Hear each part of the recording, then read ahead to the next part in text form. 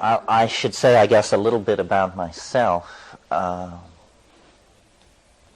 since this has sort of, over the years, turned into a kind of a one-man band. I grew up in a small town in Colorado under extraordinarily ordinary circumstances.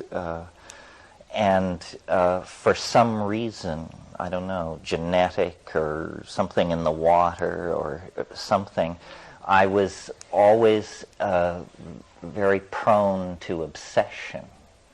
And one obsession gave way to another, so that rock collecting gave way to butterflies, which gave way to rocketry, which gave way to girls, which gave way to drugs, which gave way to politics, on and on and on. Fascinated with the world, and as a rock hunter and butterfly collector, it was fairly aesthetically driven and irrational. What interested me was the iridescence in certain agates, certain pyrites, certain tropical butterflies, certain kinds of reef fish, something about the light, the visual thrill of the world. And this took me through many places by the time I was 14 years old and read Aldous Huxley's book, The Doors of Perception, where he gives a very restrained and gentlemanly description of a mescaline experience. And I took it at face value and said, you know, if this is even partially true, it's immensely important. And I began to pursue this vast area of interlocking disciplines that really has no name, but we can name the disciplines, and you know what I'm talking about. Botany, ethnography, chemistry, DNA function, cultural dynamics, shamanism, linguistics, theories of natural magic, relationship of man to the environment, so forth and so on. The nexus of concerns that clusters around the question, what are we, where did we come from, and where are we going? And as a 14-year-old, 16-year-old, when these questions first form in your mind, a reasonable response is to seek the cultural database. Surely there are answers to these questions. Who are we? Where did we come from? And where are we going? Well, if you have any kind of intellectual filter at all, you quickly can satisfy yourself that our best efforts are nothing more than half-completed stories told around the campfire. We don't actually know what our predicament is. I mean, we are up against a phenomenon which we can barely bring into focus in our cognitive sphere, and it's the phenomenon of our own existence. You know, what does it mean? What does it mean, first of all, to be a biological creature, to be as an animal? What is that? And then, what is it to be that embedded then in a culture with histories and languages and aesthetic canons and literatures and scientific hypotheses about the cosmos and so forth and so on? And my personal journey, if you want to put it that way, lay through a successive series of, I almost said disappointments, but awakenings could be another word, as I realized that nobody has their finger on what's going on.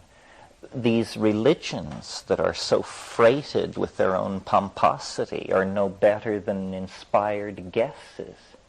And science works its miracles by turning its enterprise into a kind of parlor game confined to the category matter and energy. So you can live and die inside these intellectual structures if you choose to. But people of curiosity, people of unusual or traveled circumstance, usually find themselves unsatisfied with the conventional answers. And then, on top of all that, you can add the fact that over the last 100 years, what has come into the toolbox of thinking Westerners is a whole array of consciousness-altering substances that were not there before.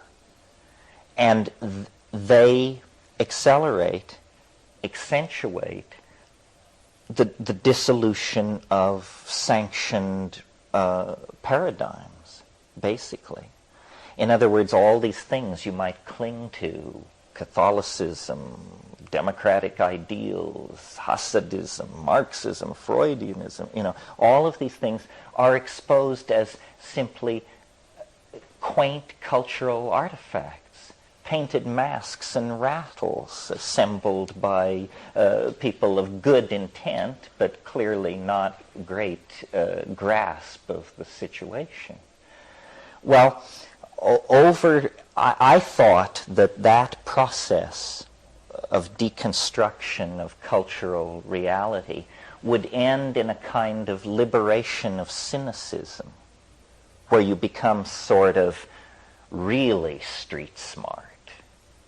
Nobody can put anything over on you. You've been there. You've done that.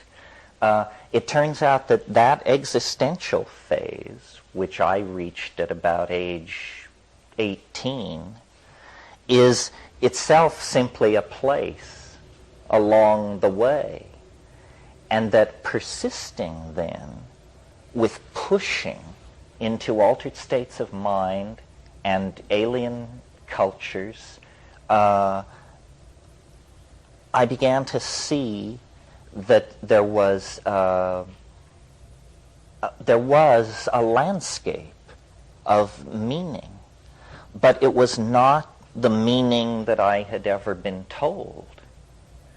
And this was fairly shocking to me, because part of my intellectual journey had been through the psychology of Carl Jung.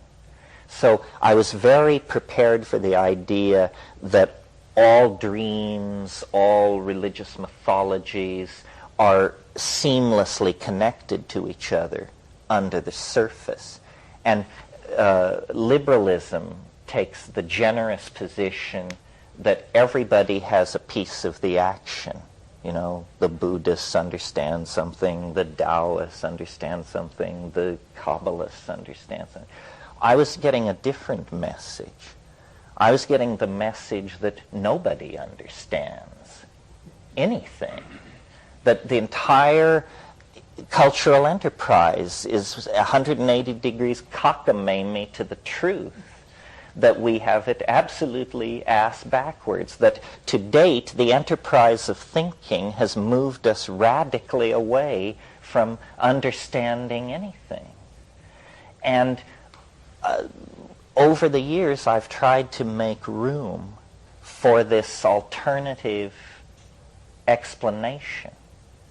And I suppose this is the proper place in all this to make my standard disclaimer against squirreliness. There's a lot of squirreliness in this world, a rising tide of it.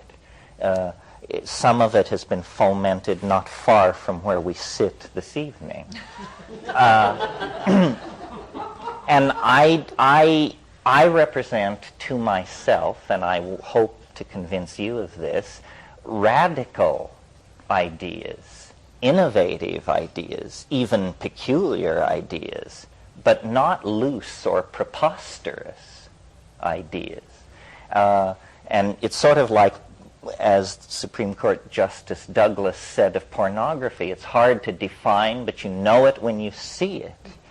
And that's So as sanctioned paradigms break down, science and religion, which certainly are breaking down, into that vacuum rushes an incredibly exotic menagerie of intellectual freakery of all sorts. And so what you have to call into being to deal with that situation are rules of evidence, tools for telling shit from shinola, in other words. And though what I will say here may sound peculiar, none of it is beyond the realm of testability. And none of it is riddled, I hope, with contradiction. So these weekends serve different functions for different people. Just in the course of doing what I've done with my scene, I know a lot about plants and anthropological use of psychoactives and chemistry and anecdotal stuff, and I'm very happy to share all that with you, right down to recipes and how to do it, because that's very important, to empower people's personal toolkits and technology. At first I had great enthusiasm for that part of the teaching process because I felt I was alone in trying to get people to take high doses of psychedelics and pay attention, that this was not a party experience. This was something at the edge of metaphysical profundity. It now appears that psychedelic exploration is alive and well, enshrined in the culture as a 3% minority to be tolerated approximately with the same level of toleration granted to advanced S&M practitioners. So that has been taken care of. And so what interests me more now is, for me, what all these years of psychedelic taking came to was a new model of how reality works, a new model of what the world is. And several people in Going Around the Circle referred to it tonight as the time wave, or talk about time and the I Ching. I represent remember when we were kids, or it still continues today, but there is a genre of cartoon of the bearded, corpulent man in the robe carrying a sign which says something, usually "the end is near and repent." Well, how a rationalist, a Platonist, and an admirer of all kinds of evidentiary veracity could find their way into that position, I don't know, but that is the position I'm in. I really am quite convinced, I wouldn't say 100%, but that what we are experiencing here at the end of the 20th century, which we call chaos or cultural speed up or globalization, or just the concatenation of multiple social crises, is in fact something far more profound than a mere crisis in our politics or our management styles or something like that. That it is that the cultural world, the world of human culture and history, is reaching some kind of climax at the same moment that the biological evolutionary process, which has been working on this planet for 4 billion years, is also reaching a climax.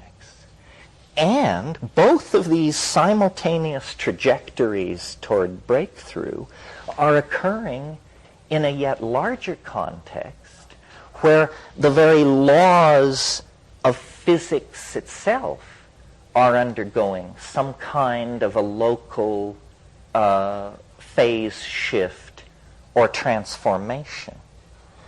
And I am completely aware of how nutty this sounds at first. I mean, any problem you have with this, I had in spades. First of all apocalyptic theory always centers on a moment not far in the future. There's never been any percentage in saying the Earth is going to end in 50,000 years. There's just no juice in that. Nevertheless, when you begin comparing ontologies, you've got to always remember this is not a free-for-all. There are only a certain number of intellectual products on the market. What is science selling? Science is selling the idea that some time ago, for no reason, the Earth sprang from nothing in a single moment. Well, now, whatever you may think about that idea, notice that it's the limit case for credulity. Do you understand what I mean? I mean, whether it's true or not, it's the most outlandish explanation for reality possible for the human mind to conceive of. And that's step one with science. So, what does this do? What is the consequence of this scientific worldview? A progressive marginalization and de-emphasis on what it means to be a human being. Because the universe is enormous in space and time. Our galaxy is utterly ordinary, one of billions. Our star is utterly ordinary, one of trillions. Our planet is presumed to be of an ordinary type.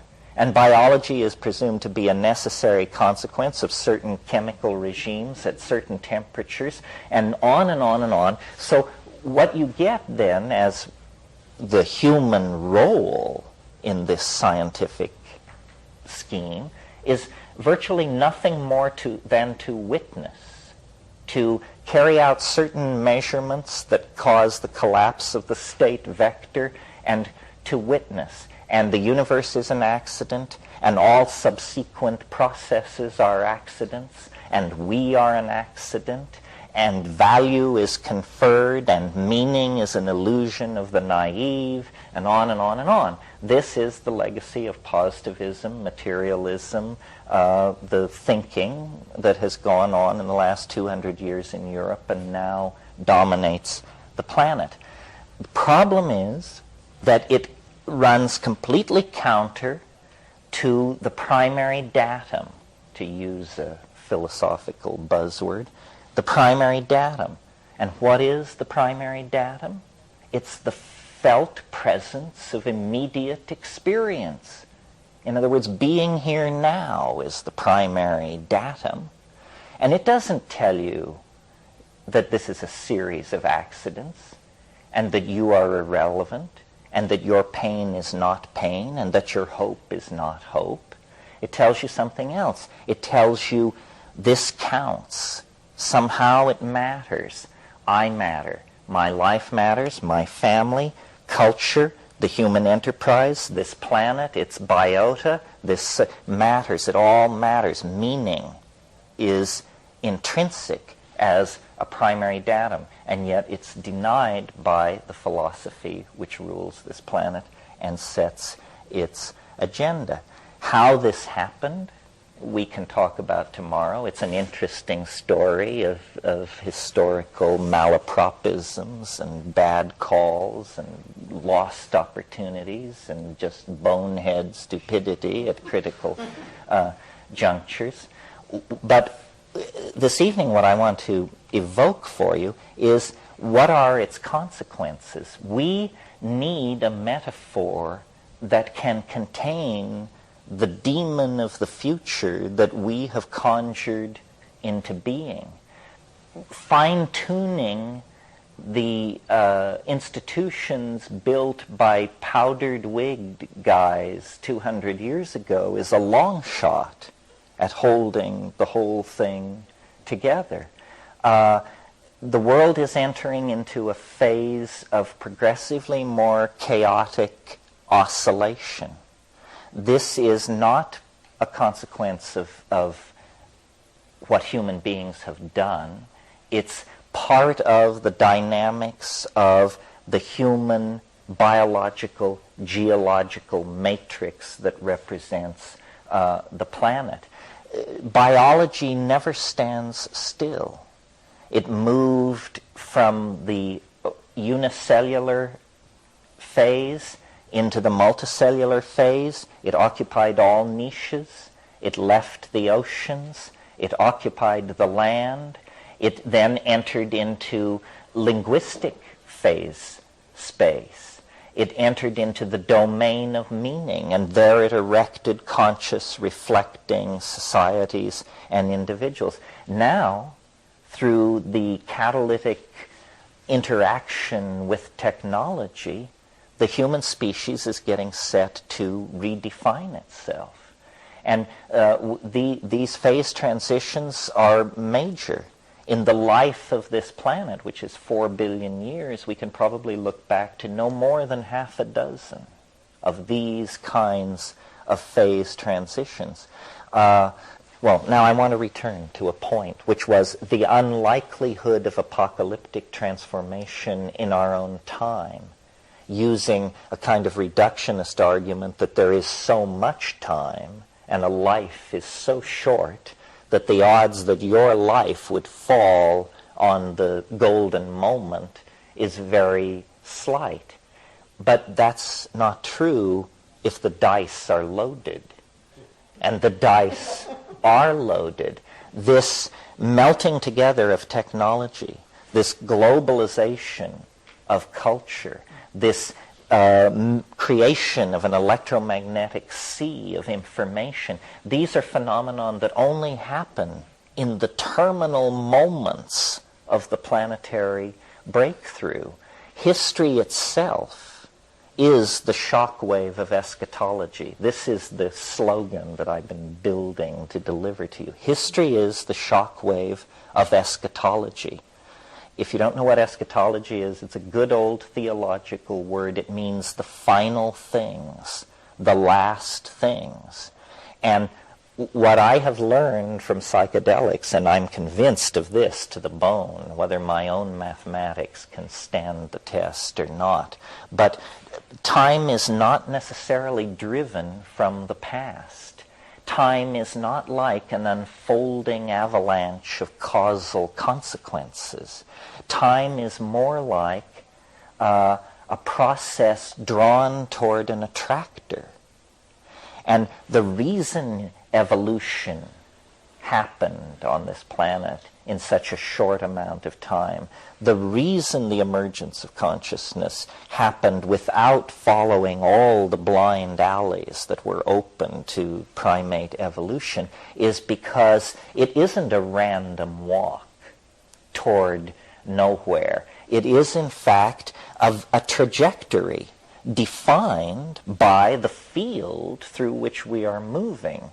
And the way to think of this is like a topological surface, that time is not featureless. It is not invariant, as Newton insisted and assumed in order to build his calculus. I mean, it may appear invariant when you're calculating the orbits of the planets, but anyone who has ever gone through a bankruptcy, a divorce, a love affair, the death of a loved one, something like that, knows that, these things are unique phenomena. Millions of people have died, and nobody has ever died the same way twice and left the people standing there feeling the same way. The things that matter are imbued with uniqueness, and that uniqueness is imparted by this invisible medium that science, in order to function, has had to deny.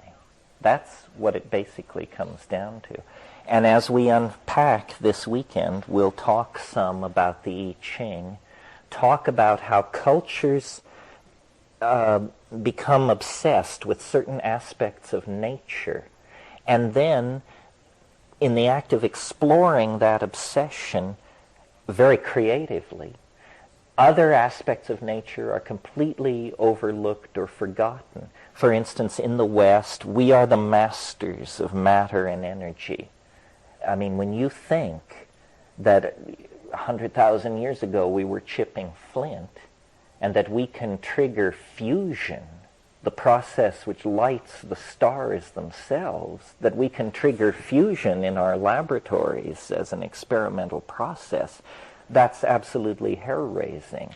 I mean, that is a long, long journey into the heart of matter to be able to pull off a trick like that. Meanwhile, our understanding of time is infantile. We have no theory of time. We say that it is, in most cases, to be treated as invariant, and if you're working with special relativity, then in the presence of massive gravitational objects, you impart a very slight curvature to the space-time continuum, and that's it for time. And yet time is the dimension that hammers at us most persistently, because, you know, it's upon the back of time that you ride into the world, and it's grasping for more of it that you sink into the blackness of death itself. Somebody had a question? Yeah. My English is very poor, so I have to ask. Do you believe in evolution or development? Oh, yeah. One of the words that hasn't escaped my lips tonight by accident is novelty. Novelty is the concept that I've elaborated over the years, taking it from Alfred North Whitehead. But as I see it, being, the cosmos, whatever you want to call it, is a struggle between two implacable forces. Novelty on the one side and habit on the other side. And let me describe them for a moment, and then you can see that this is true, I think. What is habit?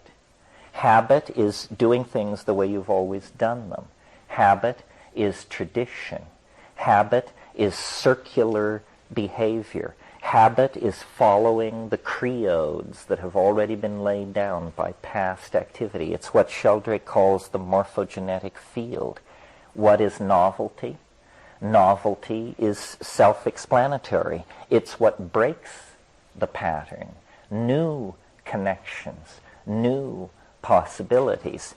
And the universe is in a state of dynamic tension between these two tendencies. Novelty surges forward. New art movements, new technologies, new inventions, new social mores, new classes. And then habit reasserts itself. Close the theaters, kill the Jews, reestablish the old order. And this goes on over and over and over again. But the good news is, this is not a Manichaean struggle. This is not an eternal struggle. Novelty is winning. Novelty is winning, inch by inch, iota by iota. Over millions and billions of years, the universe grows more novel, more connected, different temperature regimes, new forms of physical, new domains of physical law. Because at first the universe was very hot. You couldn't have organic chemistry. You couldn't have societies. Well, now, if novelty is, in a sense, what I've described to you is what we could call a novelty-conserving engine. The universe is a novelty-conserving engine. It produces novelty, and then it acts to hang on to it. And it uses that novelty to build the next level of novelty. So upon matter, it builds long-chain polymers, DNA molecule. It builds organic molecular structure. Upon that, animal life is organized. Upon that, complex, sentient, higher animals. Upon that, technology using humans. And upon that, the global society that we live in. Well, now, notice, something interesting has happened by making novelty our value to be conserved. Suddenly, the human enterprise is not peripheral. Suddenly, the human enterprise is what it's all about. The cosmos has been moving its eggs closer and closer to one basket for eons. The action is not now in the bryophytes or the coelacanths or the reptiles. The action now is in a single species of primate. All of nature has halted its activity to turn and watch as Homo sapiens sapien, the double-thinking monkey, takes the stage and begins to work with novelty on a scale like nothing that has ever been seen before. And this tool-building function, and I use the word tool in the broadest possible sense. Language is a tool. Social organization is a tool. But this is what we do. We build tools. And McLuhan very wisely observed these tools are extensions of who we are. They are only distinct from us in our opinion, but in fact they represent extensions of our humanness. And now, well, for some time, let's say obviously for about 10,000 years, something really weird has been going on. Because before that, time had an entirely different character. Even in an era when there were people using fire and practicing rituals and chipping stone, my God, the monotony of it. I mean, try to imagine 10,000 years where what happens is you go from flaking on one side to flaking on both sides, and this is hailed in the archaeological record as a staggering cultural advance. I mean, we're talking major boredom on one level. About 10,000 years ago, it began to quicken, and people moved into cities, and they began to elaborate specialized and social forms, so forth and so on. Well, then, about 100 years ago, this went through an order of magnitude of acceleration. And about 15 years ago, it underwent another order of magnitude of acceleration. So we are now living in an entirely different kind of time. Our cultural toolkit is being replaced approximately every 18 months. There was a time when it was not replaced every 18,000 years. What do you mean our cultural toolkit? The tools by which we make our way into the world. For instance, in August, I was told, the earth has moved. Mosaic is the most powerful tool ever created for moving human minds around on the web. 3 weeks ago, I was told, junk mosaic, who needs it? Netscape is the most powerful tool ever created. And you play with Netscape and you compare it to Mosaic, and you have to admit, yep, it's better. Orders of magnitude better. But the rate at which these tools are being replaced is phenomenal. The other thing which is going on is that all kinds of specialties are making breakthroughs that are not being integrated to other specialties. The cultural enterprise is not being managed. It's out of control, which is good news, I think. Because if it were under control, it would probably be under the control of someone with plans not terribly pleasant for the rest of us. I think the great good news is that the cultural process is expressing its own dynamic. I'm absolutely phobic of conspiracy theory. I just think it's a silly way to think about reality. God help anybody who tries to seize control of this tiger, because, yeah. I don't understand why you believe in development. Or this is a premise of you that there is time, that there's a development and evolution. Why you believe in that? Well, because I think the historical record shows a progressive movement from simpler to more complex form.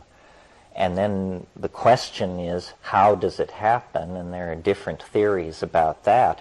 But to my mind, it's pretty clear that as you go back in time, the universe becomes a simpler and simpler place. Yeah, but I think we should make clear if you're thinking if there's time or if there's not time. We should make it clear.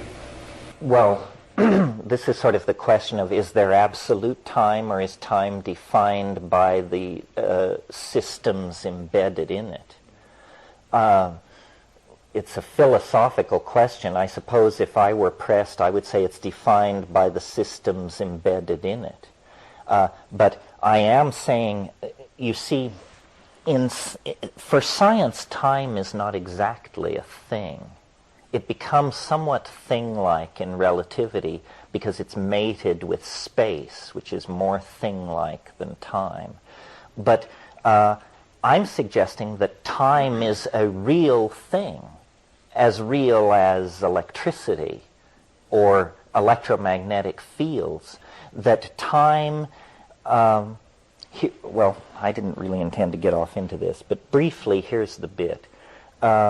Science uses probability theory. That's actually what science is. It's a kind of expansion of probability theory. And probability theory says that the first thing you learn when you study probability is that chance has no memory. They drum this into you. So they say to you, if you flip a coin 50 times and it comes up heads 50 times, what are the odds it will come up heads the 51st time? And the correct answer in probability class is 50-50. The odds are always 50-50. But a gambler who had flipped that coin 50 times and seen it come up heads would bet heads and win, because there's something funny about that coin. If the odds were really 50-50 of a coin coming up heads or tails, then the most common outcome of a coin toss would be for the coin to land on its edge. And that's the rarest outcome there is in a coin toss. You can hang out in bars your entire life and never see a coin toss land on its edge. So probability theory is flawed, but the flaws are of such a nature that once you accept probability theory, you will never be able to detect the flaw, because in a sense the theory has preceded the observation. And what I'm saying is that complex systems, human systems, biological systems, do not operate probabilistically. They operate according to a different rule, which up until recently, the best description we had came from Chinese philosophy. It was called the Tao.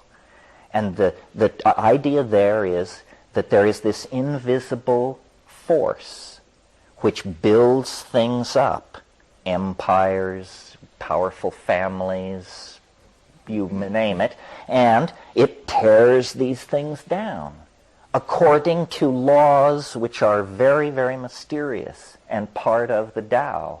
Well, this time wave thing that I've developed is essentially the Tao without mystery. It strips away all that metaphysical baffle garb and says, here's an algorithm, entirely formal and explicit, that meets all the criteria of Tao. And the point that I want to leave you with tonight is that the entertaining, you don't even have to accept these ideas, just the entertaining of these ideas is an empowering experience, because it places our historical era and each of us individually at a very critical juncture in the alchemical process of cosmic salvation, if you want to put it that way. In other words, a lot is riding on how this all comes out. Yeah. Well, you talked about primary experience, one of the things you mentioned. And one of my primary experiences has been, I guess, what I would call communing with nature, that which is not cultural. And I'm wondering how the way you see development and how you see globalization and all that ties into what I assume is similar to that experience that I had that you mentioned, which is the archaic revival. It seems that there's some kind of opposites going on there to me, and I want to know how you tie them together. Well, yes. I mean, what's happening is that we are headed into a kind of super technology, a global information society, so forth and so on. But strangely enough, and you have to go back to McLuhan for this, the sensory ratios that are being reinforced by the new electronic technology are like the sensory ratios that were in place 15,000 years ago. In other words, if print is in fact a cultural disease, or I don't want to, no, a condition, print imposes a condition on the human mind which is now lifting. And as the cloud of print-created conditioning and institutions is lifted, we discover that we are not Victorian ladies and gentlemen, model citizens in the Jeffersonian state, but that we like to trance dance and mess around sexually and get down and dirty and all. In other words, there is an archaic impulse that comes into this as we reclaim our senses. Some of you may have read Morris Berman's wonderful book called Coming to Our Senses. Well, I've never met Morris Berman, but I absolutely subscribe to everything said there. History was an incredibly damaging experience, and now it's over, in a sense. And we're like the victims of a very long and prolonged bombardment of some sort. And now it's over, and we can begin to pick up the pieces and say, well, what Christianity did to our sexuality, what monotheism did to our gender relationships, so forth and so on. Now we can fix all of this. But it takes it is this paradoxical enterprise of a neo-archaism taking place in a cyperdelic, hyper-global society. That's why body piercing, tattooing, trance dance, drug experience, drumming experiences, all of these things are, I take to be very healthy signs of this archaic impulse coming out in society. I mean, what was created by the era of the proper gentleman was, excellent table manners and genocide over most of the surface of the planet. However, all of these changes that are going on, each one must give way for the next. Like, we are never going to reach any kind of equilibrium between here and the concrescence, this point ahead of us, some 18 years in the future, where all these biological, cultural, and physical vectors move into phase and create a phase transition. Because, in a sense, history is being forced to repeat itself at an incredibly accelerated rate. And I mean this not as a metaphor, as is ordinarily said. I mean literally, that as we approach the omega point, there are a series of recursive reflections, almost like passing through shock waves, where we reiterate past historical episodes. Right now, I take us to be somewhere in the late 800s. Rome has fallen, And the hard claw of the Christian church is just about to close itself over our jugular for about 6 years or so. If you're of our persuasion, your best bet now is to probably move to Tartary till the Renaissance, which comes in 2004. The point being that we are living through a kind of mini dark age that is actually related to the dark ages that descended over Europe at the fall of Rome. We could not have one without the other. Time is speeding up, but nevertheless we have to live through these resonances. Yeah. I won't let you go with the time. Do you think that we can change history or what we call the past? If you couldn't change history, then you would have a determinism. The problem with determinism is that it makes philosophy impossible. Because if the universe is determined, then you think what you think because you can't think anything else. And that makes the notion of truth rather curious.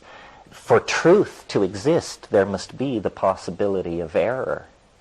So but I think that the future is more determined than most people think. What is determined in the future is the levels of habit and novelty.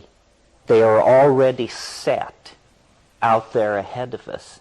What is not set are the events, the people, the inventions, the catastrophes that will fulfill those abstract levels of novelty and habit. In other words, the future has not yet undergone the formality of actually occurring, but the surface on which whatever occurs must be laid over already exists.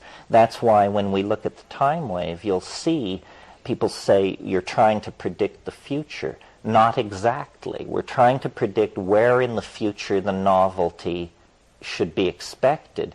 But we understand that you can never predict what the novelty will actually be. But if you could predict where to expect it, you could remove a lot of the anxiety from people's experience of the unfolding of history. Right now, history is an incredibly anxiety-producing process. I mean, people are just in despair over where we go from here. Yes? I might be getting a little ahead because I know you're going to talk about the time wave tomorrow night, but it occurred to me that when you devise the time wave, what it says is when, basically. What it says is when. Yes, it answers the when question. I've recently gone through a kind of funny change. I mean, this is more addressed to the people who are fairly familiar with this material, but we've put a huge amount of emphasis when we talk about the time wave into the end point, which will occur on December 22nd, 2012 AD. And we always discuss, what will happen at the end point and so forth and so on.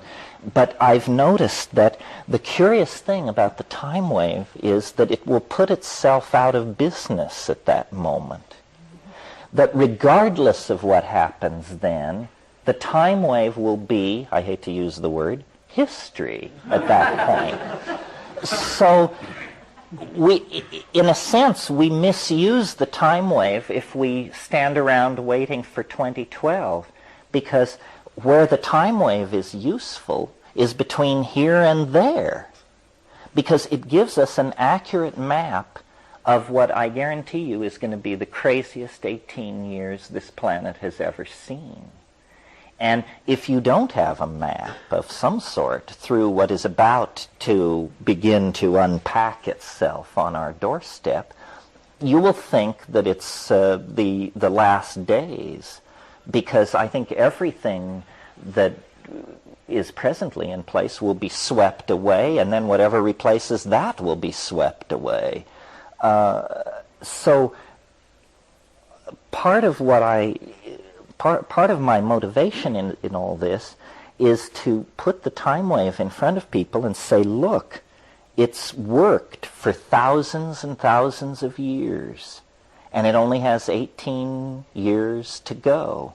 So what intellectual justification is there for denying its efficacy in the next 18 years when it has 4+ billion years of success under its belt? And, this will all be thrashed out in the cultural marketplace of ideas. And I'm completely convinced that best ideas win. Because novelty, God is betting on novelty. And so if you bet on novelty, you'll be carried along in that process, yeah. Am I correct that you predicted the Republican win in the House? Well, I said it looked like a good time. Yeah. As far as the election is concerned, I don't know. Hawaii gives one a different perspective. I'm living out there now. Suddenly we all discovered that we were born-again Democrats just because they all got kicked out. Before that, a lot of time was spent lashing the Democratic Party as a bunch of jerks. I think probably both impulses were good. I think the election just proves that the world corporate state has made national governments irrelevant because, while everybody's yakking about the election, the real news is lowest unemployment in 4 years, continuous growth into, the 27th month. Lloyd Benson retired 3 days ago and said if he could write the numbers, they wouldn't be any different than the numbers he's able to retire on. The economists are going berserk. And I think that what has happened very quietly over the past 10 years with chaos theory and fractal mathematics and this sort of thing is that economics has come out of the woodshed. It is not voodoo anymore. And the world corporate state is running a very tight ship. And look at the changes that have gone on just in the past 5 years. Marxism has been liquidated. Apartheid has been liquidated. The people in the Middle East have been told to get their stupid act together.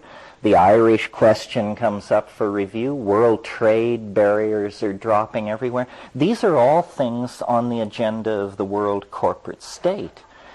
Because the world corporate state likes happy, well-paid consumers. War, an instrument of policy by nation states, it is abhorrent to the world corporate state because it busts up assets and requires reinvestment.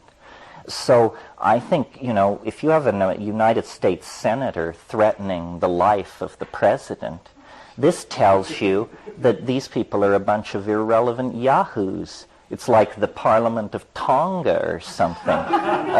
It means they can get up and say anything they damn well please. The president doesn't matter. The Senate doesn't matter. None of it matters. It's a road show, and we're all incredibly focused on it. And why is that? Because an instrumentality of the world corporate state called the media makes very sure that we speak of nothing else.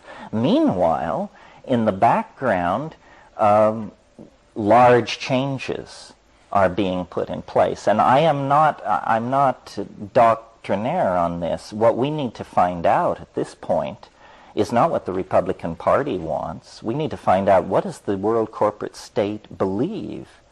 Is it simply a slash and burn operation, and we're going to peddle ourselves into toxic environmental chaos?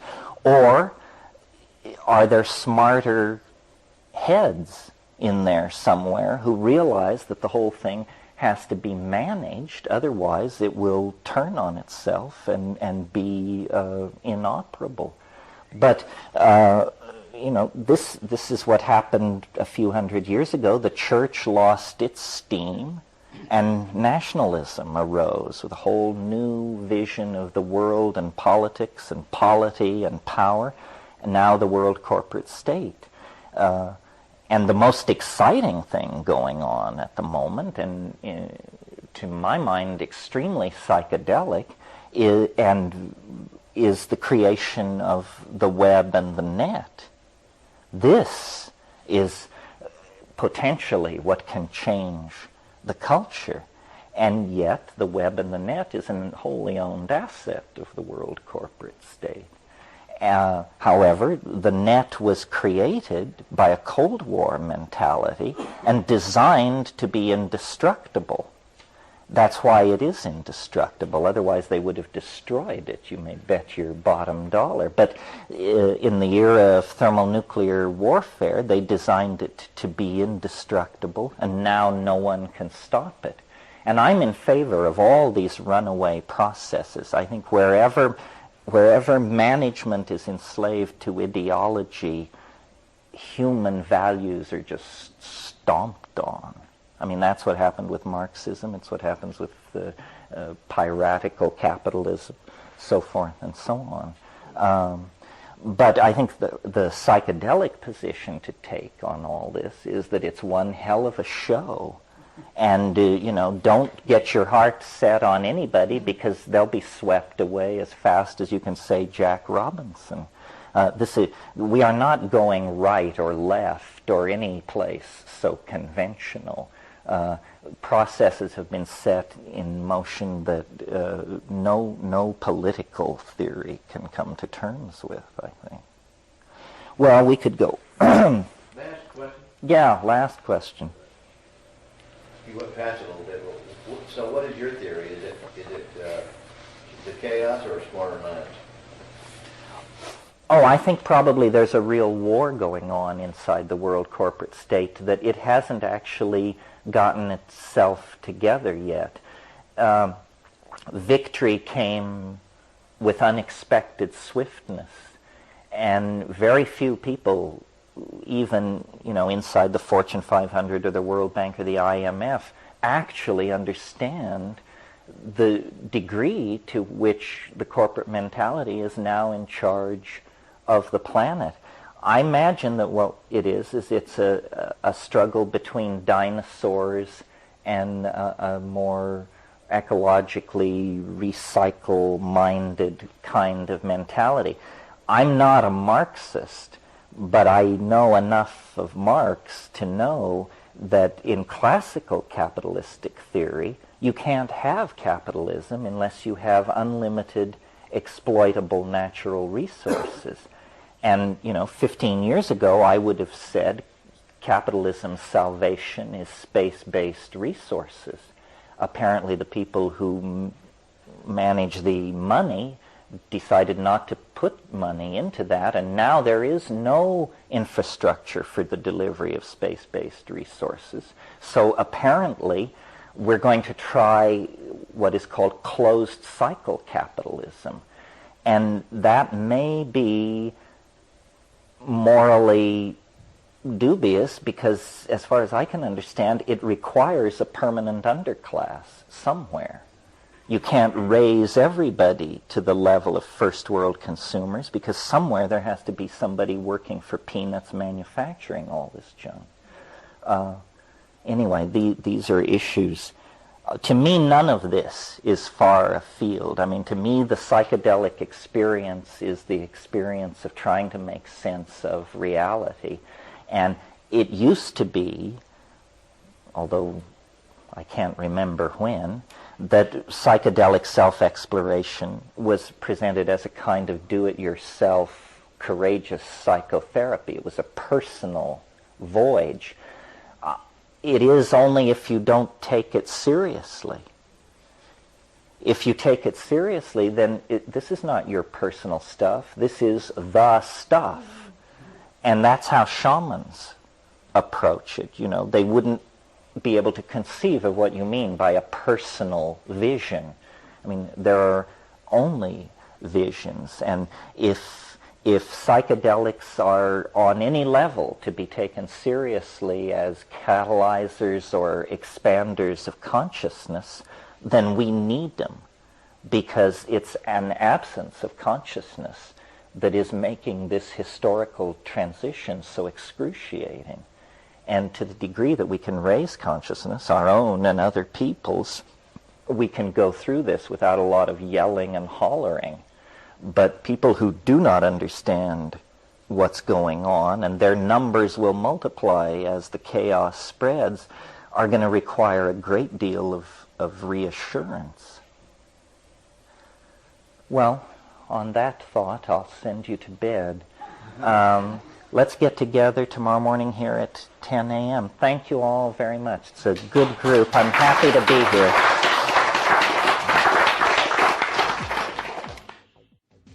I'm not very keen on the whole abduction shtick. I think that one of the symptoms of cultural disintegration is simply that people lose the ability to distinguish between dream and memory. And that somehow one's past, one's real past and one's dream past, simply become one's past, and then under certain circumstances, what was basically dream material is presented as reality. Just because you have a nut theory, it doesn't mean that you agree with other nut theories. In fact, it often makes you very hostile to them. After all, there's a limited pool there that we're all... My idea with psychedelics throughout my whole career with them was that the purpose was to go out into mind space and hunt ideas and bring something back to show the folks around the campfire, something that would astonish and amaze us all. Well, it's a narrow keyhole, the mind. You can't bring back a flower like the time traveler does in Wells' story. So I found the only thing I could bring back, not being graphically endowed, was ideas. It's a very mysterious business, the revelation of to mind of the world. Since the last time I talked to any audience, I finally understood an argument of my enemies that I had never understood before. Enemies in the friendly, collegial, ideological sense. In other words, enemies.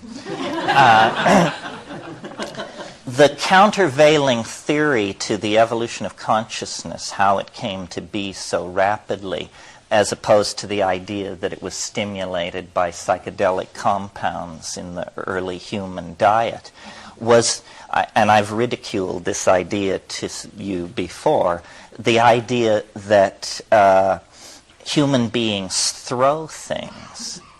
And because we were small and weak and we hunted very large animals, we learned to hurl rocks with great accuracy. And that this is a behavior not observed in the animal world. I mean, monkeys hurl feces in a generally downward direction to indicate displeasure, but their aim is lousy, which is a very fortunate thing if you're an Amazon explorer. But human beings can hit with considerable force an object up to 120 feet away. And evolutionary biologists have fastened on this as requiring so much coordination of neural material that there would be enough left over to invent Western civilization and explore the planets once you had this thing down. Well, it always seemed somewhat preposterous to me. And I pointed out that it would make the big league baseball pitcher the paradigm of evolutionary accomplishment in the human world if that standard were accepted. But now I understand the argument a little better. And it's slightly deeper than I thought, because here's what they were trying to say the first time. It isn't this neural coordination which is going on is really about planning. That it is an extraordinary thing to look at a rock in your hand and to make the calculation into the forward vector of the future. Aha, if I hurl back and impart a certain energy in a certain direction with a certain intensity, this thing will follow a path through space and will land somewhere with benign consequences to me and my side. And it's the key concept in here is plan. This is a plan. And animals don't do this. There are no plans in the animal world. Their consciousness is of the moment and doesn't involve this complex triangulation out of the moment toward future consequences in quite this way. Because you see, what happens when you let go of the rock is that you can no longer control it. It isn't like hunting or beating something to death with a stick, where the strategy is being readjusted moment to moment. No, once the projectile is released from your hand, that's all the planning you get to do. So it represents a concrescence of intent.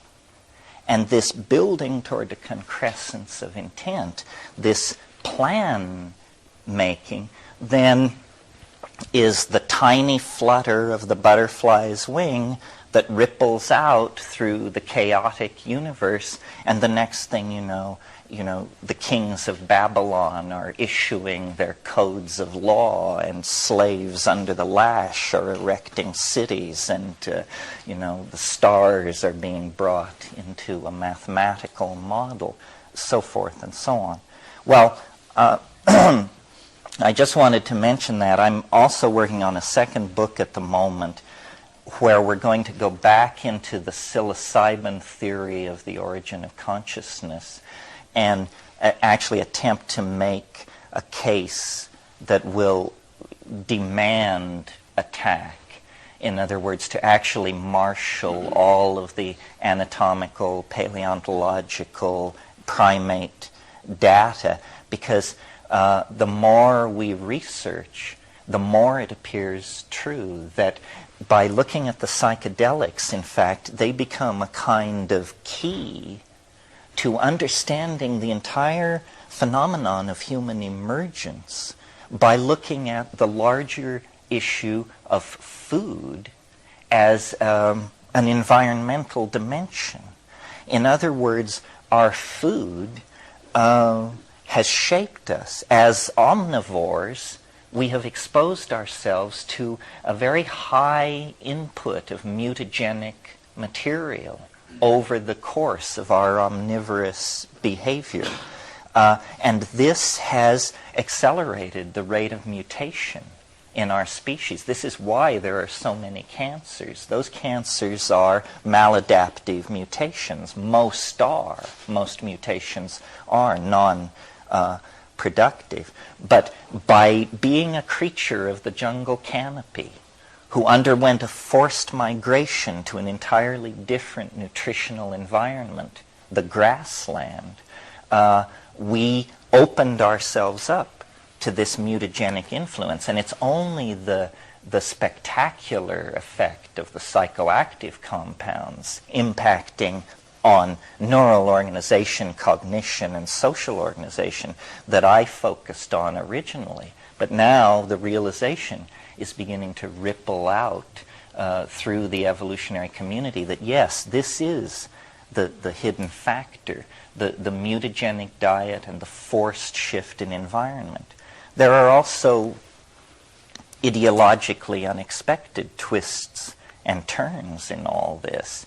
I've recently met a very interesting person. He's going to be my co-author on this evolution book, Philippe de Vaugelet. Some of you may know him.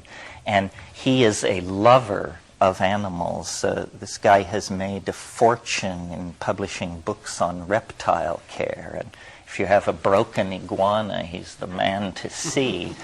But he pointed out something to me very, very interesting, which goes against prevailing political correctness for sure, which is that browsing ungulate animals have absolutely no interest in the behavior of other animals. They couldn't give a hoot. Who's interested in the behavior of other animals are hunting animals. And that in order to successfully hunt an animal, you must, in a sense, be able to become it.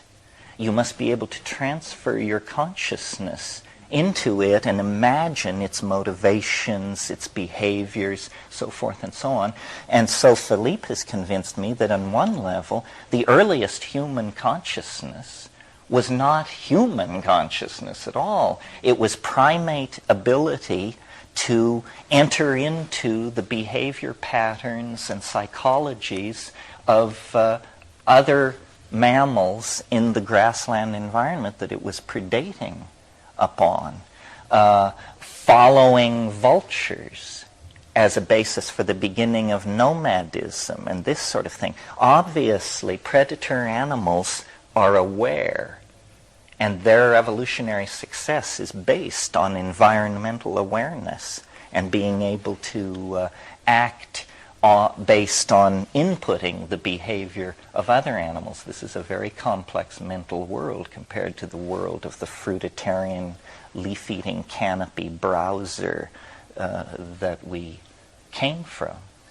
And then it appears, that in a series of coalescing involutions of culture and neural organization, driven by the spatial coincidence of human beings, cattle, mushrooms, our original primate programming was restructured. And I've talked a great deal about this. I think this is the key to understanding at least our sexual politics. All primates have what are called dominance hierarchies. And this is where the hard-bodied, sharp-fanged males, young males, arrange everybody else to suit themselves. The elderly, the sexually available females, the young, homosexuals, the sick, everybody gets told where to stand and what to do. This is how primates operate. This is how we operate. However, I think that for a long period in human beings, this was interrupted by nutritional factors and drug factors in the environment. That in a sense, a human society that is using psilocybin on even a lunar cycle of use is suppressing the ordinary pattern of male dominance, hierarchical dominance. It's not genetically touching it. It's still there, but in the same way that if you give a population of aggressive people a lot of opium, aggression disappears. If you give a population of people a kind of psychedelic boundary-dissolving aphrodisiac that promotes group bonding and erodes monogamy and so forth, then you get a different social ambiance than if that weren't present. And I think the secret to understanding our curious relationship to the angelic and animal worlds has to do with the fact that under the influence of this hormone/enzyme, which was suppressing ordinary patterns of male dominance, consciousness underwent an extraordinary series of bifurcations. And language, theater, poetry, magic, religion, dance, music, ethical values, altruism, everything emerged, sometime between 35,000 and 10,000 years ago, the Paleolithic, the pre-agricultural era, an extraordinary period of novelty being expressed and conserved in the biological world.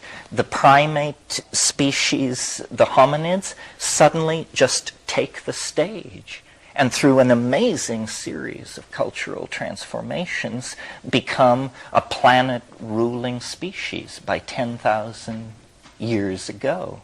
And then, not content with that, the process doesn't slow down, it accelerates.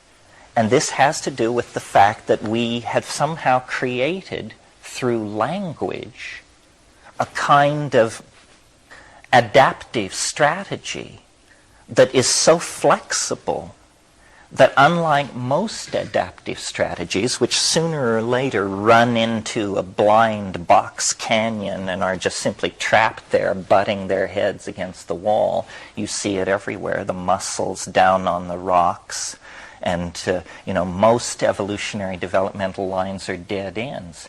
But somehow we broke free of that by ceasing to be defined by the physical body, which is the stuff upon which evolution works, and placing between ourselves and our environment a new thing called culture. We began to mediate evolution. Evolution says the infirm, the idiot, the lame must die. Culture says we have different values about this. Maybe yes, maybe no, but we will decide. Evolution says, you must be a scattered species, nomadic, and moving across the surface of the planet like an animal. Culture says, no, we have strategies for food sequestration and common defense, and we will build cities, and so forth and so on. And so, since about, pick a number, 10,000 years ago, evolution has not been the dominating factor, biological evolution. Instead, there is something else, which the word epigenetic has been suggested, meaning change not driven by genes. Our genes are the same. If you were to be with a group of people active 10 to 15,000 years ago, they would look and just like you and I. We haven't changed that much. We've mixed the genes, but we haven't particularly added new ones or lost genes. But in the epigenetic realm, how many languages have been generated over the past 10,000 years? How many world religions have come and gone? How many systems of government? How many theories of polity and society? We just furiously cast these things off. And beginning about 500 years ago, this phenomenon was embraced as a permanent aspect of human existence in Western Europe, and the concept of progress became enshrined. And progress is the idea that this process must go on, be extended, and accelerated everywhere. And now it seems to be happening. I think, and as a consequence of this acceleration of process, all the contradictions in the old system, and I mean reaching back to Egypt, all the contradictions in the old system are now on the surface. And because I believe psychedelics are a kind of higher dimensional sectioning of reality, I think they give the kind of stereoscopic vision necessary to hold the entire hologram of what's happening in your mind. The old paradigm is gone. I mean, we can talk about how different parts of it died. Maybe not everybody knows the story of how physics, the paradigmatic science of reason, turned into a place where nothing makes any sense at all, and where stories are told so wild that a surrealist painter would flee from the gathering just shaking his head. That's physics. The very bedrock of the whole Western shtick has turned into a place of utter psychedelic contradiction and chaos. And the news hasn't reached biology and psychology. They're still operating under different paradigms. But what is keeping science alive at this point is the fact that it is able to whore itself to the marketplace. But in terms of the old program, which was providing some kind of metaphysical recitation of the nature of the universe, it's pretty clearly out of reach at this point. I mean, the universe has been discovered to be stranger than you can suppose.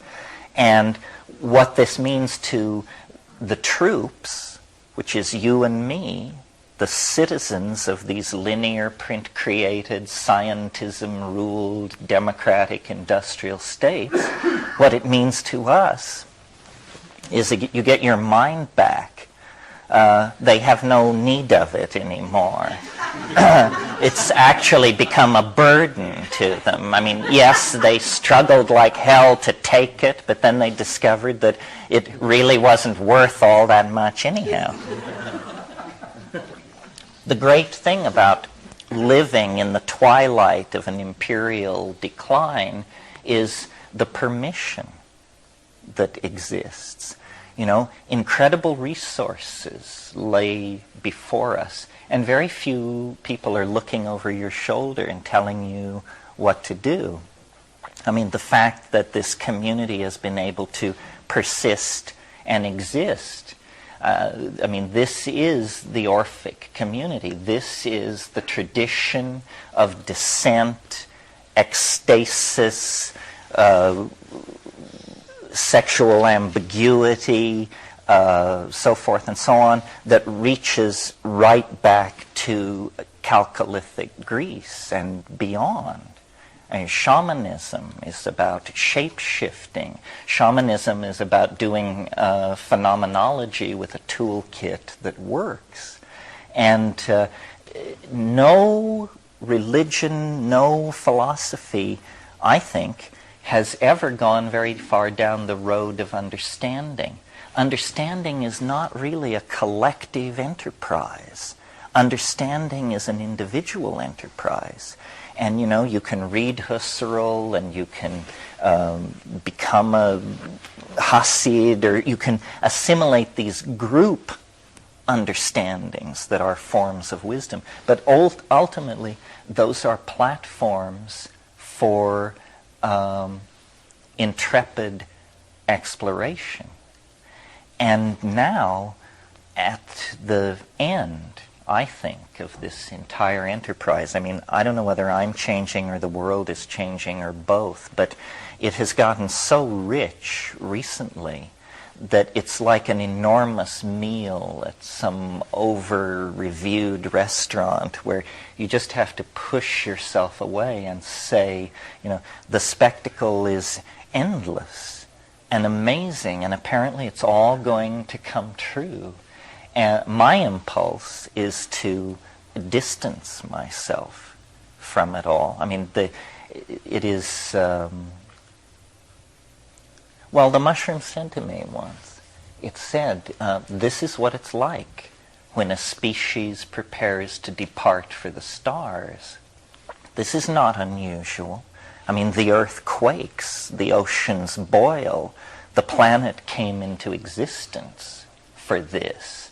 All life for over 1 billion years has been pointed toward taking this step. Leaving the oceans for the land was dress rehearsal for what will now be done. And, it's chilling because it's so huge. I mean, you don't even know, well, it's just enormous. And yet, apparently, when you look back through the history of the universe, this is how it proceeds. Incredibly gradually, over staggering scales of time, but then every once in a while you come around the corner, and there it is. A continent sinks, an asteroid impacts, a star explodes, two intelligent species meet somewhere out in the cosmos. And these things then, set ripples going for eons. Yeah. I'm curious what this has to do with psychedelics, because it seems to me that, when you use psychedelics to break down perceptual barriers, that's one thing. But there's such momentum going on in the world today that things are breaking down without psychedelics, although it may appear psychedelic in terms of the way you see it. Do you see what I'm getting at? Yeah, I do. So at this juncture, have we transcended psychedelics? Well, my idea is, that the psychedelic recapitulates on the personal scale this universal meltdown that is going on without the need of psychedelics. But this universal meltdown is very frightening to people. Most people are pattern-oriented and nostalgic, and it scares them. And I think psychedelics are a way it's sort of like doing calisthenics in preparation for the marathon at the end of time. People who have taken psychedelics should be in a better position to reassure everybody else. They'll just say, well, people will say, the laws of physics are breaking down. You said, look, I've seen it before. So, and in a way, this event which wants to emerge, we think of it as quantized in a single moment where the shift will happen, and it's like the glory or something.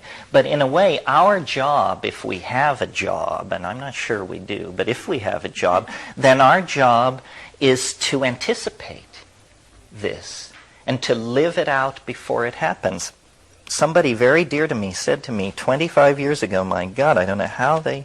Actually, it was in the same conversation where they said, history is the shock wave of eschatology. How anybody could say that in 1975, I do not understand.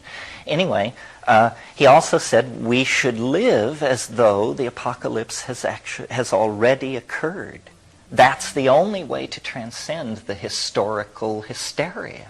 Because the historical hysteria is about this thing which it might happen, it won't happen, it will happen. No, you say, it did happen. It did happen. So enough about that already. And we are building, each thing that we do anticipates this deeper fall inward into the dream. The dream is what awaits us at the end of history. The dream, and you can call it hyperspace or cyberspace or the trans-death realm, but what it really is it's a going into the dream. And what is the dream? Well, the dream is a place where the laws are set by the imagination. The imagination is God in the dream. And if there is a way for us to mirror our highest aspirations, in other words, to inculcate the God image in ourselves, then it's by becoming the masters of our dream and then creating through drugs, technology, magic, who cares, the details come later, creating a way to share that so that we each then are a God with an open office doorway to all the other gods who wander through looking at the cosmogonies that we produce as art. I was thinking about this morning because I was thinking, what am I going to say to these folks? And I was thinking about the Platonic triad of the good, the true, and the beautiful. And sometimes people have dissed me and my obsession with hallucination because they say, well, LSD doesn't really cause hallucination. It causes insight and complex thoughts. But why are you so focused on visual hallucination, which I am? I mean, if it doesn't do that, I'm not interested.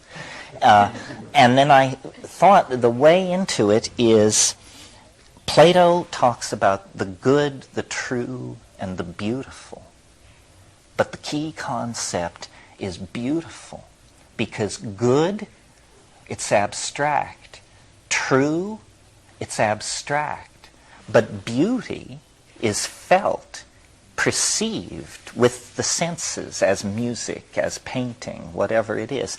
And so the bridge to the metaphysical absolutes of truth and the good is through the palpable realm of the beautiful. And to my mind, this is what these psychedelics achieve. They, as Huxley said, they dial open the valve of consciousness, or as Blake implied, the window of perception is cleansed, and then you see through into an infinite, holographic, recursive world of mind and affectionate intelligence. And somehow this mystery is in the body, and therefore outside of time, and therefore beyond, in some sense, the reach of culture. Sex is like this to some degree. Sex is in the body and outside of time, and culture spends a huge amount of its energy trying to reach sex, trying to contort it, push it one way or another, and has produced some pretty bizarre themes and variations, but generally speaking has failed. I mean, no society certainly has ever gotten rid of sex, even though, there have been societies ruled for 1,000 years by men wearing dresses, but it gave us some of the most ribald minstrelsy around. So there is this mystery in the body. I'm now returning to the subject of psychedelics, beyond the reach of cultural manipulation. And discovering this and exploring it is somehow the frontier of maturity. Culture is a form of enforced infantilism. It's the last nursery, and most people never leave it. And they are perfectly happy to interpret the world through the reassuring nonsense of their cultural values, whatever they may happen to be. The reason psychedelics are so politically dynamite is because they cast doubt on this final cultural envelope of insulation. And they do it very democratically. It doesn't matter what your cultural conditioning is. It falls into question under the influence of the psychedelic. And then, for most people, that's frightening. Frightening enough that they not only don't want to do it, but they are also keen to see that other people don't do it, because they realize this is some kind of a doorway through which demons come. Disruptive ideologies, strange forms of music, bizarre behaviors, unpleasant fashions.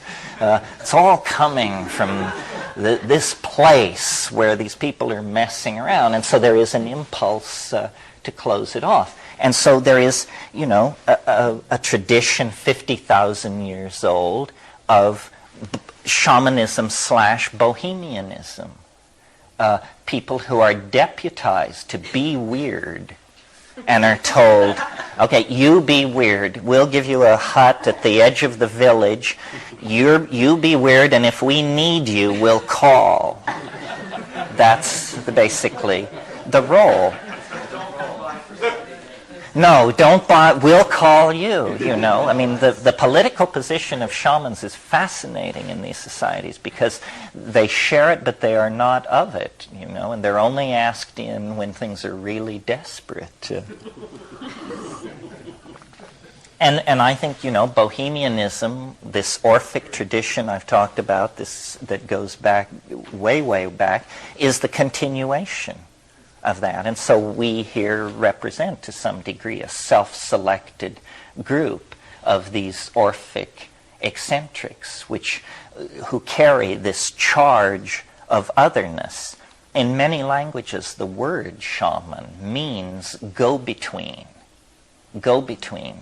Shaman moves between levels, and the mythologies differ, you know, either into a spirit world or an ancestor world or an animal world, but the go-between.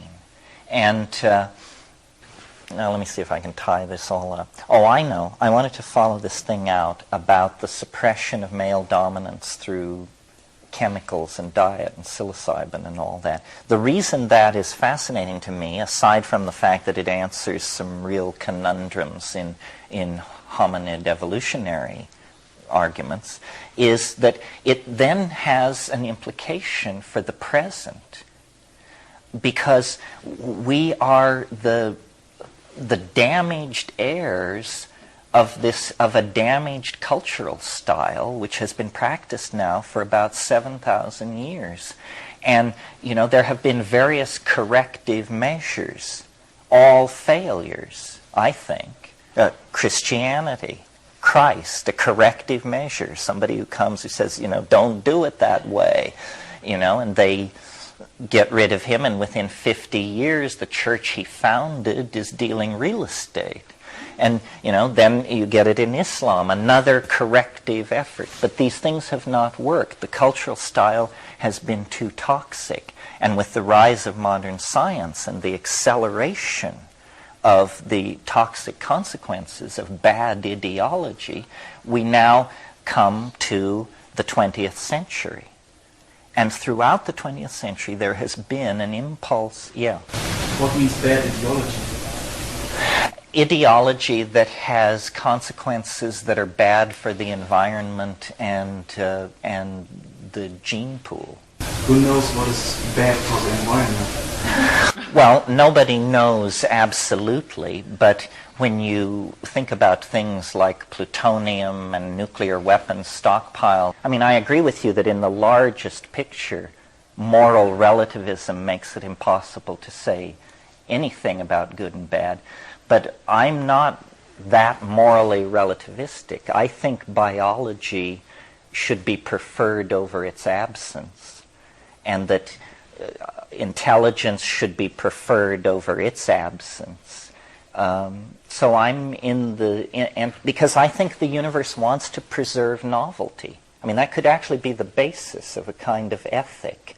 Bad is that which destroys novelty, and good is that which promotes it. It sounds awfully progressive. I remember the first time I was in Pakistan and I caught this rickshaw into Lahore, and this guy was being pulled by a human being, you know, muscle power. And this guy said, oh, you're an American, this and that. And he said, you know what's he said, this country is screwed up. This country is really screwed up. And I said, well, what's wrong with it? And he said, you want to know what's wrong with it? Progress. Too much progress. And this was a man who made his living pulling people around in a rickshaw. So, you know, it's a relativistic thing. But what I wanted to say was, there is an intelligence in the species that is deeper than the societies and the systems that we erect to rule us. And this wisdom of the species can make enormous changes in the evolution of the mass psyche, such as the Renaissance, for example. And in the 20th century, this has taken the form of what I call the archaic revival. And one of my books is called The Archaic Revival. The 20th century, which is a vast stage crowded with different kinds of competing social phenomena, art movements, so forth and so on. Nevertheless, I think the entire thing is illuminated by the notion that what it is about is an impulse toward archaism. That in the sciences, the arts, everywhere, the archaic ideal is raising its protean head. And it begins with Freud in the early years of the 20th century, discovering by interviewing these Viennese bourgeois housewives that, human beings were brutes, and that, incest, rape, all the stuff was right below the surface. The rediscovery of the beast. And, certainly Germany developed that theme up into the 40s. Meanwhile, people were bringing African masks to Paris, and Cubism was basing its early theory on the deconstruction of primitive art. Meanwhile, people like Eric Satie were abandoning the canons of classical composition in music, and the 12-tone row was being experimented. Jazz was being given new attention, and for its primitiveness, its rhythm, its sense of something beyond the reach of civilization. Meanwhile, the deconstruction of painting that had begun with Impressionism, which, Impressionism is simply 20 minutes into LSD, had gone deeper, had developed first of all into the deconstructive spirit of Dada, where people tore up telephone directories and rang bells while they, did something else. In other words, the absurd appears for the first time, an enormous theme in 20th century life, just the incoherent idiocy of it all. And then surrealism, taking up the Freudian tune, begins to portray these worlds of distorted association and so forth and so on. Well, all this is about boundary dissolution. It was happening on the Bohemian left. It was happening on the fascist right.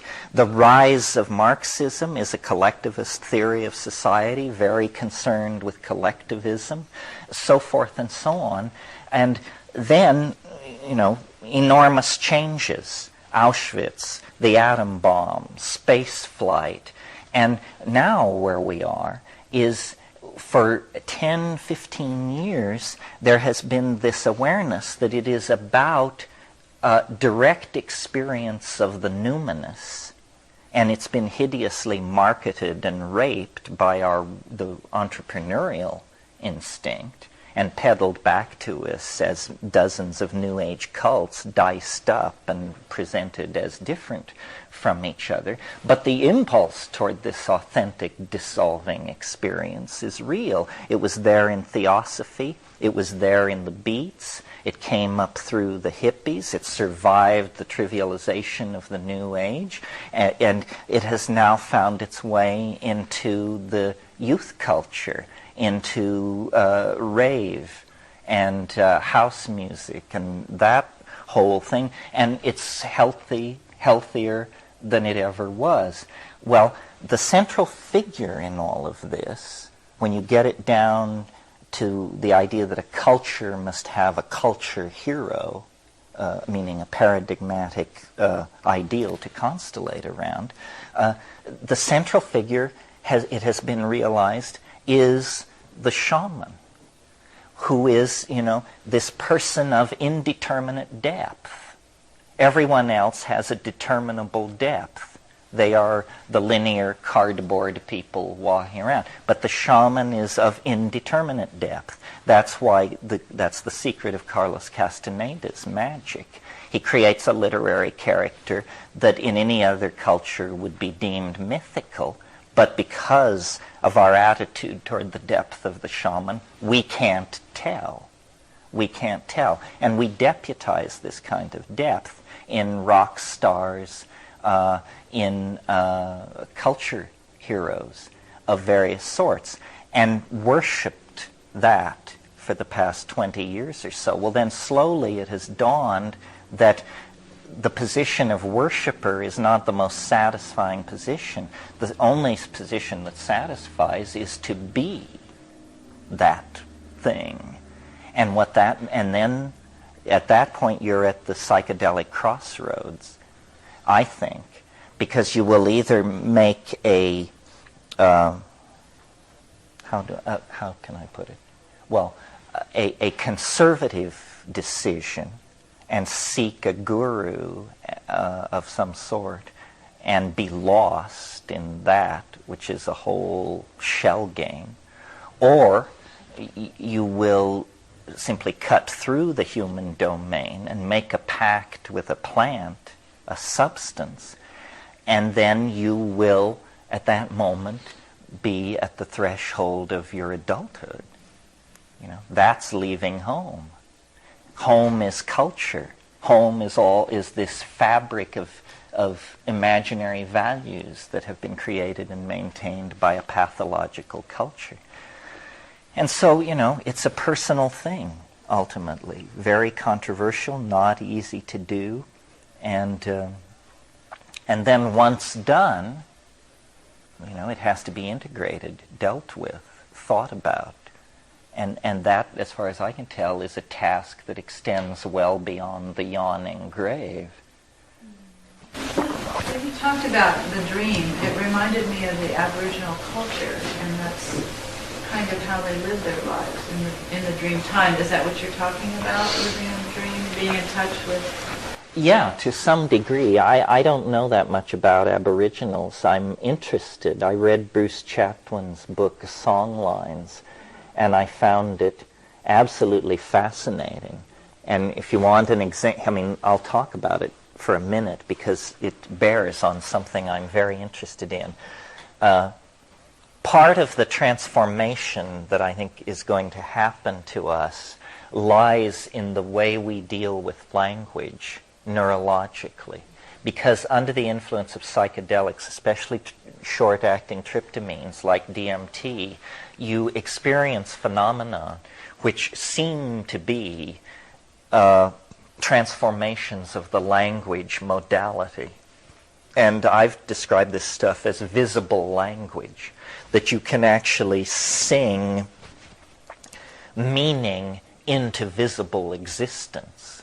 And I've seen this on ayahuasca. This is what ayahuasca is about, the famous group states of mind that anthropologists talk about. What they really are three-dimensional acoustical sculptures that are made by groups of people who are loaded. And it's an extraordinary thing. It's an experience you can't have any other way. And it's not quite telepathy, or perhaps more than telepathy. And the key concept in communications is bandwidth. Bandwidth. The more bandwidth you have, the more detail, color, tone you can impart to your signal. Well, a very low bandwidth channel is the small mouth noise channel. I mean, this is about as primitive as it gets. I mean, short of doing it in Morse code, doing it by voice is very, very, it's amazing that we understand each other at all. And in fact, you may have noticed one of the most uncool things you can do is ask somebody, would you explain to me what I just said?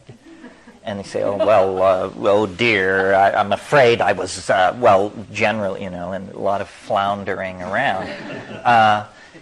In these ayahuasca states, what you see are group-generated acoustical hallucinations.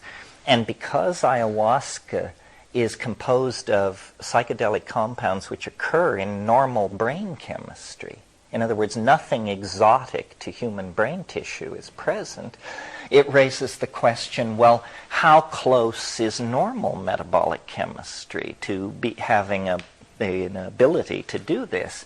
And the answer is, nobody knows, but very, very close. The pineal gland produces adenoroglumerotropane, which is a beta-carboline. 6-methoxytetrahydroharmalan occurs, or maybe it is adenyloglumerotropane, I can't remember. Anyway, there are active beta-carbolines produced in brain metabolism. And language is such an odd phenomenon anyway in our species. I mean, notice that you have to have two people to do it, which raises a real question about how you get that coordinated the first time out. And it's a behavior. It isn't an organ. It isn't like my arm, my nose. It's a behavior, and a learned behavior. And yet a behavior so much more complex than any other behavior you ever learn. I mean, if the average person could walk like the average person could talk, they would be a prima ballerina of the Russian ballet. It's very interesting that we have such facility for the linguistic enterprise, and how it evolves. It's changing all the time. And well, is it just changing in a kind of forward lateral direction, or is there some kind of vertical gain here? I mean, can we actually describe things better to each other than the ancient Greeks could describe things to each other? Can we say things which they couldn't say, or anything of consequence? And I maintain yes. I maintain that culture, freeways, international airports, and so forth and so on, that's just the trailing edge of evolving language. Well, so here's a story which relates to this, that is in Bruce Chatwin's book, Songlines. There are these things called songlines which cross Australia, and they can be thousands of miles long. And if you're a shaman and one of these things crosses your territory, then you are the keeper of the song of that part of the line. You must learn and keep this song. There are 137 Aboriginal languages in Australia. So these people did the following thing. They went to a place near one end of the song line, and they recorded a shaman singing his song of that place. And then they went 2,000 miles to another part of the same song line, and they found the songkeeper of that place. And they played the guy's song for him. And it was in a language he didn't speak, and he had never been away from his own home. He had never been to this place. So he listened to the song, and after a while, he began to sing with it. Not the words, but the melody. And he sang with it. The way you could sing with Green Sleeves if you didn't know the words, but you heard the melody. And then, after it was over, he said, the man who sang this song, his place is a butte with 3 mountains, and eucalyptus filling the valley, and a red rock like a lizard over here. So then they tried to analyze, what is happening here? Is this telepathy? Is it magic? What is it? And I think the key to understanding it lies in, I've recently seen, you can actually buy for about $600 a piece of software where you glue electrodes to your head and sit down in front of your computer, and you see an undulating landscape of neural readouts that look, lo and behold, like mountains, valleys, escarpments. It's like a visit to Utah. And I am convinced that what's happening is that when the shaman listens to the first shaman's song, he does not process the sound the way we do. He processes it the way this computer is processing this neurological input, and what he's seeing is an acoustical environment of sound, and he can see the place. The song is the way it is because the song is not a song. The song is a hologrammatic acoustogram of the topology of the land through which the song line passes. These people are called the most primitive people in the world, remember? So I just recently became aware of this. It's very exciting to me. I'm interested in this software, but this is the kind of thing that lies out there. Because you see, the world arrives at the surface of your skin as one thing, but the senses bifurcate the incoming signal. The light goes to the eyes, the acoustical signal goes to the ears, the tactile signal is conveyed through the skin. And so then when we reconstruct the world, the are showing rather prominently in the model. And what happens with the psychedelics is it seems as though somewhere deep in the brain there is an organ or a program that can take all of the incoming sensory data and actually recombine it into a synesthesic whole, which is neither seen nor felt nor heard, but which is, hologrocked or something, a sense which unites all of the other senses. And that's what I call going into this informational superspace.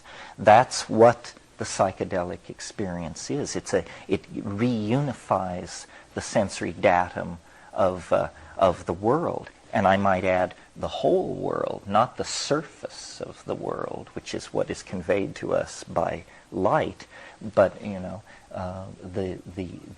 internal dimension of transcendence, which is in the world, is also present. Yeah. It's very interesting that you mentioned that binding together of the senses. I attended a conference earlier this year called Toward a Scientific Basis for Consciousness in Arizona, and a number of the presentations focused on the way in which the brain operates when this binding takes place. And it turns out that different cortical groups start to talk to one another by oscillating together in phase. Right. And when they're phase locked like that, then they bind this information into a whole. And I'm reminded of the researcher Michael Persinger up at Laurentian University in Canada, who has been focusing on the electromagnetic field of the Earth and its effect on the brain.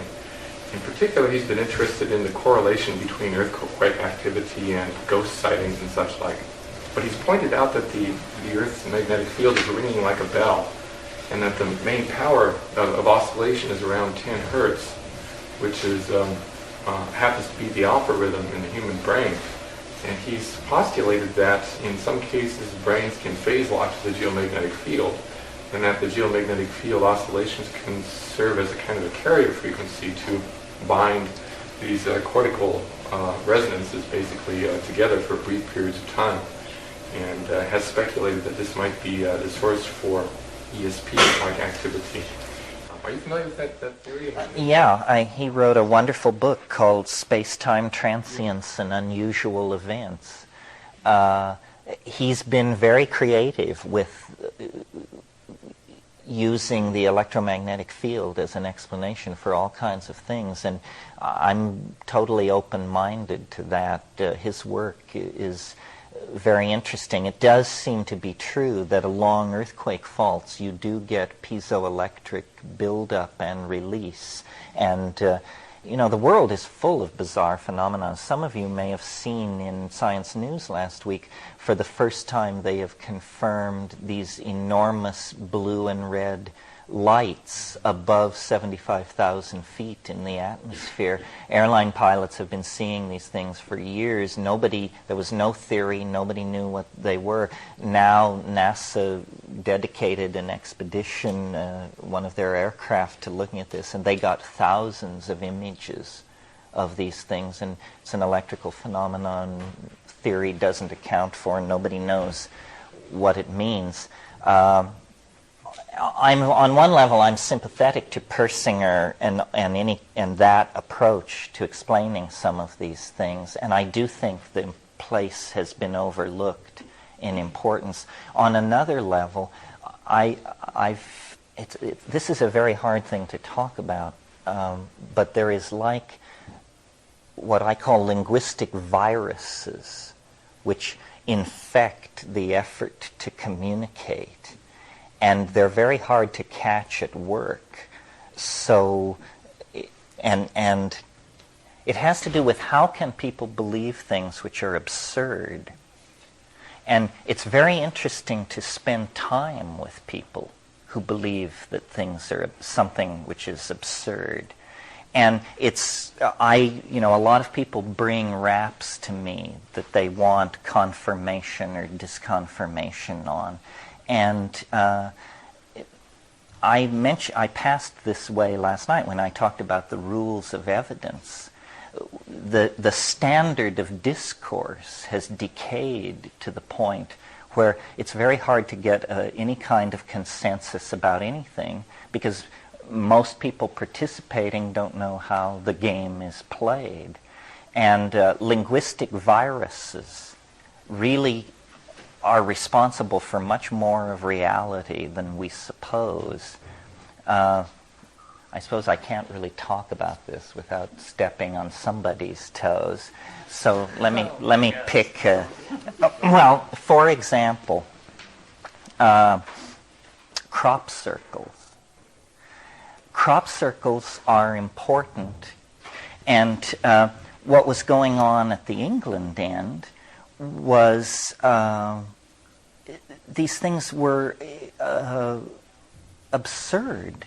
I mean, you had only to see one to understand what was going on, and to see that a confluence of British eccentricity, ripe grain, a certain ambiance in the air was allowing these things to come into being, and then the media was fanning it into existence. Well, now, how does this work? Talking of coupled oscillators and Persinger and all that.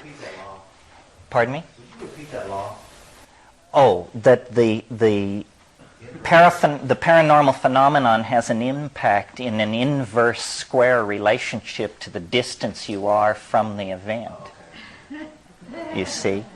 Because here's how it works. The media is reporting the onrushing phenomenon of existence, stock markets, wars, diplomatic meetings, gangster killings, so forth and so on. Then something weird happens. Now, I have a job, you have a job, we note that something weird has happened.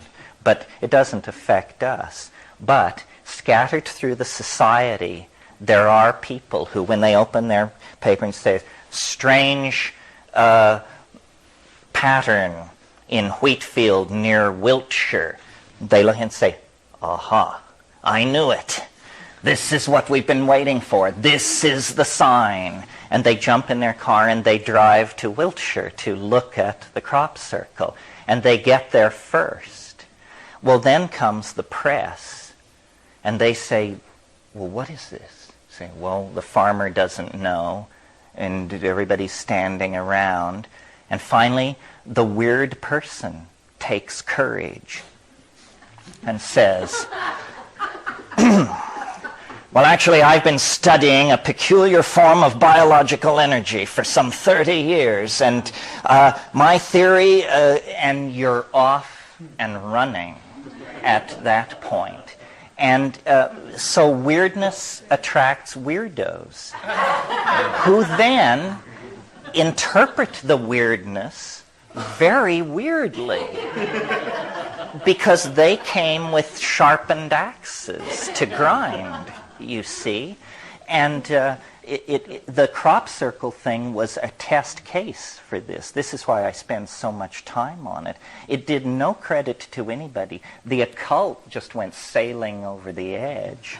And science hardly behaved any better, because there was this guy, if any of you are interested in this, there's a wonderful book called Around in Circles by Jim Schnabel that goes into all this.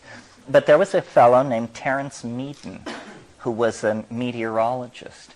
And when the first crop circles appeared, and the weirdos began talking about telluric forces, messages from Atlantis, and so forth and so on, he jumped into the fray and said, nonsense, nonsense. This is a meteorological phenomenon.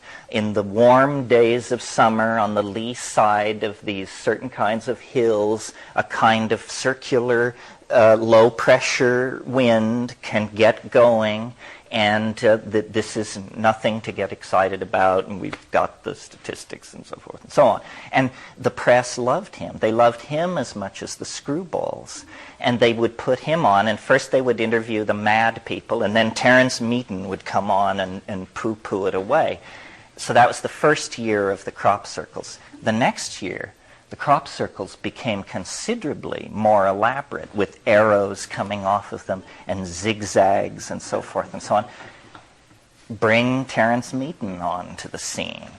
And he says, well, you know, the new field of dynamic instability indicates that the mathematical solutions to these breakdown states are very complicated and unusual patterns.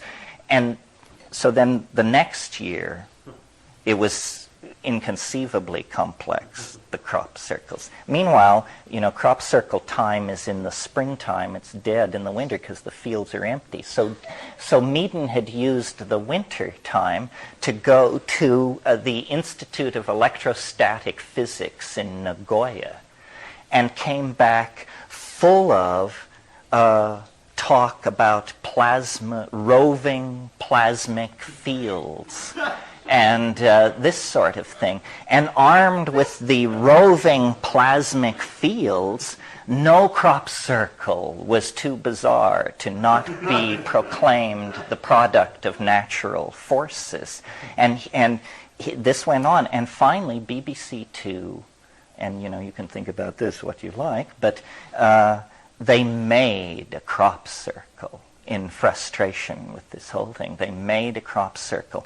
And among the crop circle cognoscenti, there are certain moves that are the favorite moves, that are the authenticating moves, the no human being could possibly do it moves. And so the BBC Two people made a very good crop circle. And they brought Terence out and said, you know, Terence, we've just spotted one over here, and we'll get you right to the scene before the tourists get there. And they toured with him, and he pointed out, you know, the distinguishing characteristics, no doubt about it. And then they sat him down in the center of this field, and they said, Terence, we made it. And, you know, it's a horrible thing, actually, to see a grown man cry. Because, you know, I mean, he is devastated.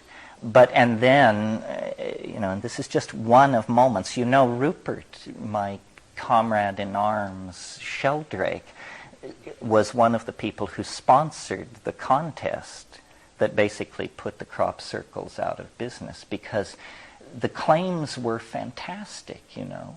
No person could do this, so forth and so on. So what they did is they got farmers to donate 10-acre tracts of English corn, which is wheat, and for £50 you could enter.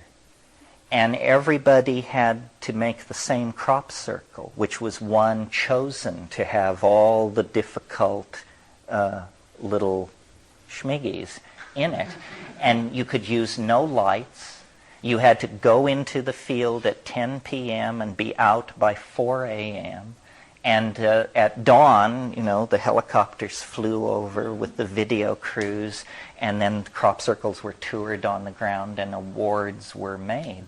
And this guy, Jim Schnabel, who wrote this book I mentioned, by himself, in total darkness, in 2.5 hours, made the winning entry. And it was a very close tie between him and a helicopter crew from a nearby air base who also made one. So, and yet, and this is to some degree the whole point of the story, and yet there are people whose eyes fill with tears when I do this rap because they haven't heard. And it will never die now, I'm convinced. It's an informational virus loose in the world, and crop circles will occasionally appear, and but it was really a breakout that was so predictable from the unconscious that it amazed me while it was going on how many friendships were strained over this thing. Isn't that kind of also a recapitulation of the history of the Catholic Church? And the fall of the Ming Dynasty. I believe. Yes. But I think there's like a virus embedded within the virus here, because part of what happens when these sorts of things erupt onto the media scene, and this is true for UFO, whenever one of those outbursts take place, is that there's this incredible elaboration and complexity that emerges in the kinds of stories that people are telling. The abduction thing would be the latest. By the way, Persinger is involved in that too, by showing that electromagnetic fields to the brain can induce these weird, out-of-the-body experiences. But in the case of crop circles, they've been reported for many decades, but they've not received much attention. They're just little circles that have a spiral pattern in them, and they've been seen around the world. And my personal view is that there's probably a series of different phenomena that have been shoveled into one category, but when the media gets a hold of them, all crop circles are the same. And when fractal design starts showing up outside the university campus there, the Mandelbrot set, which is one of the most ridiculous of the crop circle patterns, the media presents the image that these are all the same. They're all the same phenomena. And so consequently, probably, I wouldn't be surprised that Meaden might be right at some level that there are dust devil-like phenomena. No, I agree with you completely. I mean, they tracked down a 1733 account of something called the Devil's Mower. And, I grew up in western Colorado, and part of my rite of initiation into manhood was enforced elk hunting on horseback every autumn. And we would come upon these places in the forest that had been whirled down. And the explanation was just these are deadfalls from whirlwinds, but it always seemed to me, had anybody ever seen one of these things occur? It was a very odd explanation. Yes, it's about informational distortion and decay. You're quite right. I went to a flying saucer convention against my better judgment.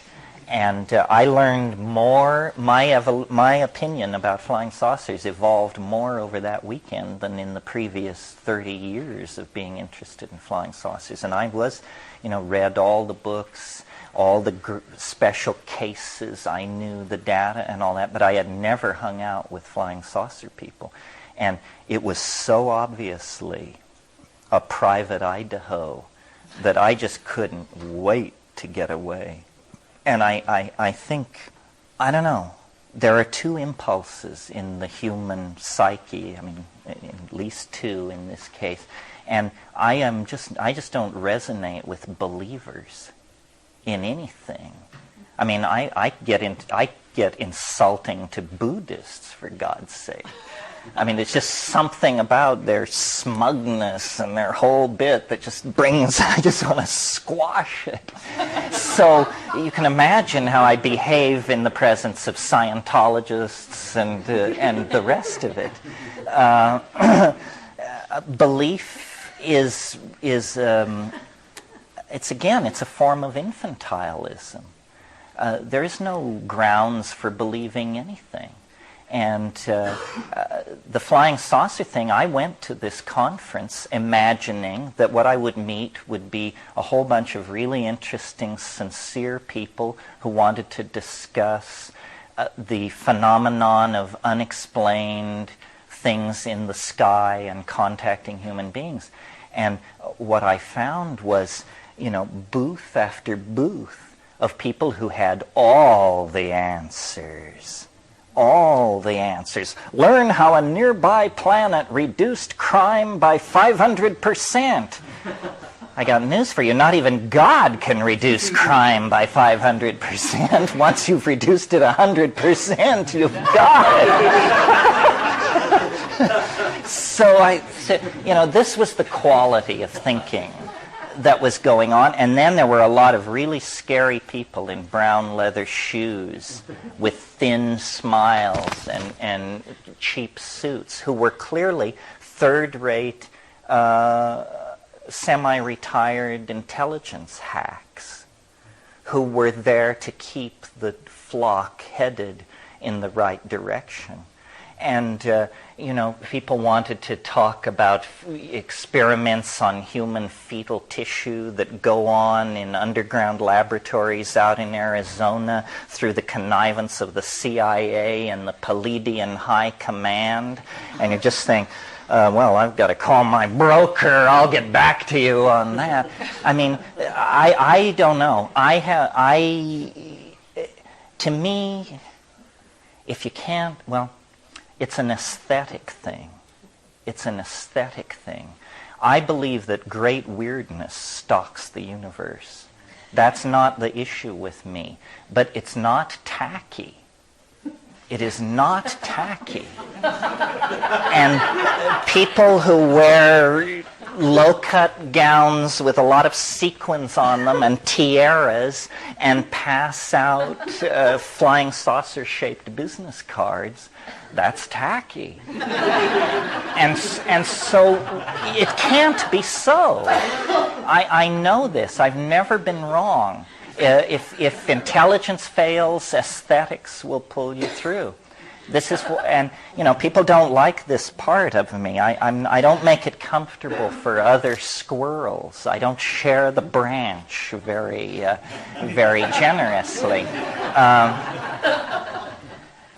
A place where I've gotten into lots of trouble is with the face on Mars.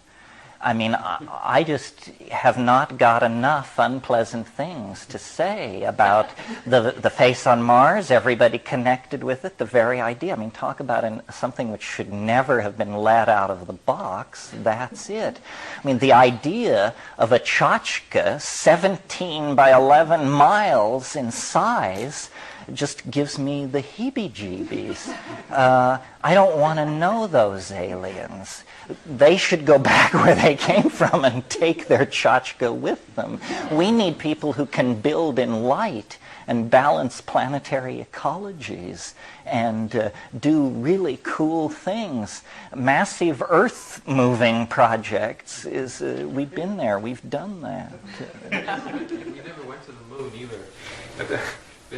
Books will appear on these subjects. One of the interesting things about UFO experience, though, and the other kinds of phenomena that you're talking about is the potential for the manipulation of belief systems. And this is something Jacques Vallée talks about in his books, that there's a kind of a sinister undertone that the military is bringing people in who are UFO diehards and saying, look at these documents, we can prove that there's this majestic group, and then snatching them back, and the UFO enthusiasts go out and tell the world about it, and launch stories about aliens under the desert in Nevada collaborating with the military. And the newspapers pick it up. They completely poo-pooed.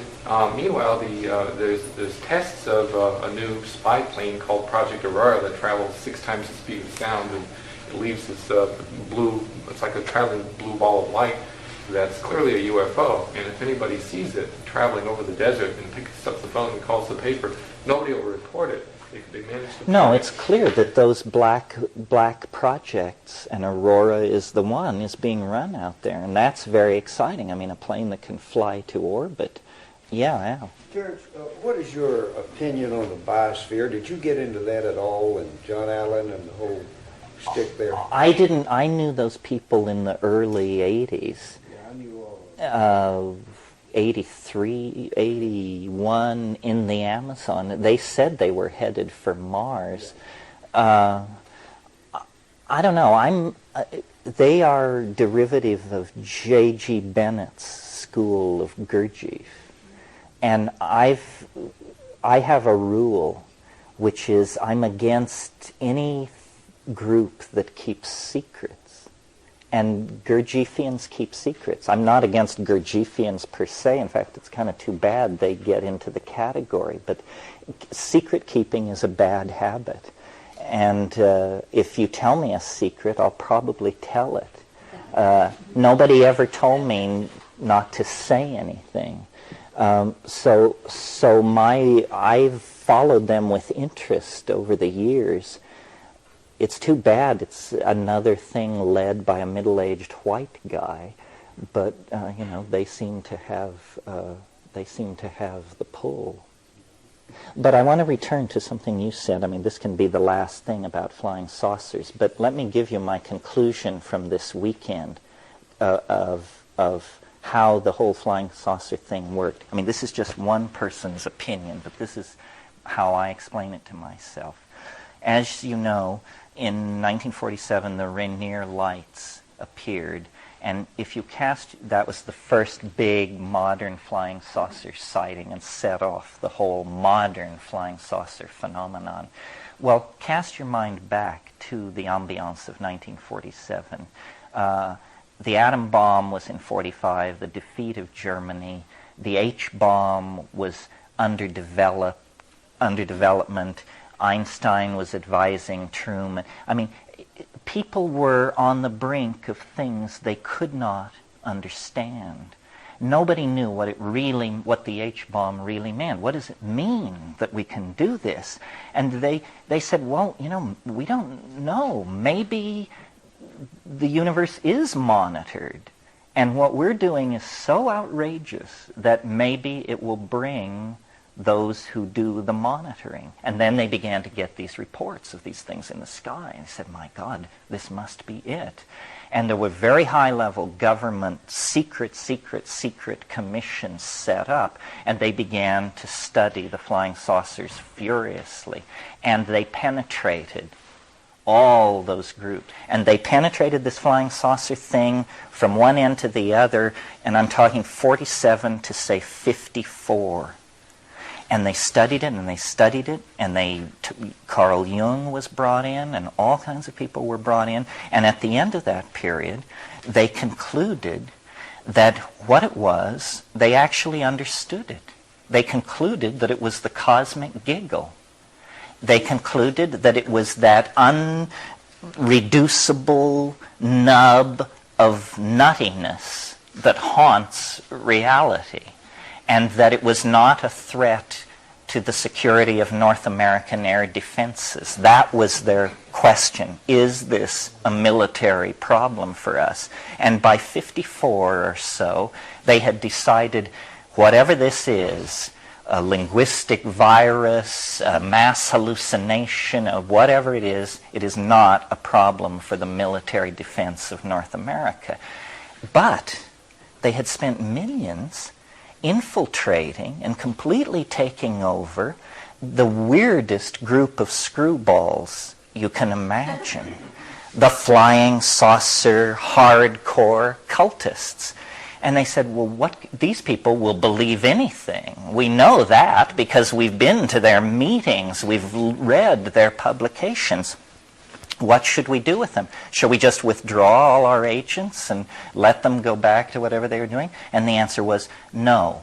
These people will become a pool for experiments in manipulation of information, control of belief systems, response to propaganda. A whole bunch of black box psychological and programming and informational kinds of research will be done on this pool of people because they're so weird.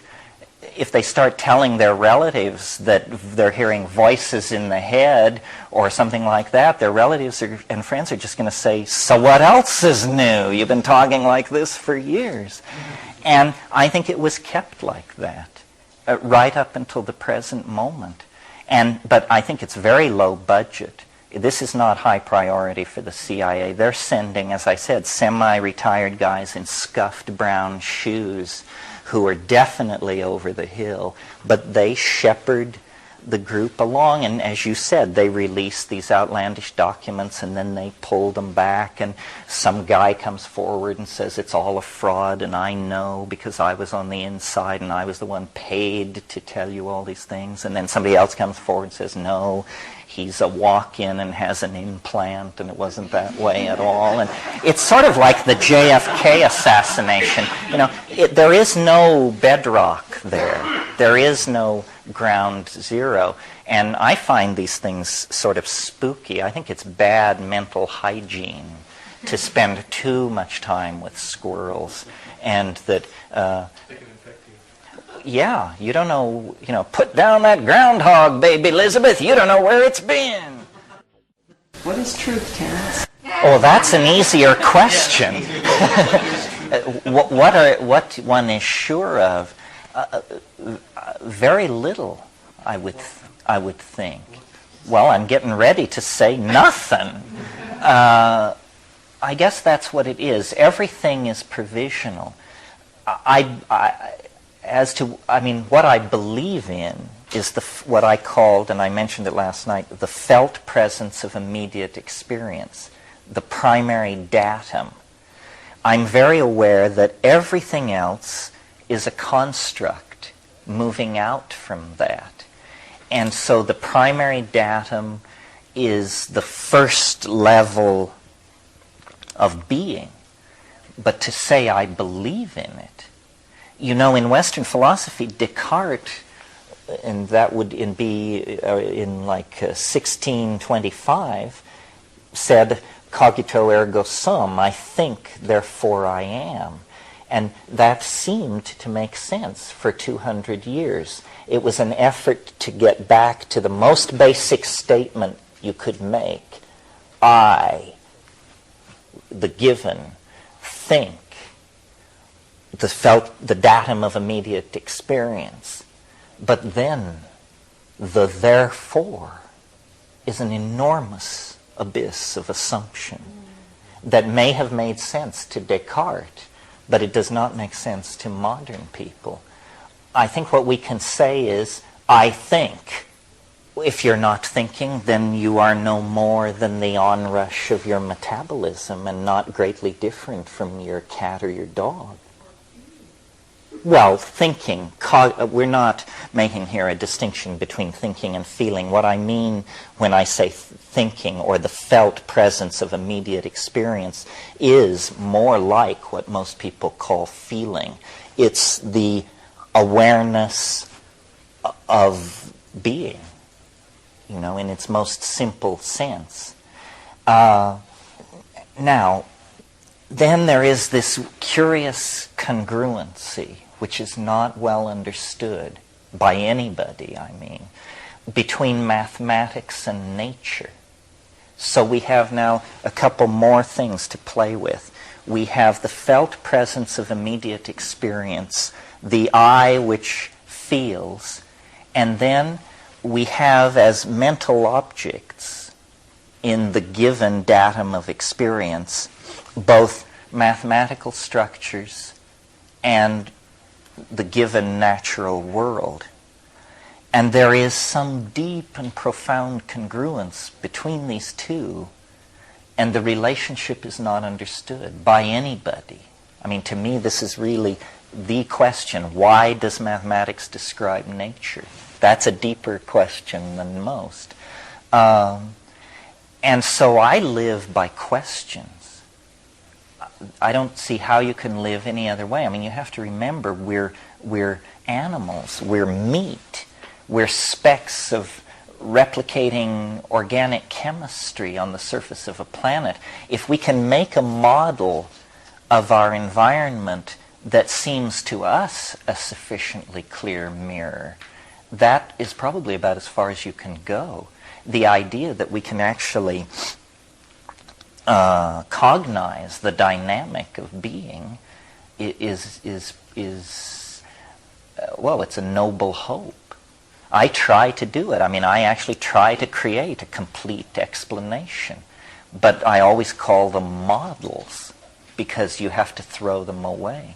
You have to keep adding to the model and then throwing it away. The real justification for psychedelics is that they feed new data into your model. You know, what we're doing is triangulating points in some kind of phase space.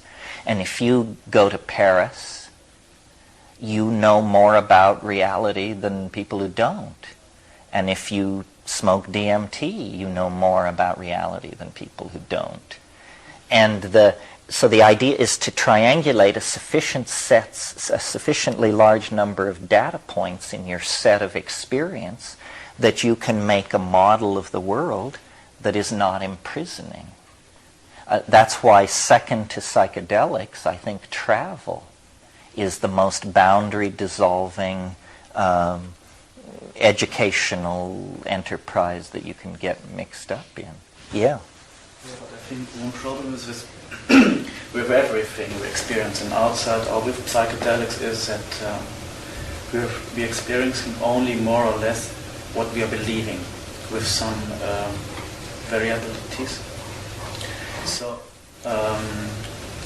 maybe we can see, there's a possible other world. There is something more, and maybe that's all. Maybe I can understand the experience in my personal life, but I can't take it for real.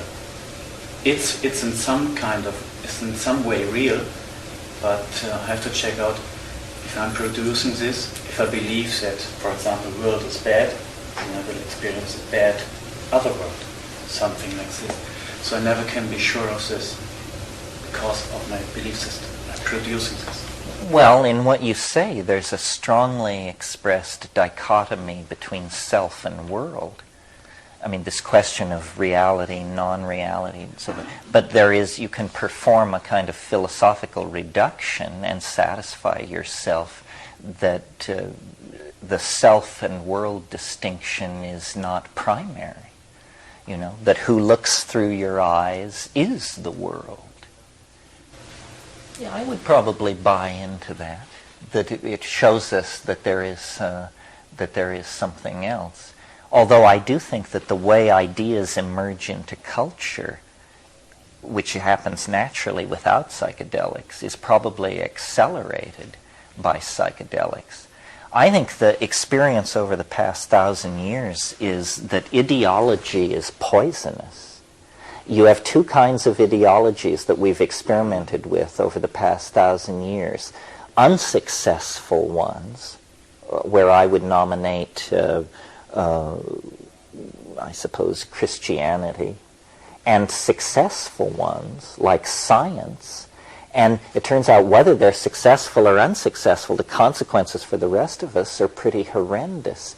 The world seen through the lens of ideology is a very limited world, and the great catastrophes of the past 1,000 years have been brought on by ideological errors. That's why, I'm very suspicious of this thing I talked about last night that I called the world corporate state. But on the other hand, the world corporate state seems to be less ideological than any organizing entity that we've seen in a long time. It has no real ideology other than it wants to do business, which is hardly, a cosmic vision.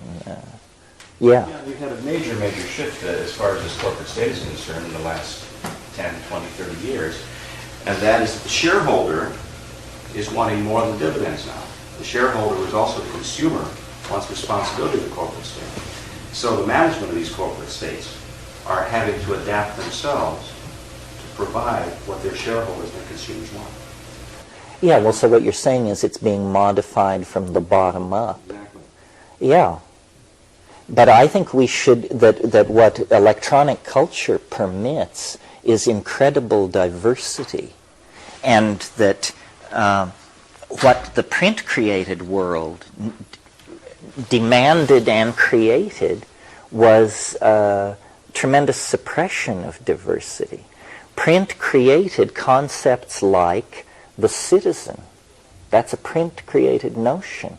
It created concepts like the public There was no public before print. That idea didn't even exist. So we now define ourselves as, I'm a member of the public, I'm a citizen. These are very curious categories where you discover yourself a member of very large organizations that you never remember joining. You just sort of were born into it. What the electronic culture empowers is diversity, eccentricity, and a pluralistic kind of mix. And that's very threatening to the print mind, because the print mind is all about controlling through having groups of people that you can deal with. That's why, in a sense, print or television served a print agenda for the first 20 years of its existence, because it was used in the network form, which is only one way to do TV. In that form, the real impact of television could be masked for a long time, because by having millions of people watch the same TV programs, there is a tendency to overcome the deconstructural impulse in TV, and it begins to act like print. Now, of course, that's breaking down, and the only people who watch network TV live in trailer courts. But there was a time when, you see, that's what happened. What was everybody's media 25 years ago has become the media of the lower middle class. And then everybody else, the lower class, has fallen into its own media, underground radio stations, boom boxes, and this. And then the upper echelons of society have gone to computer networks, email, fiber optics, and view-on-demand TV. Television, is, to my mind, the most insidious drug that the 20th century has had to deal with. And, it is a drug. It's the first of the electronic drugs, and its impact, if it were heroin, people would be alarmed. That people are, on average, watching 6 hours a day of TV, and I don't even think it's a content problem. I think television itself is toxic. It's not how many murders you witness. It's the actual this is what McLuhan was always trying to say, that people couldn't understand what he meant when he said that the medium was the message. The message is not the message. The medium was the message. And the effects it had, we have millions of people who are warehoused in almost a larval state in their apartments, watching TV, paying for their medical plans, and glued to this mindless opera of cultural decay that is recited day after day in front of them. It's horrible to imagine. And this is, a creation to some degree of the world corporate state that probably has to be addressed. Yeah. There's a wonderful book that's just come out called Media Virus by Douglas Rushkoff that addresses this problem really very well. Have you read that? I haven't read that. I know Doug. His other book, Siberia, is a nice look at cyber culture. Interesting. What do you think is going to happen with this video, TV, whatever? I think that the most important cultural event happening right now is the explosive growth of the internet and the web. The idea that with my $1,200 PowerBook, I can access 3,000 computers around the planet by just plugging into a telephone jack is staggering. This is a revolution of orders of magnitude, and that has happened completely invisibly. Nobody's windows had to be rocked out, and no Camps had to be established. Nothing appears to have changed. The people who are not switched on don't even know anything has happened. To them, the world looks exactly like it looked 5 years ago. To the people who are switched on, Earth is becoming a distant memory of the Internet. Yes. Well, the Internet is the global brain, the cyber-spatially connected, telepathic, collective domain that we've all been hungering for. I mean, it is so powerful, and it has arisen with incredible speed and by a very insidious fashion. I mean, first of all, as I mentioned last night, the Internet was originally called ARPANET. It was the Advanced Research Projects Agency. It was this super secret military-industrial thing that they wanted to survive a thermonuclear attack. And so they designed it to be unkillable. It has no central switching zone. If you blow up a part of it, it just flows around the part you blow up. It is unkillable. So that was ARPA. And now it's become public domain, and it's incredibly empowering for any minority because you can find your peers. It doesn't matter what you're into. You know, you can play the Shania and join the Shania playing society. So no matter how eccentric your interest, you can find common ground out there. Then the other thing is information that, I'm not kidding you, 10 years ago, the director of the CIA sitting at his desk in Langley, Virginia, didn't have the information processing capacity that you now have plugging into your PowerBook at any phone jack in the world, because these databases are there. And if you know how to surf the net, if you know how to program your no-bots so that while you're sleeping they're sorting through and visiting various sites and downloading and looking, you cannot believe what's out there. I mean, the entire planet has been turned into a local telephone call.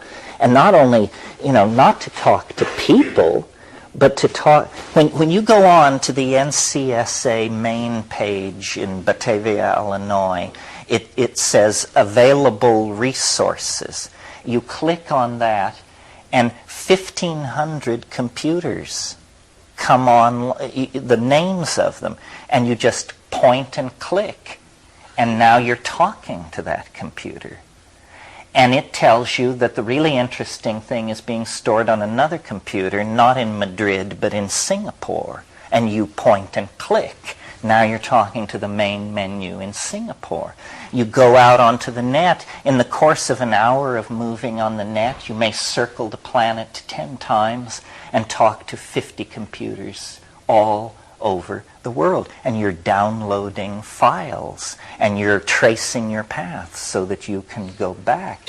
And this is happening. It's been happening for quite some time. 30 million people are out there. And because it requires literacy and technology and money, those 30 million people probably are probably only 10% of the people who rule the planet are not on that net. And it's where the cultural architecture is being put in place now. And it's this invisible space, which is where we should have been building all the time. So I think this is the doorway into the new dimension into which we're going, and that these technologies, put in place for no reason other than to facilitate bank transfers and do incredibly mundane things, are turning out to be the seeds of our electromagnetic body in hyperspace. Yeah. Can you elaborate on your understanding of virtual cities being designed using computer nets? Well, it's simply that you want to create an interface with a bunch of data. And a very crude way to do it is to have a page with a list of computers and you click and you go to the computer. That works, but it's not very sexy. Well, but what if we made a three-dimensional landscape and put buildings in that landscape so that the large red rectangle is the AT&T database, the low violet group of integrated triangles is the National Medical Database. In other words, you simply make the icons three-dimensional and analogous to buildings, and then you can build Data Town, where, you know, instead of a list of computers, they appear to be a long line of skyscrapers lining a broad avenue in which you're driving down in a Ferrari or something. All this will come. I mean, the engineers will do it. How it looks is immaterial. It's that it can be done anyway. Yeah. Well, from what you're saying, it feels like this is going to be a very intellectual, snobbish, it's going to be elitism. Because there's only going to be for a long time, a certain level of intellectual capacity, illiteracy, illiterate, educational. So it's going to absolutely pull apart and make the class system even more. No, I think you're absolutely right that this is happening. This is part of the problem, that what is happening, you see, part of the illusion of the political history of the past 40 years was the illusion that we were all Presbyterians, we all ate white bread, and we all lived in the suburbs, and we all were white folks. And now the society is fragmenting. You're right. There are people who can't read by the millions in this society. Meanwhile, other people are reaching for informational technologies so powerful that they can barely be conceived of. And this is the consequence of political mismanagement. I think the American Union is flying to pieces because the notion of polity was betrayed in the 1960s. And that since the middle of the 1960s, this has been a police state of some sort. You see, after World War II, and they kicked Hitler's ass and all that, then everybody came back full of idealism to raise families, to build America. They'd been through the New Deal. There was a modicum of social responsibility and consciousness hammered into the middle class. And everybody came back, and then the American political system went haywire. And basically because we lost our nerve. My generation, I'm 48. I went to the University of California at Berkeley in 1965. My generation was the beneficiary of the idea that you should give a universal education to everybody. And they discovered that if you do that, if you take everybody and make them read Plato and John Stuart Mill and Voltaire and Hobbes, as we did, that, you can't rule such people. They take it too seriously. They become ungovernable. They pour into the streets screaming about their rights. And so in the aftermath of the suppression of the counterculture of the 60s, it was decided that the goal of universal public education and the building of a population intelligent enough to run a democracy, that would all be abandoned. And the universities would be turned into trade schools, and people would be given MBAs and incorporated into the corporate state. But no more John Stuart Mill, no more of that. And the consequences of this have been to create a historyless and illiterate lower middle class, where before the lower middle class was the pool of our intellectual creativity. That's where John Steinbeck came from, and Henry Miller, and all of the people who drove the evolution of cultural values. So, and, we could talk endlessly about what went wrong in the 60s or why we were turned into a police state. But now, the impulse of those kinds of repressive states is to forestall change. And change has been forestalled in America to the point where now, when it comes, it's going to be explosive, uncontrollable, revolutionary. We will be lucky to get through this political cycle ahead of us without having to hang some of these people. Well, isn't this part of the whole point of what's going on right now? You mean that there is this tremendous... Now we're going to have the change... Yeah, the change which should have been spread out over 30 years is now going to come in the next 5, no matter who it hurts, no matter how chaotic it is. Well, I don't know how we got off on that. The role of psychedelics in all of this is that it erodes loyalty to the models of the tribe. And so we are the people who can see, and there may be others, I'm not claiming exclusivity for the psychedelic community, but the psychedelic community loudly proclaims that the emperor has no clothes. This is all a con game. That this junk-dealing, hyper-media-obsessed, nitwit society is an unfit environment for delinquent 14-year-olds, let alone for the rest of us. And this is news they don't like to hear. Well, I think these things are always more interesting if they're driven by the agendas of the people here. You got a fairly long hit of me this morning. If there are any areas that you want to bring into focus, this is a good time to suggest it. Otherwise, I'll just launch into another meandering diatribe, and like that. Yes? I'm interested in more on ayahuasca. There's a book, which I'm not sure it's been published yet, but you should all watch for it. I hope will make a revolution in ayahuasca awareness. It's called The Three Halves of Imo Mosho, and it was translated by a good friend of many people in this room. Ken Symington translated it, and it's by the Peruvian poet Cesar Calvo.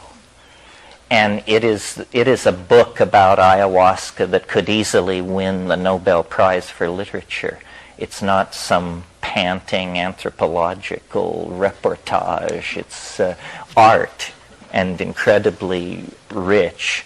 And if you get a chance, you should read it. If you're interested in this subject, another book about ayahuasca that is no easy read is a book with the unlikely title of Shamanism, Colonialism, and the Wild Man by Michael Taussig. And it is an intellectual journey to places you never thought you'd pass through.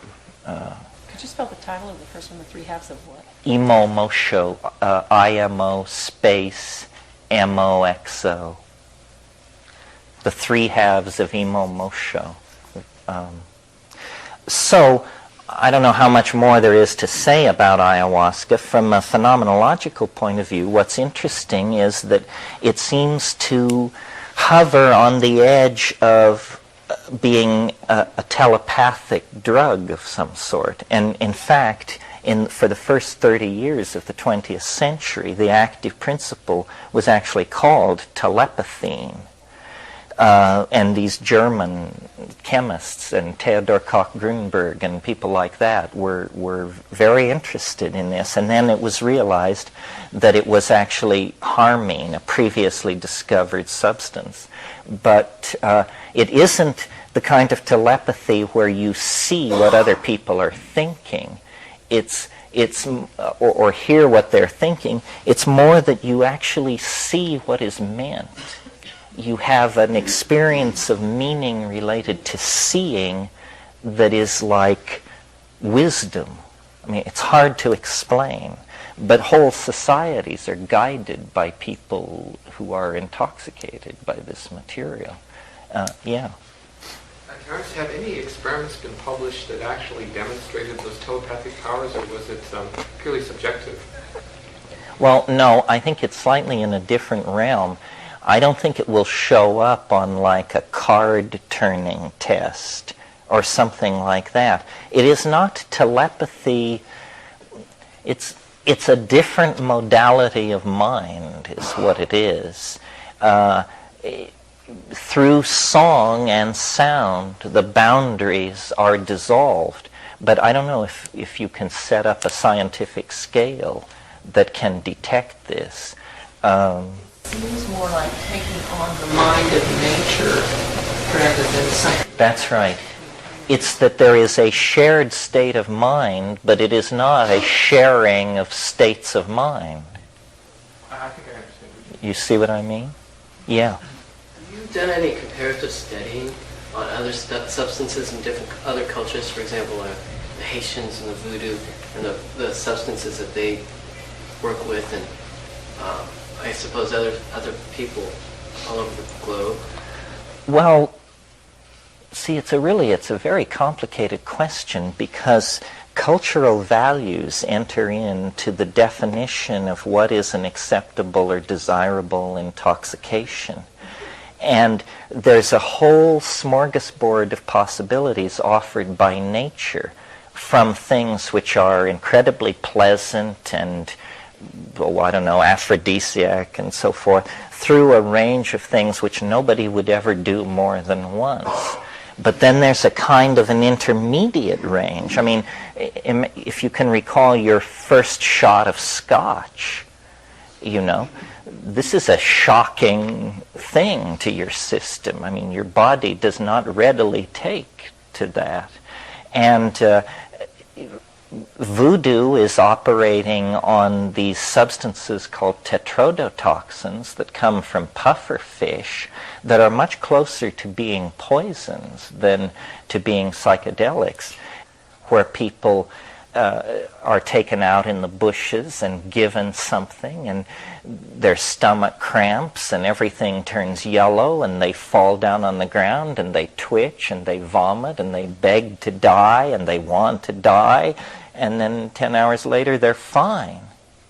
And they're brought down to the river and slapped around and washed off and given a piece of white cloth and told, now you're a full-fledged member of society. That's an ordeal poison. And it acts, in some ways, very much like a psychedelic. Because if the purpose of a psychedelic trip is to get you back to your foundation, thinking you're going to die like a dog in the ditch is also wonderful for doing that. But see, I think different cultures have made use of whatever was available to them. And we, as a global culture, can look over the entire set of options and say, well, here's a plant which makes you see visions but also sterilizes you for 5 years, and here's something else which does something else, and we can actually choose the best of these tools. This is the great leg up that we have on the Aboriginal cultures. We are, as it were, a kind of clearinghouse for all of that information. And out of all of those many, many options, it turns out there are easy ways in. Not totally easy, but easier ways in. And so you have to learn which are the easy ways in, the paths which can be followed at all. Yeah, Jessie. You had said something to me over lunch about ayahuasca and vomiting, and it made the idea of vomiting more tolerable. I don't know what it was, but I have a lot of resistance to ayahuasca because as a child I vomited every day when my mother forced orange juice down me. Well, I think what I said was it gets easier. As you take, like the second ayahuasca trip is easier than the first generally, and what that implies is that this vomiting that you're doing is actually a shedding of toxins. And this is certainly how they view it. They call it la purga, the purge, and they culturally value and encourage vomiting. Another interesting thing about ayahuasca is that there's nothing in it that doesn't occur in the ordinary human brain. There's just more of ordinary brain chemistry there. So that implies that these extraordinary states of mind, group-mindedness, three-dimensional hallucinations and so forth, are nevertheless not that far removed from ordinary states of brain chemistry. And, in an enlightened environment of medical research, these things would be studied. As it is, it's all very messed up by politics. What's about the tradition? I know that in these cultures they have mythologies and they have a tradition. So if you transfer these things to, for example, the States or Western Europe, there isn't any mythology, a common mythology. No, well, you can never escape your own identity. I mean, you can never experience what they experience. Conversely, they can never experience what you experience. I mean, I've been up against this where you're sitting around in a hut on your haunches covered with pig grease and waiting for something to come on. And inevitably, my mind would drift to Husserl's general phenomenology of ideas. And I would try to perform the eidetic reduction. And then it would just make me burst out laughing. The idea that, I wonder how many people in the room are performing the eidetic reduction at this moment. Not many. So people have criticized me because I don't ally myself with anthropology. I'm really interested in these things as tools for understanding experience. The cultures that have discovered them often have very narrow interpretations of them. Another thing is some cultures are afraid of the unconscious and encourage going only a very short distance in, And I think once you get the idea that it can't really kill you, and sometimes it's hard to talk yourself into this, but if you can convince yourself of that, then just the thrill of it. And in a way that's possible because we are deprogrammed from ideology. Anyone else except a secular late 20th century person would take a look at this and assume it was God Almighty and behave appropriately. We look at it and say, well, it can't be God Almighty, it must be something else, and then, explore it in an experiential fashion. Yeah. So you talk about ayahuasca as almost like a joyride on some level, like it's a... One of the question I have is, what are when you take ayahuasca and psilocybin and acid, those three things, what does each one specifically, if you can take in a nutshell what direction each one goes, what could you say if you made a sentence for each one of those to understand the difference? Well, a sentence, a boundary I may not be able to tolerate. Well, just roughly, the feeling with ayahuasca is that it's Gaian, it's earth-oriented. You feel the river, you feel the jungle, you feel the drama and pain and nobility of life and death, and it's visceral, it's about the meat and the jungle, and it's feminine. And then the character of the hallucinations is, it's as though it's like a camera eye. It's largely silent, but it's just an eye that is moving through a vast matrix of visual information. And after a good ayahuasca trip, you just feel like you want to rub your eyes. You say, I've just been looking and looking. It's like a trip to Madison Avenue with money in your pocket. You've just been looking and looking and looking and looking for hours at this stuff. And it's almost invariably beautiful in a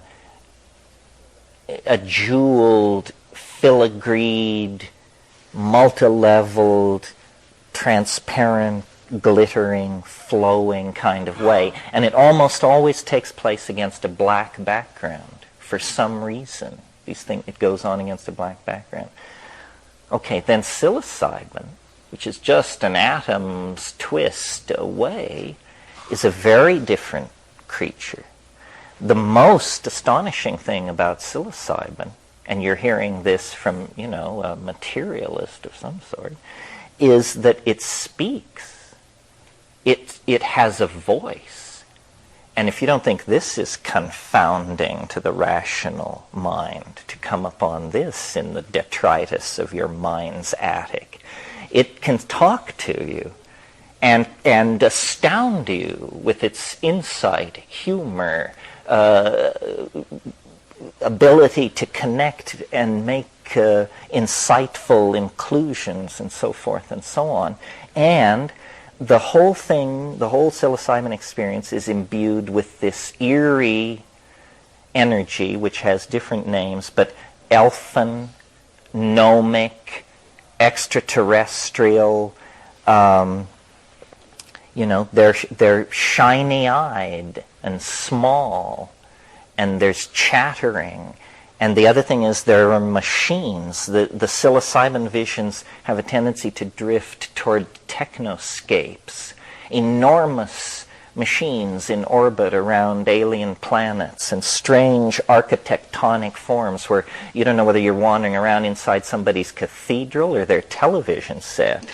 And the whole thing has this off-world, we are the Galactarian civilization, we hold the key to the history of this sector of the Kiliocosm, it's this kind of thing, almost blast of trumpets and the ringing up of cosmic curtains. It's very, very dramatic, Wagnerian, and forward-looking. It's about the destiny of the race and why planets are put in place and what it's all for. Could hardly be different from ayahuasca, and yet, an atom's twist away. Then DMT, rests in some even weirder domain of triangulation. DMT, you don't only hear the voice, but if you get a sufficiently heroic dose, it's like you break through into the control room where all the secrets are being run from and built, and there's this unbelievable sense of finding out beyond your wildest dreams of ever finding out. And it's an inhabited mind space of some sort that is so unexpected and so convincingly real that you actually, I think, a person who doesn't fear for their sanity has already lost it at that point. Because it is without a doubt, absolutely the last thing you ever expected to have happen to you, that you would burst into some place somewhere where there would be these chattering, self-transforming, linguistic creatures that are made out of light and punning intentionality and are trying to get you to perform some unimaginable task that is somehow caught up with the unravelment of the space-time continuum and the destiny of the species and so forth and so on. And, this is at 30 seconds into a trip that lasts a minute and a half, and then you're returned to, you and your friends and your concerns. LSD is not animated in this way. It is more like the classical expectation people have, I think, who have not taken these things, of what a psychedelic drug should be. In other words, you think clearer, you see connections, you can hold very complex ideas in your mind and rotate them and look at them from many angles. You experience emotional abreactions, you recover childhood memories, you are able to straighten your karma out with people, you are undergoing rapid psychological growth under the influence of LSD, but it doesn't. The reason I am not so keen on LSD is that I'm really a plant guy, not a drug guy, and it's something about these substances that have been carried along in the genomes of these plants for, in some cases, hundreds of millions of years, and why? What are these things doing for the plants? And then how can a molecule so simple, this is another puzzle in all of this, these molecules are planar. That means they're flat, they're simple, sometimes 20, 30 atoms. And yet they totally transform your entire consciousness. This is the equivalent of a red ant who can rip down the Empire State Building in an hour and a half. I mean, why is mind so delicately poised that such a tiny amount of pharmaceutical material can create such vast changes? And then another puzzle, as long as I'm listing my favorite mysteries, and this is the one that really got me into this in the beginning, because my early inclination was toward art history. And that is a very simple question. Where do the images come from? Where does this stuff come from? I mean, it is so unreferent to the ocean of commercially produced imagery in which we swim. We are constantly bombarded by the images of television and Hollywood and so forth and so on. And yet the psychedelic species of visual beauty is not, we don't see it in our furniture styles and our architecture. It seems to be coming in literally from another dimension, and yet it is undeniably moving. It's beautiful. And I am puzzled why I, as an ordinary person, under the influence of, let us say, 30 milligrams of psilocybin, can see more art in an hour than Western civilization has produced in the past 1,000 years. And that tells you how little of we're getting from the art river back to the village where we can drink it. Niagaras of beauty are flowing by, untapped by ordinary consciousness. And, would that we could send robots who could film these psychedelic realities. Perhaps, virtual reality will develop into a technology where we are able finally to reconstruct and agree upon the content of the psychedelic experience. But to me, that's almost like the metaphysical stamp of approval on the psychedelic experience. Beauty is the presence of so much beauty is an argument to me that truth cannot be far away. Yeah.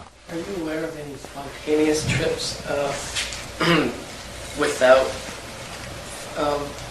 the plants?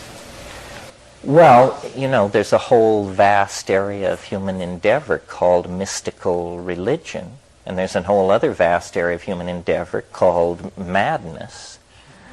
And many stories abound and come out of these areas.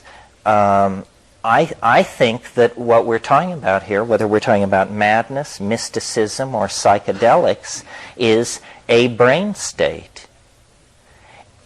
For the schizophrenic, it is uninvited and terrifying. For the mystic, it's achieved by excruciating acts of asceticism in most cases, which certainly have profound physiological consequences on the neuroecology of the brain. And for the smart money, I think, you use a shamanic technology.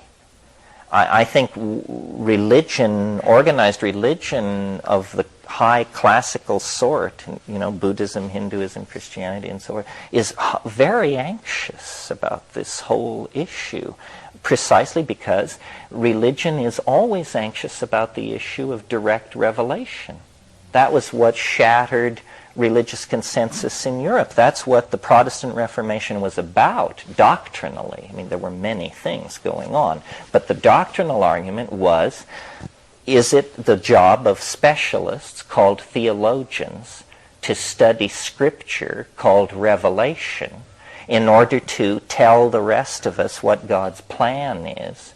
Or is it better for each of us to look within the confines of our own souls and have our own dialogue with God and figure it out? And that was basically the Protestant position, and it went against hierarchical theology.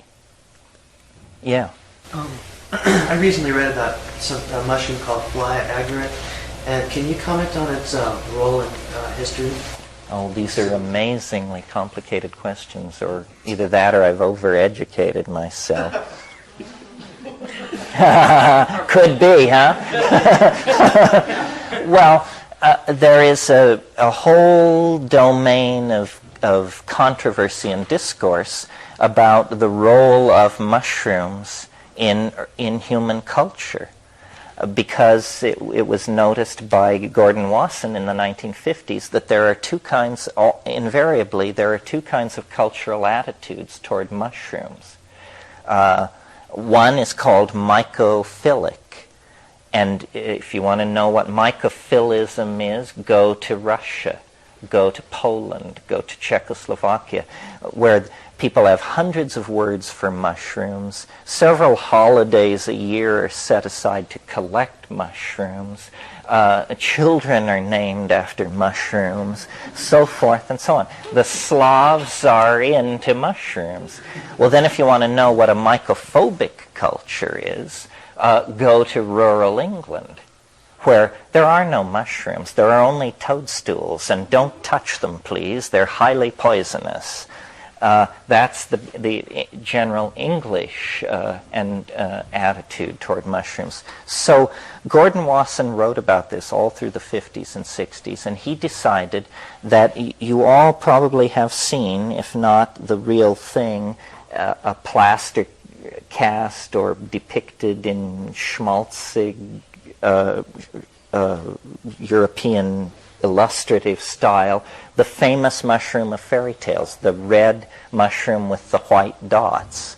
Well, that is Amanita muscaria, and it grows in a symbiotic mycorrhizal relationship to spruce and birch trees, and is used by the shaman of the Irkut language group and the Amur River Basin. And now it just happens that those people in the Amur River Basin were the first people studied by the new science of anthropology when it wanted to study shamanism. By chance, this was. And so ever since, the science of shamanism, whether we're talking about the shamans of the Amazon Basin, Central China, South India, or Tierra del Fuego, has had to labor within the categories created by the people who studied the shamanism of the Amur River Basin. And the use of the Amanita muscaria was tremendously overstressed by Wasson, I think. He wrote a book called Soma, the Divine Mushroom of Immortality, in which he argued that Amanita muscaria was the Soma of the Rig Vedas. You may not know it, but the Rig Vedas are largely these hymns composed in the Vedic phase of the Hindu religion to a mysterious intoxicant, Soma. Nobody knows what Soma is, but much scholarly ink and blood has been shed on the question. And Gordon Wasson argued that it had to be Amanita muscaria, and made a case which impressed some people and not others. The most damaging evidence against him was, it's hard as hell to get off on this stuff. And when you finally do get off, the experience is extremely ambiguous. I mean, shivering and salivating and thinking you're losing your marbles is not my idea of the ecstatic ascent to the presence of the pleroma. And a lot of other people thought so too. So then there was lots of hassle about, well then, it did seem that Wasson had secured the case that the Vedic hymns were about a mushroom. That was his breakthrough. But his mistake was he got the mushroom wrong and then created an entire false cultural history based on this error. And, this, I'm not interested in flaying you with my theory, but if you're interested, it's told in the book Food of the Gods. Because, as I mentioned this morning, I think psilocybin was the catalyst that triggered the emergence of self-reflecting consciousness in human beings. And so my mushroom story is not a story of a subarctic toxic mushroom cult that carried itself into India along with the Indo-European invasions. My story is an older story about a mushroom that contained psilocybin and flourished in the grasslands of Africa and was present as nomadism slowly evolved into the domestication of cattle and, as we talked about this morning, the suppression of gender dominance with the addition of psilocybin in the diet created a partnership society that existed up until the invention of agriculture, and climatological change made the mushroom difficult to obtain. And at that very critical juncture, after perhaps 50,000 years of mushroom-induced suppression of hierarchical dominance patterns, the withdrawal of the mushroom from the human diet allowed the old pattern to reassert itself. But at this point, we had language, we had agriculture, and what did we do? We quickly organized monotheistic religions, city-states, warrior castes, god kingship, the world of the lash and the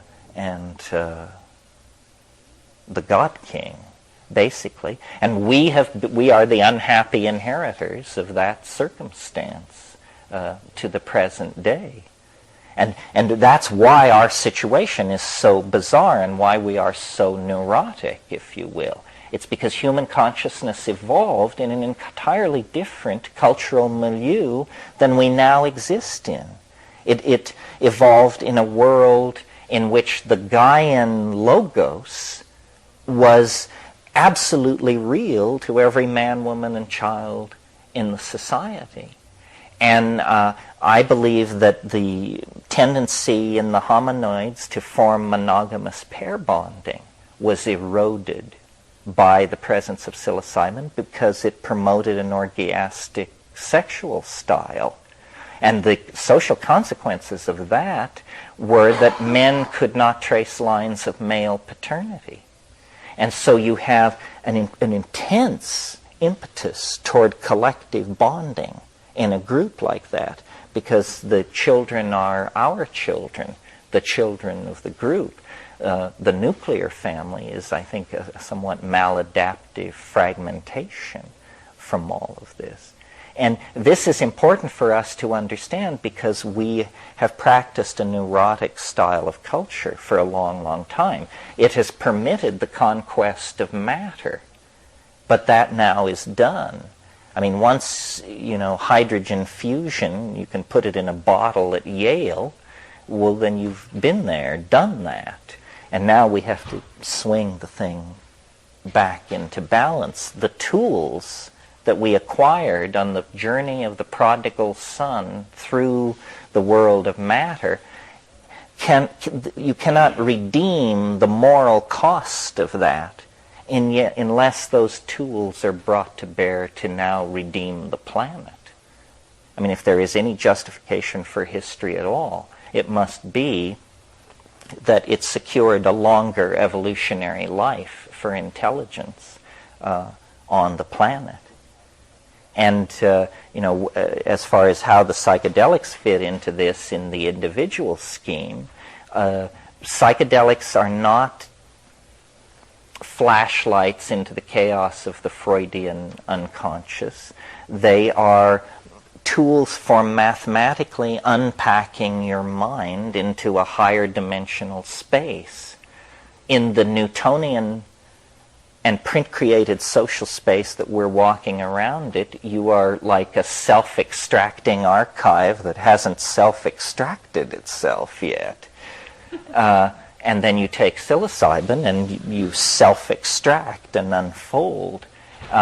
And because think about it, I mean, I'm very serious about this. Think about what the shaman's functions are in the classical Paleolithic model. The shaman's functions are to predict weather, to anticipate the movement of game and enemies, and to heal disease. Well, now, how could you do those three things? Well, the answer is, if you could see into next week, that would be helpful. That would allow you to do all three of those things. Predict the weather, see the movement of game and enemies, and make very astute choices about who you accepted as your patients. You see? And so what we see here is that there's a kind of selection going on for an ability to triangulate complex systems into the future. And I think that now the reason the psychedelic experience is so compelling to me is because I took psychedelics for years with the question, what is it? And then I never could understand what it was. And people said, this is the wrong question, and on and on. But finally I realized, I see what it is. It's everything. It's, that piece of doggerel, I saw eternity the other night, an endless golden ring. Well, that's it. You just rise out of the Newtonian spatial plane and you look back and there is eternity hanging in space like a galaxy. And that's what the psychedelic experience is a sectioning of. Yeah. I'm trying to phrase the right question. It essentially goes, do you manufacture this stuff out of whole cloth in your mind? Is it there in the beginning? Or is it something you've taken in? Is it new information or something that the brain is remarkable? It could be processing and creating images. What might be going on there? And see, my original bent was I wanted to be an art historian. And so the job of an art historian is to understand the evolution of motifs and how styles are transformed at the hands of certain artists and over time and in different places. So it's this kind of specialized thing with a visual vocabulary. And I thought, you could go into the psychedelic experience and you could perform an art historical reduction on it and say, aha, well, that's a Tibetan treatment of a line and that's a Maori way of portraying. And it was not like that. It was like the art that is made on another planet, art that arose completely in the absence of human conventions or values. And that convinced me that it wasn't being generated from myself.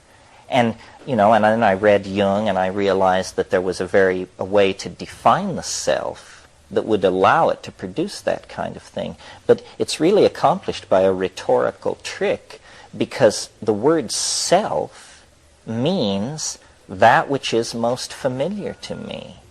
Well, if that which is most familiar to me can generate something completely unrecognizable to me, to call it the self is to betray the notion of the self. So what I've called it over the years from the very, very beginning, I can't even remember how long ago we incorporated this nomenclature, is I called it the other. And, the German historian of religion, Rudolf Otto, defined God as the wholly other. The wholly and totally other, he said. This is somewhat like Nicholas Cusanus's theology of the late, of the 14th century, where he said God can only be defined by negative statements. God is not this, God is not that. The wholly other. And the experience of DMT seems to be that. And I don't know if it's just that we are neurologically set up, that there's a button in us, the equivalent of a reset button, that just clears all the registers, and that's why it's wholly other. It's wholly other because you just dumped your entire memory load off your disk, and you're now looking at a clean disk for the first time in your life, and you don't have the faintest idea what it could possibly be. It's something like that. Language fails. Anticipation fails. And naturally, because we have this sort of metaphysical openness in our ideological systems, we identify this wholly otherness with God, with the transcendent force in our lives. And so it seems to be, in fact. You, and then you, Ron. Yeah. Anyway, I'm interested in the idea of an other that talks to you. And you've talked before about the fact that the mushroom talks. So I have two questions. One is your experience only with the mushroom talking, or are there other psychedelics that have had that effect? And secondly, can you remember some things that it said? Can I remember some things that it said? Or your favorites or something? Well, first of all, yes, this idea of an other that you can relate to. It's interesting, it's fascinating how if you really go to bedrock with these things, there's some really interesting Christian theology that relates to all this. The existential theology of Soren Kierkegaard. Kierkegaard said the defining relationship in life is an I-thou relationship to Christ. And the I-thou relationship, and Martin Buber made a great deal of this as well. So it's a profound thing to relate to an other, even if that other is an other human being. It's still, an abyss of ambiguity. I don't know who you are, where you came from, what your agenda is, what your plans are for me, whether they're casual or intense, and so forth and so on. So then, meeting an other that is not a human being, that is somebody who sits up in your mind and says, "Hey, big boy, what's cooking?"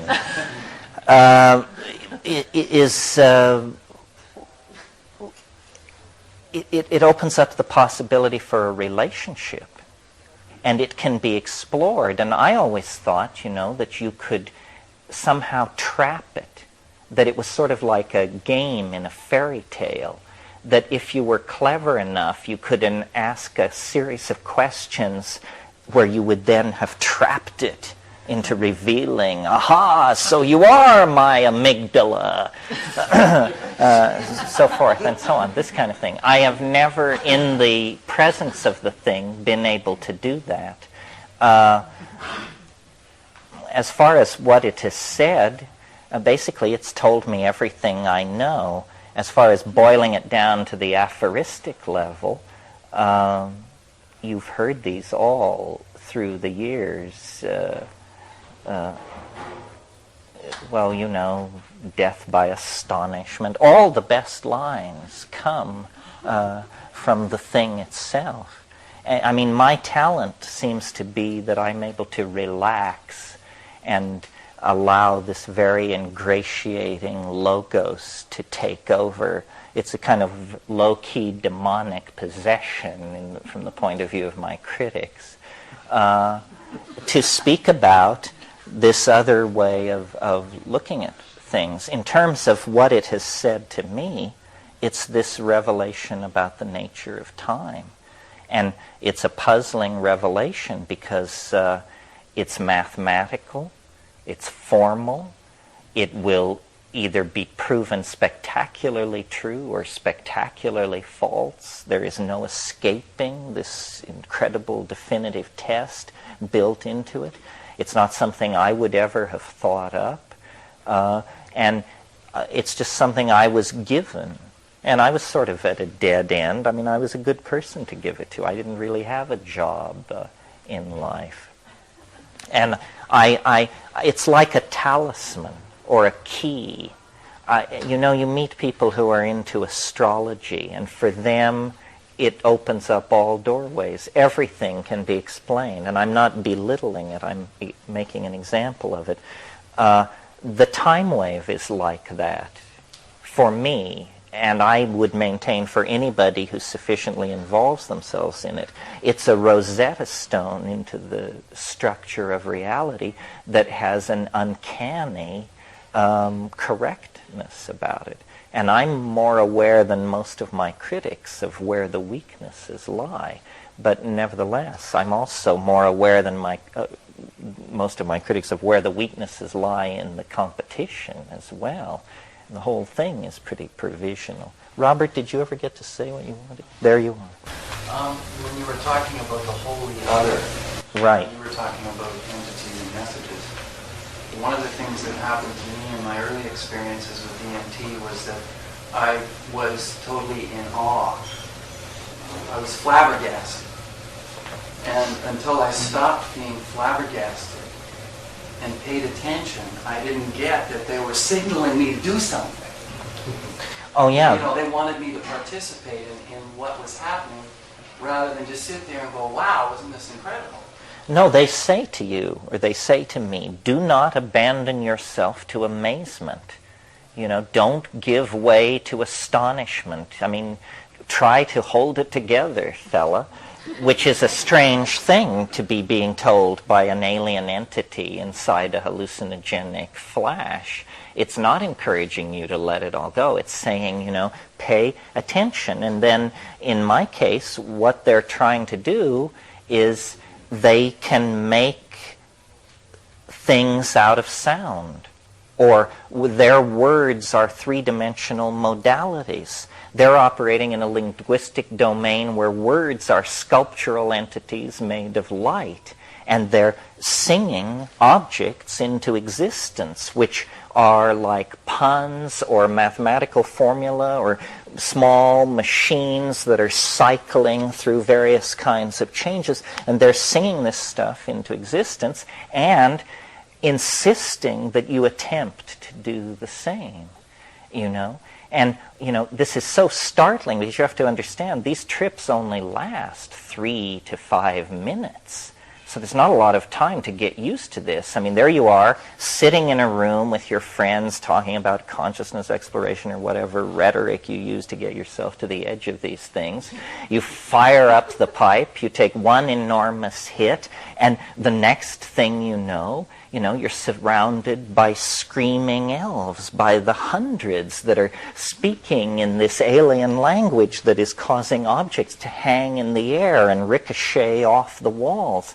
And these things come, it's a scene of wild confusion. It's like a Bugs Bunny cartoon running backwards. And these things come bounding up, and they say, look at this. And out of the air, out of their guts, out of nowhere, they pull objects, which are the most astonishing things you can imagine. Literally the most astonishing things you can imagine. Jeweled, filigreed, machined, turning things. And you look at it, and you say, my God, anybody from my planet looking at this would not have to be told what this is. This is an alien artifact. And you're looking at it, and they say, forget that. Look at this one. And then here's another one. And they're tossing them up, and meanwhile, the objects themselves are able to sing other objects into existence. And there is this aura. The word zany comes to mind. It's like a Max Sennett comedy or a Marx Brothers cartoon. I mean, it's a land of explosions and falling anvils, and surprises are popping out of everywhere, and you're just trying to hang on. You say, now we're at, we're a minute and a half into it at this point, and this intense effort to communicate something.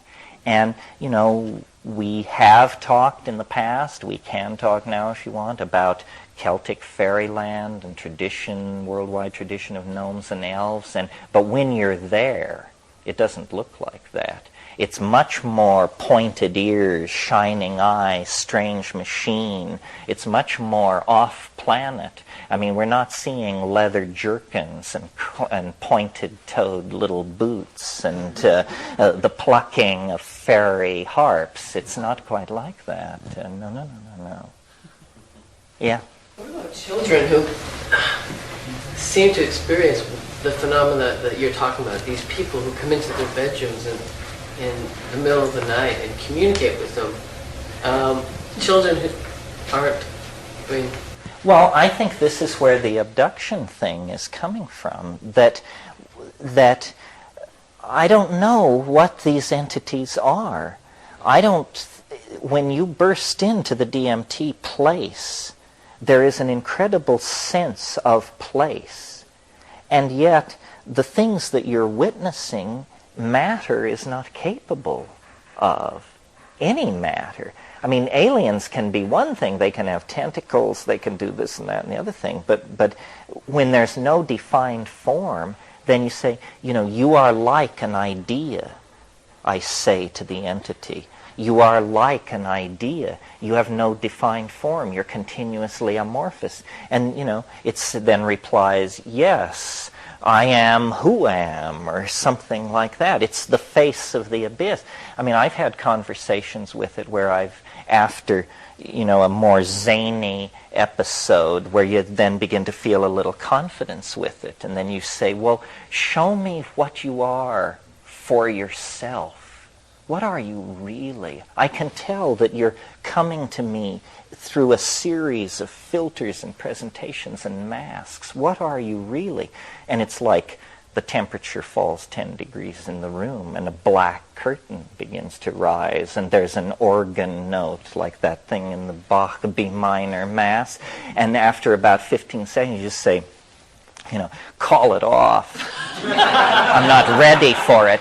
Let's go back to the little fuzzy bunnies and the alien invasion scenario, but I'm not ready. And then it's very obliging. It says, okay, you asked for it. But so there is the sense, of what is this? I don't know. I think that that this is the most important fact about our situation on this planet.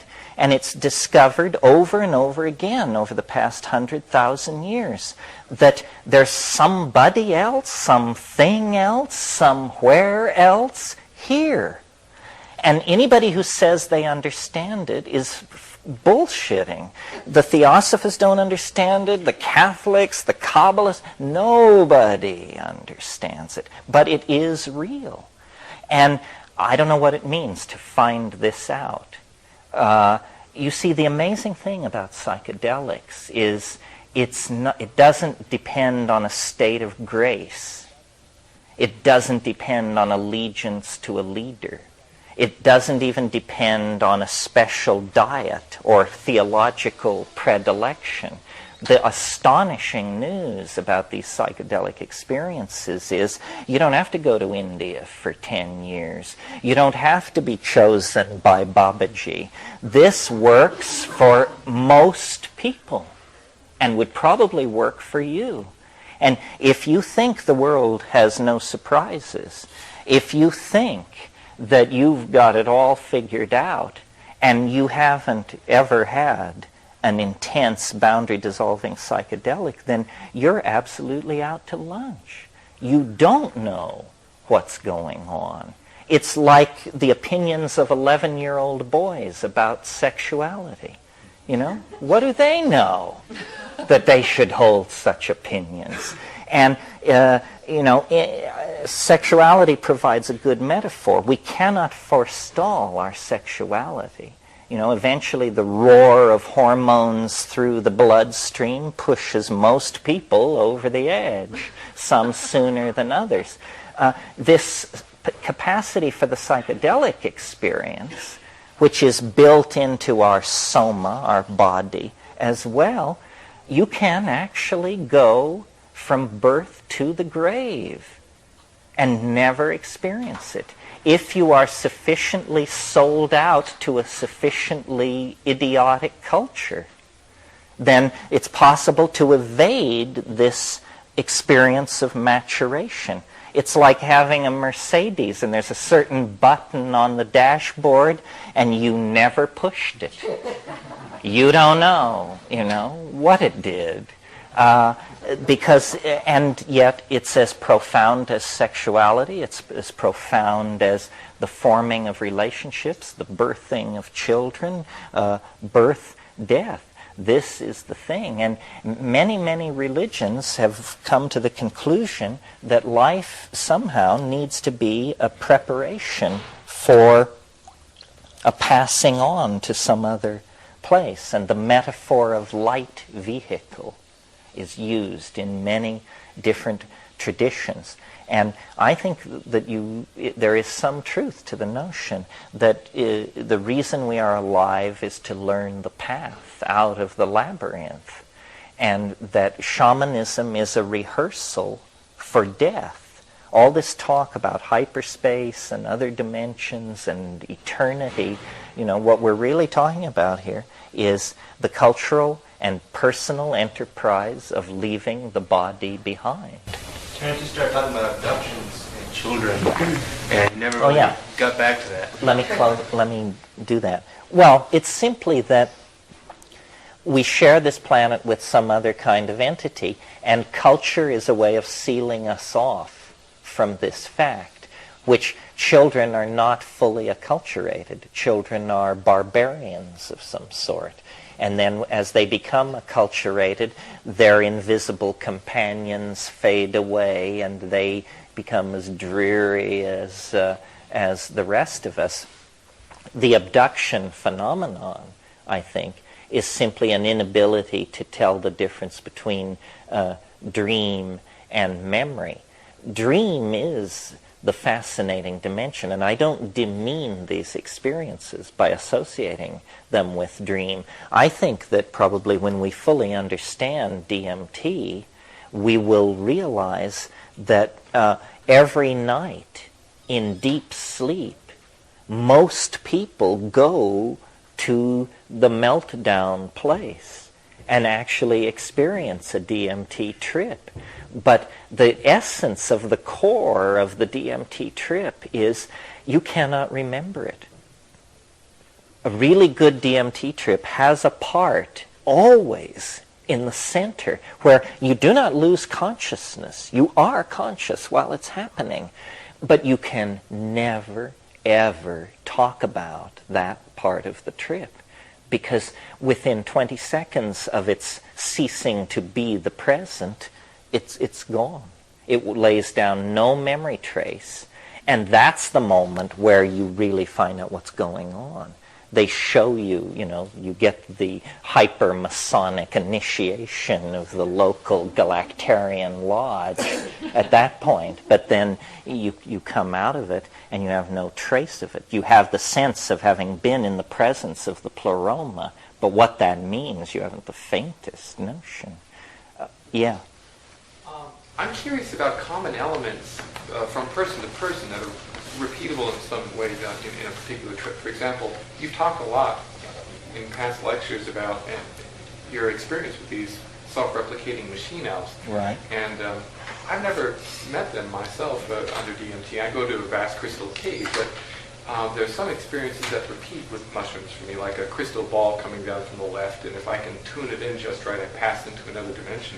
I'm wondering if you have, in speaking to lots of people, found common elements that show up in entities or whatever. Well, my approach to that is sort of Jungian, and I've talked to a lot of people who've done DMT and tried to build up a composite image of what is happening. And a great deal, it has a lot to do with what you bring to it, your past education and experience, obviously, and it has a great deal to do with just your descriptive powers and your ability to stay calm. I mean, some people just go nuts and yell for it to end and carry on. From talking to a lot of people, the archetype that rules DMT, I would say, is the archetype of the circus. And think for a moment. The circus is about a focus on a well-lit central area filled with chaotic activity. First of all, the clowns. And the clowns are the self-transforming machine elves. They arrive in their tiny car, and 15 of them get out, and they have big noses and rubber shoes, and they dance around. Clowns. But in the DMT thing, there is a weird and very strong erotic component. And I believe from my own work on myself that I became aware of eros.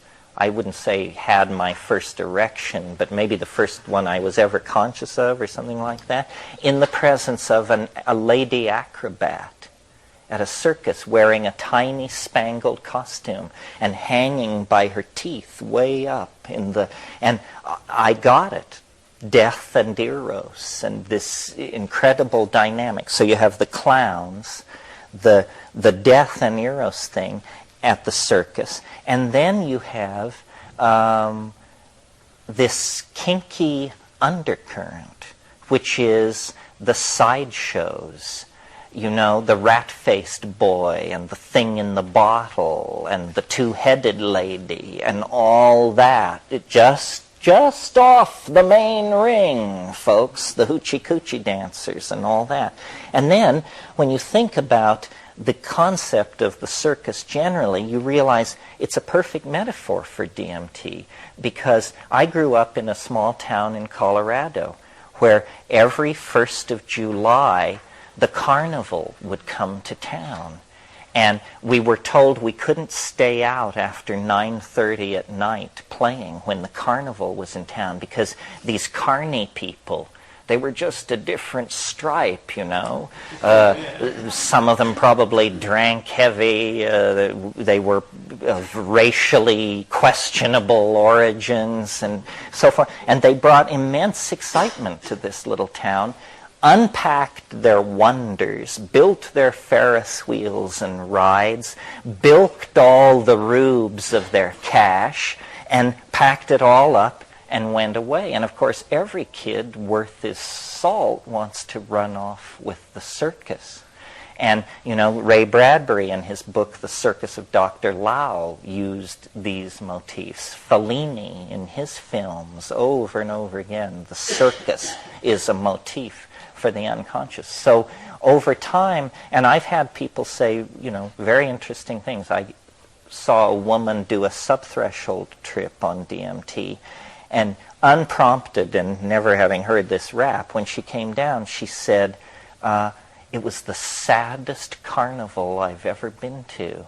She said all the rides were closed and there were just those little square ice cream papers blowing in the wind and getting caught up, and I was the only person there. Well, that's about as down a DMT trip as you can have, and basically as you do more of it, you just dial it up until, you know, it becomes Barnum and Bailey, Ringling Brothers, and then it goes on to become the Star Wars bar, and then it goes on to become something from which English cannot even begin to wrap itself around. But I think that's the archetype. Yeah. What do you consider the importance of venue or place when you're ingesting psychedelics? Do you pick up the energy that has been left in that place? Is that an important component? I think the main thing is to be in a situation where you're not interrupted and where you are confident. I do not take psychedelics outside very much because I've noticed that the synchronicity thing is uncontrollable. I mean, if you want to have adventures, take 200 micrograms of LSD and step out into, say, the Lower East Side of Manhattan. And it's just terrifying. So, and I learned that lesson very early. So I unplug the phone, bolt the doors, tell everybody I've left town, and then do it. Sometimes I do it outside, like in the jungle and stuff like that. But the main thing is I have a real horror of interruption. I guess since you brought this up, I should say, there is a technique for doing these things correctly. I mean, the way to do them is on an empty stomach in silent darkness. And then also do a good stiff hit. Don't piddle around with it. It won't hurt you. Yeah. Have you ever heard about Monroe Institute in Virginia? The out-of-body people, yeah. Yeah. And they're exploring these worlds. So what you're describing, you can read it in the descriptions of their journeys. But for me, I prefer this way. With an intoxication, I haven't any control about it. No, you're absolutely right. But for example, it's the same like lucid dreaming. From lucid dreaming, you can easily go on to an astral journey. The way to get into this subject is to need to control yourself, feelings, thoughts. For example, to be able to be playful in your life, you have to change totally to get prosperity in this area. So, have you ever seen the connections between your work? Yes, I mean, I read the Monroe Institute books. I was not sure what the connection was exactly because many of the worlds that they describe are very much like this world, except just slight details have been changed. The psychedelics seem to land you in much more radically transformed places. This is a big controversy, the can you do it on the natch controversy. And my position is that I wouldn't wish to, simply because to me, the ultimate control is the decision, yes or no, to take the substance. You really have control. I mean, everybody here has so much control over the psychedelic experience that you could have one this evening if you wanted, for sure. So that's control.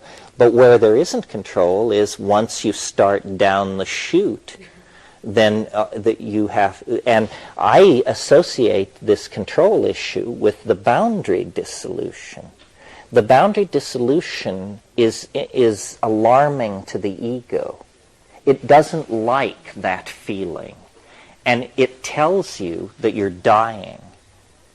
And psychedelic voyagers have to learn to just, when that red switch goes on, you just reach out and turn it off and say, oh, no, it's set wrong, we're not dying. But it tells you that you're dying because the ego very strongly identifies with the equilibrium of the physical body. And as the physical body begins to slide into the intoxication, the ego is saying, what's happening here? Wait a minute, I'm losing coherency. This is not good. You made a mistake, Joe. We need help, Joe. It's coming upon. You say, chill. It's going to be all right. And so you have to discipline yourself that way. The dissolving of the ego, that is the dissolving of this maladaptive behavior pattern that has made our sexual and social politics so complicated. In other words, the ego is not a good thing. It is a its existence in each one of us in so expressed a form is a symptom of neurosis, a cultural neurosis. And the psychedelic dissolves the ego, but the ego protests noisily while this is going on. And then people who are very ego dependent, if they have a psychedelic experience, they usually only have one, and then they say, well, that was like going nuts. I hated it. I just hated it. It was awful, because they are very strongly identified with the ego. Another person who isn't so strongly identified with the ego could look at the identical experience and say it was a wonderful liberation. It was just the quintessence of freedom and light and openness. So when I say we are pathological and that we need to take strong medicine to fix ourselves, I don't mean the kind of medicine where you can't feel it working. I mean the kind of medicine where you can feel it working. And the suppression of ego has basically was permitted by monotheistic religions and promoted by the phonetic alphabet. And there were just a whole bunch of cultural decisions that had the unfortunate effect of reinforcing the ego. And this is why we have such a problem now, because intellectually we're united if we're, enlightened liberals or whatever. But we can't feel the agony of each other. If we could feel what we were doing, we wouldn't do it, and yet because each one of us identifies with our own body very strongly and checks no further. So the attitude is basically, well, I'm all right, and if you're not, too bad. And it's a very abstract case to move people off of that. But in these early nomadic societies, which probably every new and full moon were taking psilocybin, and everybody who was capable was having sex in a heap with everybody else, and then the children were being reared in this environment under the sky with no material possessions, it was what we were meant for. It's when we were happiest. It's when our poetry was at its peak, and our dance was at its peak, and our drama, and perhaps our philosophy, and certainly our storytelling, and all of those things were at prime, 14,000 years ago. And, yeah. You mentioned the great attractor earlier in the conversation. I've been observing that there's a lot of interest in society, again, it seems, in popular science and so on, in hyperdimensionality, the silver string theories. Michio Kaku's book on hyperspace became a bestseller. And what these new theories seem to be predicting is that this universe that we're embedded in is actually just a cross-section in some sort of a hyperdimensional structure that may have originated with the Big Bang or whatever. And there's this proliferation of these hyperdimensional theories. And of course, in quantum mechanics, there's this many worlds hypothesis that's been floating around. So my question is this attractor that you're perceiving embedded in this space or in a hyperdimensional space, in which case that particular attractor might only be one outcome? We're steering our way towards or away from that attractor depending on what's happening from moment to moment. Well, I've always, before I adopted the vocabulary of chaos dynamics, which uses this term attractor, I always called it the concrescence, following out of Alfred North Whitehead's philosophy. And he said, a concrescence is a nexus of events, or he also called it a nexus of actual occasions. And so I regard the temporal surface as a kind of undulating topology, and you could think of the attractor as the lowest point in the temporal landscape. So then if you think of historical systems as marbles rolling across that landscape, where are they all going to end up? They're all going to end up in the low point, because that's where the attractor lies, and they're all concentrated in this. What I'm suggesting is that the space-time continuum has an attractor for novelty, and that for a very long time the universe of process has been circling around the rim of this attractor, and then, several 100 million years ago, it began to make its ever more rapid descent toward the dwell point, and now novelty is extraordinarily concentrated, and the collapse of the state vector that moves us into hyperspace is sort of this umbilical point in the historical process. See, the most evident fact in nature that science has overlooked, totally overlooked, is that nature is speeding up. It always has been. And yet you will never hear this discussed. The early life of the universe, there were no stars, no planets. There weren't even complex elements. There was only helium and hydrogen. And, talk about dull. It was dull.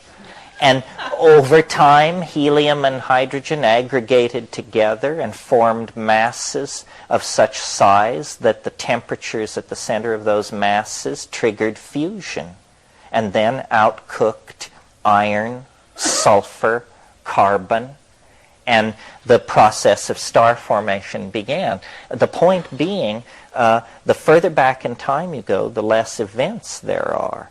And as I said last night, I think, we are the inheritors of this process. If nature loves novelty, then nature loves us above all else in the cosmos. Because there's more novelty in our domain than anywhere else. And we work around the clock to elaborate novelty. Human society is almost a pure novelty production process. And what all this novelty, one way of thinking of novelty, and Whitehead suggested this, is density of connectedness. Well, then, if you define novelty as density of connectedness, then you can predict what the ultimate novelty would be. The ultimate novelty is when every point is connected to every other point. That is a mathematical definition of a superspace, where all points are cotangent. You have a superspace. So apparently culture, not only culture, but biology, and perhaps even simpler systems, seem to be imbued with a strategy, the result of which is the conquest of dimensionality. The earliest organic life was fixed on clays. It was like lichen-like. It was lichen-like and fixed. And then the whole history of the evolution of animal life is the history of the evolution of better senses and better organs of locomotion. What are we talking about? The conquest of dimensionality. And in the human world, this reaches a whole new level because we are advanced animals, no doubt about it. Our binocular vision, our grasping hand, our running speed, we're a very advanced animal. But we then add on to that language. And what is the purpose of language? I would submit to you that in evolutionary terms, the purpose of language is to talk about the past. That the past ceases to be what it was when you have language, because you can pull it back. Memory does something to time. It causes the past to remain in the present as a residuum. And as your memory storage technology advances from storytelling to writing to optical discs, the percentage of the past that you're able to hold on to increases. And now with virtual reality and all that, we dream of holding on to as much of the past as we want. So culture has become the servant of this conquest of dimensionality. And I think that inevitably this leads to a bifurcation, because dimensions occur in quantized form. In other words, there is a cusp and then a phase transition. And so what has been going on this planet for the past 10,000 years is an edging toward the cusp. And the vector that is being sought is greater novelty. So the system keeps automatically correcting itself to seek ever greater novelty. The end result of this will be a kind of instantaneous phase transition where everything passes into another modality. And exactly how this will occur is not a problem at this point, because we're too far in the past. Ask me that after 2005, and I should have an answer for you. But at this point in the historical continuum, nobody knows. Is it going to be nanotechnological? Are we going to all become pissant size and go live in stratocumulus clouds somewhere over South America? Are we going to, invent the Banducci spin-dizzy engine and build ships the size of Manitoba and set out for NGC 354 or something like that? That's a possibility. I mean, technology has held surprises before. Or, are we going to do something very unexpected and discover that plants are doorways into dimensions as alien as other planets and as nearby as the grass growing at your feet? We don't know, but our best people are working on it, and long before we get to 2012, it will all be made clear. Did that answer the... Sort of. Good. I'd hate to think that we... What happens after 2012? Well, that's an interesting question. I'm thinking about it in a different way than I have before. In the past, we've spent a great deal of time talking about what happens at and after 2012. Yet, strangely, my theory only addresses what happens before 2012. After 2012, the time wave is kaput, and you're back to existentialism again. I think that, well, it depends on how loaded I am, what I think will happen in 2012. Because I can imagine it all the way from that the laws of physics fail, that the entire universe rolls up like a window shade. It's unlikely, or it appears unlikely, but on the other hand, who's estimating the odds, and what do they know? It could be, I've noticed that what the time wave seems to track best is the tool-making process. And so one way I think about concrescence and this enterprise that we're involved in is we are trying to make a tool, not just any tool. We are trying to make the tool. Now, what is a tool? A tool is something that lets you do something. What, therefore, would be the ultimate tool? It would let you do anything. And as William Burroughs says, anything. That's what it would let you do. The flying saucer comes into the discussion at this point. The flying saucer, I believe, is an image of this tool that haunts the human experience of historical concrescence. It haunts the psyche of human beings and the skies of Earth, because like the bar ball spinning in the club, it is a precursive reflection of the tool at the end of time. The people who got this right are the alchemists of the 15th and 16th century, who believed that out of matter you could coax a universal substance that would be a perfect panacea. It would be all things to all people. It would cure all diseases, confer immortality, change lead to gold. The blind would see, the halt would walk, the dead would rise. And this ideal was immediately in place before the birth of modern science as the goal of the exploration of matter. And I think that we are possibly looking at a technology which the newspapers will call time travel, but which the people who create it will explain, well, it's not that at all. You see, it's actually a reductive doubling of hyperspatial feedback in a heteroclinic situation. But it comes off as time travel. Because one way that I can imagine linear history ending is by it just simply ending. Linear history depends on the past staying what it is.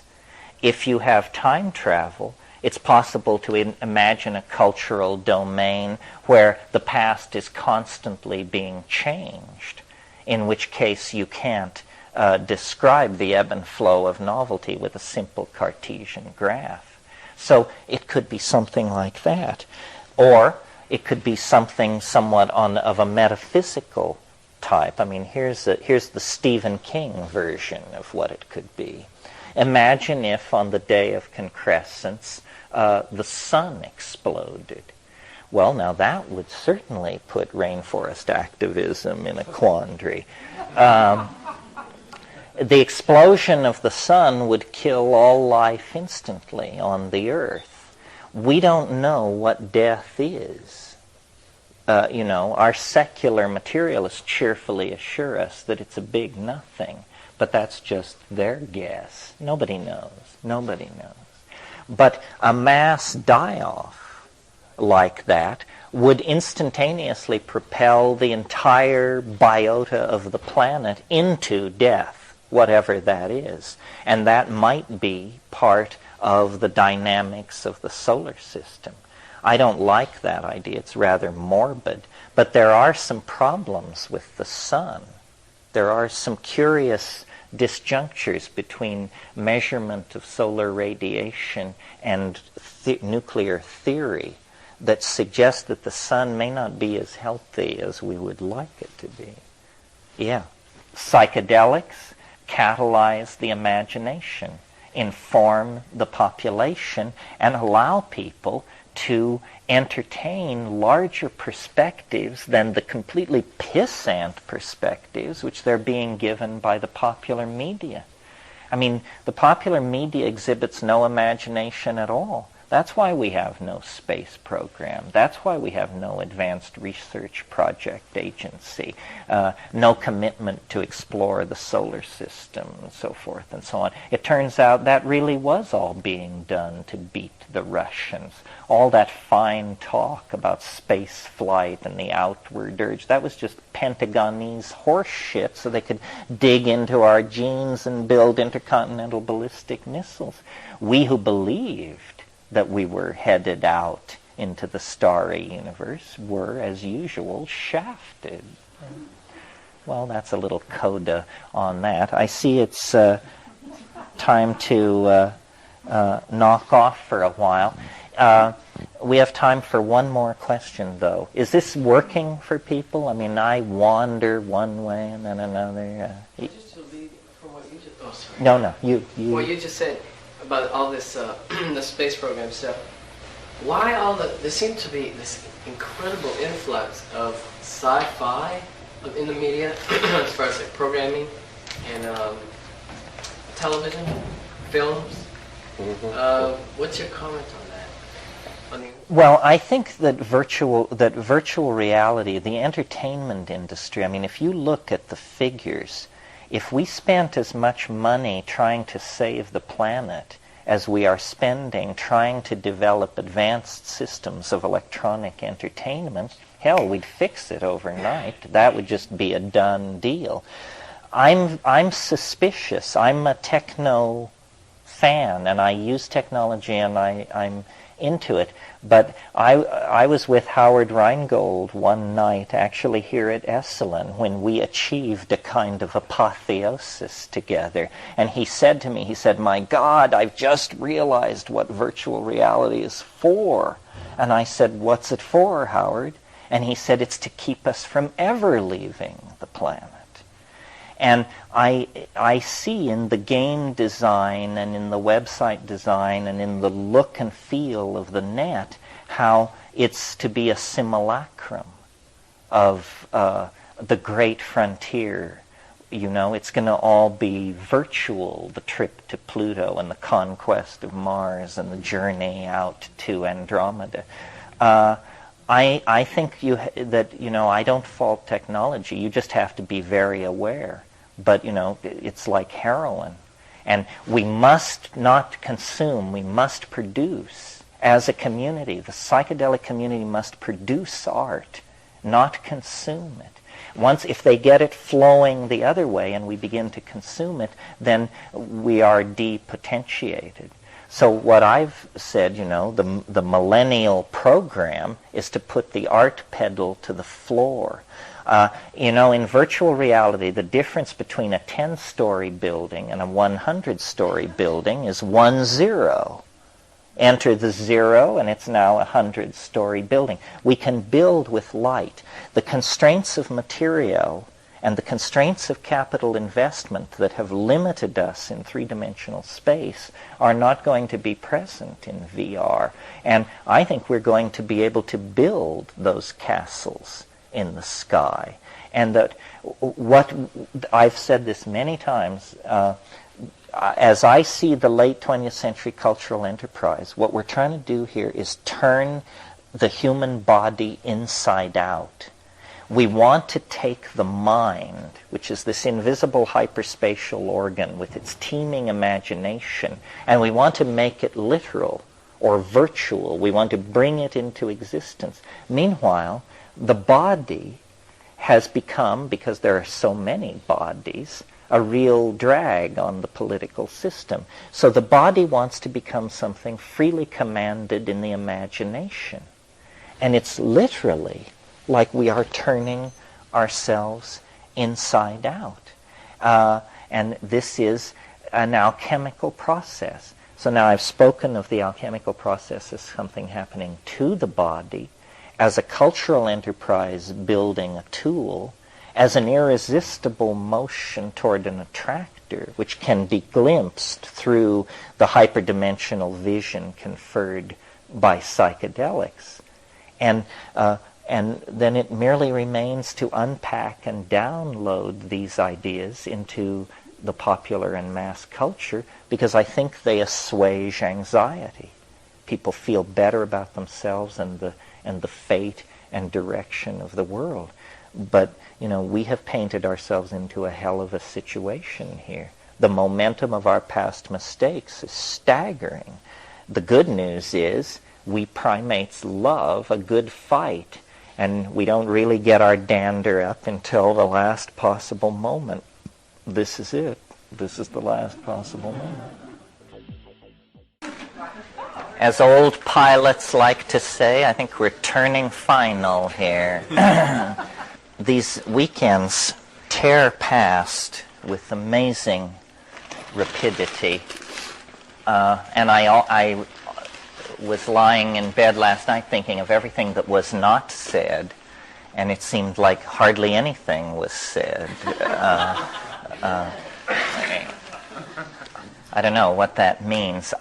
In myself personally, I've noticed in the last year or so a sense that the vision or the thinking about our circumstance has become almost for me like a full-time job.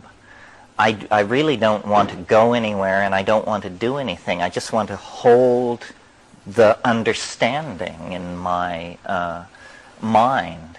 And I don't know exactly where this is leading. It's probably leading to writing more books and doing less traveling. In terms of launching various memes, I think they're pretty well launched. The idea that the psychedelic experience needs to be given a place in the social toolkit, the idea that we need to seriously revision our relationship to nature and the future. I think all these things have come a distance. Yeah. I'm real curious about one thing. Why is it important for you to do this? I wonder myself. You mean, am I the alien ambassador, whether I like it or not? Well, I often, when asked this question, I've said, it beats honest work. I mean, my brother is a PhD in 3 subjects and works in hard science, and I don't think it's brought him immense happiness, not that he's despondent, but I was always kind of a slider, and certainly when I reached La Chirera in 1971, I had a price on my head by the FBI. I was running out of money. I was at the end of my rope. And then they recruited me and said, with a mouth like yours, there's a place for you in our organization. And, I've worked in deep background positions about which the less said, the better. And then, about 15 years ago, they shifted me into public relations, and I've been there to the present. I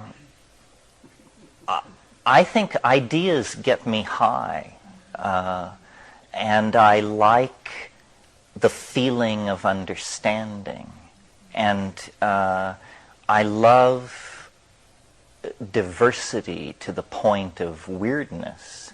I mean, There's more to it than that for you because, being tuned into ideas and turned on by ideas is one thing, but you can keep it just to yourself. The sharing of it is something else. That's what I'm getting. Why do you do that? Well, one thing is, I'm really fascinated. I think of myself as a pretty savvy person and not easily led into false dogma. And yet, this is such a strange idea.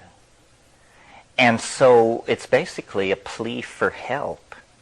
It's not a cult. It's not that I want you to join me in believing in this.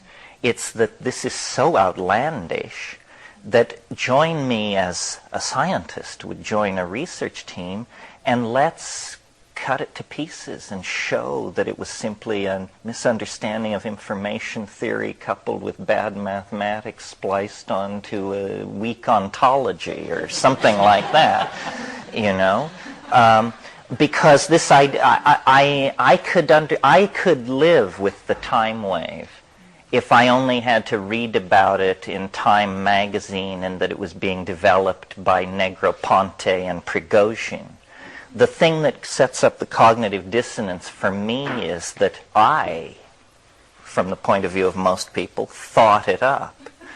And I am so aware of my limitations that to me that's the strongest argument there is, that it's malarkey, and yet that's not a fair argument against an idea. In rhetoric, that's called the ad hominem argument, the argument to the man. That's when you get up and say, well, we shouldn't follow Jesse Helms because he's short and ugly. That's not allowed. That's a below-the-belt move. And then I read books like Thomas Kuhn's The Structure of Scientific Revolutions, and it says, this is how it happens. Some guy, marginal, not at the center of the field, and somewhat at loose ends, but usually with a broad education, gets it, I mean, it happened to Einstein. He was a telegrapher. It happened to Alfred Russel Wallace. He was a surveyor who couldn't make a living, and so he went to Indonesia to collect butterflies for the British Museum. And we could multiply these examples ad infinitum. So, but I have spent a lot of time educating myself about what it would mean if this were true. In other words, how big a revolution is it? And it's an enormous revolution. The implications are staggering. For example, if it's true that time is a fluctuating variable, as this so strongly argues, then science as practiced for the past 500 years is out the window, because that kind of science is based on the concept of experiment. And experiment has built into it the concept of what's called a restoration of initial conditions. That means you can go back to the start and run the experiment again. This is saying, as Heraclitus said, you never step into the same river twice. And consequently, the idea of repetitive experiment is shown to be intellectually bankrupt. You could almost say, pardon me? Scientists have already have recognized that. Well, some have and some haven't. The idea that you would specify in a physics experiment that it should be done only when the moon is in Scorpio to obtain the correct results would get you... But those experiments are primarily Newtonian in orientation, are they not? I mean, Well, give me an example of a time-dependent physical experiment recognized by science. I mean, dropping a ball out of the Tower of Pisa. Well, it doesn't matter what time you do it. Precisely. That's my point. That's my point. That we could almost say of science that it is the study of those phenomena so crude that the time in which they occur does not affect them. And so falling balls, gas diffusion, simple things, it doesn't matter where in time they occur. But things like the building of an empire, the waging of a war, the evolution of a species, the conquest of a biome by a new set of genes, these things, timing is everything and dictates success or failure. Did you want to say something? Yeah, that's a very interesting point, because the Greek anthropic cosmological principle argues that life evolved at about the right time. If things had started up a little bit later, a little bit sooner, at least around this sun, it wouldn't necessarily have gotten a kickstart. The conditions were no longer quite right. The incubator was set to just the right temperature when the gases were at just the right concentrations and so on. And Stephen Gould has pointed out that we couldn't even play the tape over again if you started off with life at one of the early conditions 3.5 billion years ago and then ran it forward again. We wouldn't have ended up with people, and we wouldn't have ended up with the kinds of species we have. There are too many bifurcation points that can take place along the line. So there's actually 2 points there. Yes, well, this is essentially what this is saying. Ordinary science says that evolution proceeds by the random mixing of genes, then subject to natural selection dictated by environmental parameters. And out of that, you do get a creative advance, or an advance into morphological complexity, but very slowly. And I think that what the time wave shows is that the deck, the cosmic deck, is stacked in favor of novelty, so that it isn't a 50-50 every time you throw the dice, that it's going to go toward entropy or order. Actually, order is favored, and so order emerges and is conserved over time, or novelty. I prefer the term novelty because to me chaos doesn't signify disorder. I view it in the new way. Well, anyway, maybe that's enough about that. I didn't intend such a long opening statement. It must be this coffee. What you were saying sounds like, I think it was just recently, a couple months ago, the Hubble constant, the Hubble telescope was throwing things into question, and I think, have you pursued that? Yes, I follow all that very carefully. I touched on it in my lecture by implication last night. It was in my mind when I said how so much of science recently has been about answering the question, when? When? There is huge controversy raging at this moment in astrophysics because, well, here's the background. In the 1920s, Edwin Hubble studied variable stars, and in an effort to establish what are called absolute or reliable candles for measuring cosmic distance, knowing that if he could very accurately calibrate the radiance of this certain type of star, that then he could calculate how that radiance would diminish at distance. And there is a number involved with Hubble's name called the Hubble constant. And if you set it high, the universe is young. Did I get it right? And if you set it low, the universe is old. And furious battles are now raging because there is data coming in both from the Hubble telescope, ironically, named after Edwin Hubble. There is data coming in there that is supporting the idea, I believe, that using standard mathematics, the universe is young. In fact, paradoxically, younger than some of the oldest stars in it, which doesn't make a whole hell of a lot of sense. Conversely, from a different set of instruments, looking at a different part of the radio or electromagnetic universe, low Hubble constants values are coming in, implying that the universe is 18 to 22 billion years old rather than 6 to 8 or 8 to 10. And as far as the time wave is concerned, I was looking at this and I realized I should issue a press release and make a prediction and say that according to my calculations, the age of the universe is precisely X, and then see where these other people come down. I think the time wave favors the idea that the universe is about 17.5 billion years old.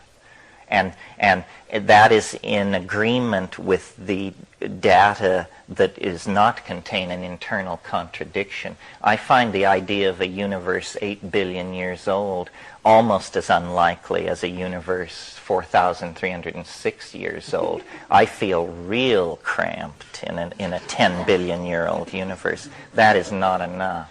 Well, I was just thinking that if the Hubble constant had a variation in time, that would probably describe it. Maybe your formulas might point to how it might vary in time. Or we have a locally varying Hubble constant. Well, yes, you raise a whole bunch of interesting issues here.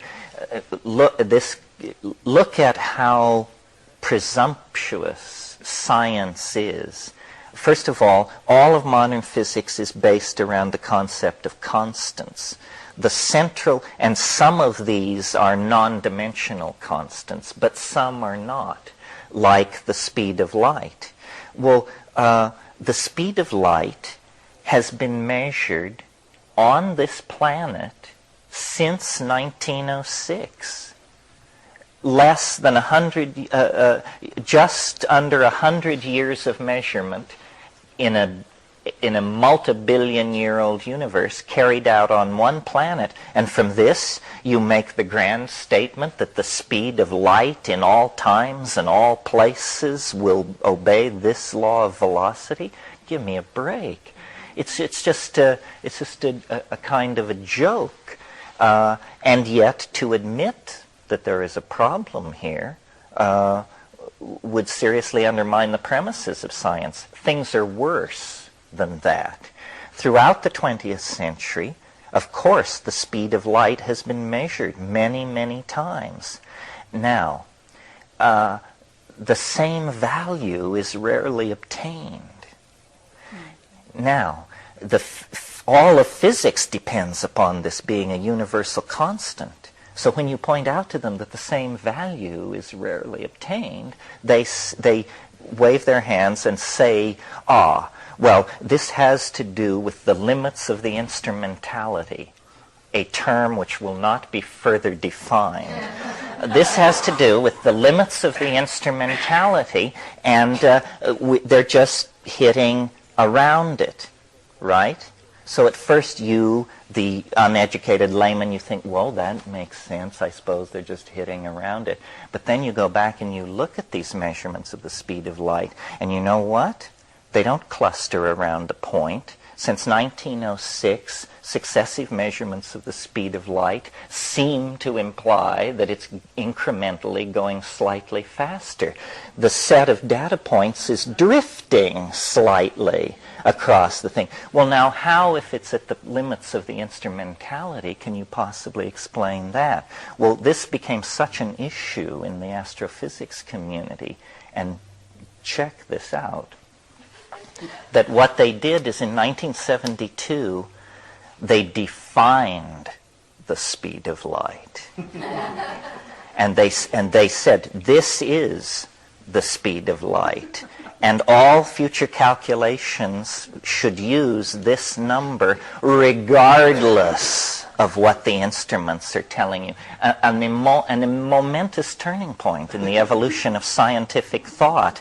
At last, nature itself is deemed no longer necessary for the study of nature, and in fact it just gets in the way.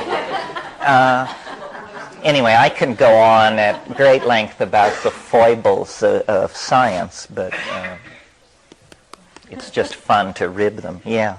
We're back to scholasticism, I guess. But by the same argument, couldn't you say how long is a year, especially when you're talking about births of universes in which Earths revolving around suns haven't yet evolved to measure the year, that we're now measuring the whole schmear in?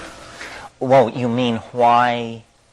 I'm not sure I understand you. Do you mean why do we place so much emphasis on the year count in the theory? Well, how can you, in a way, because...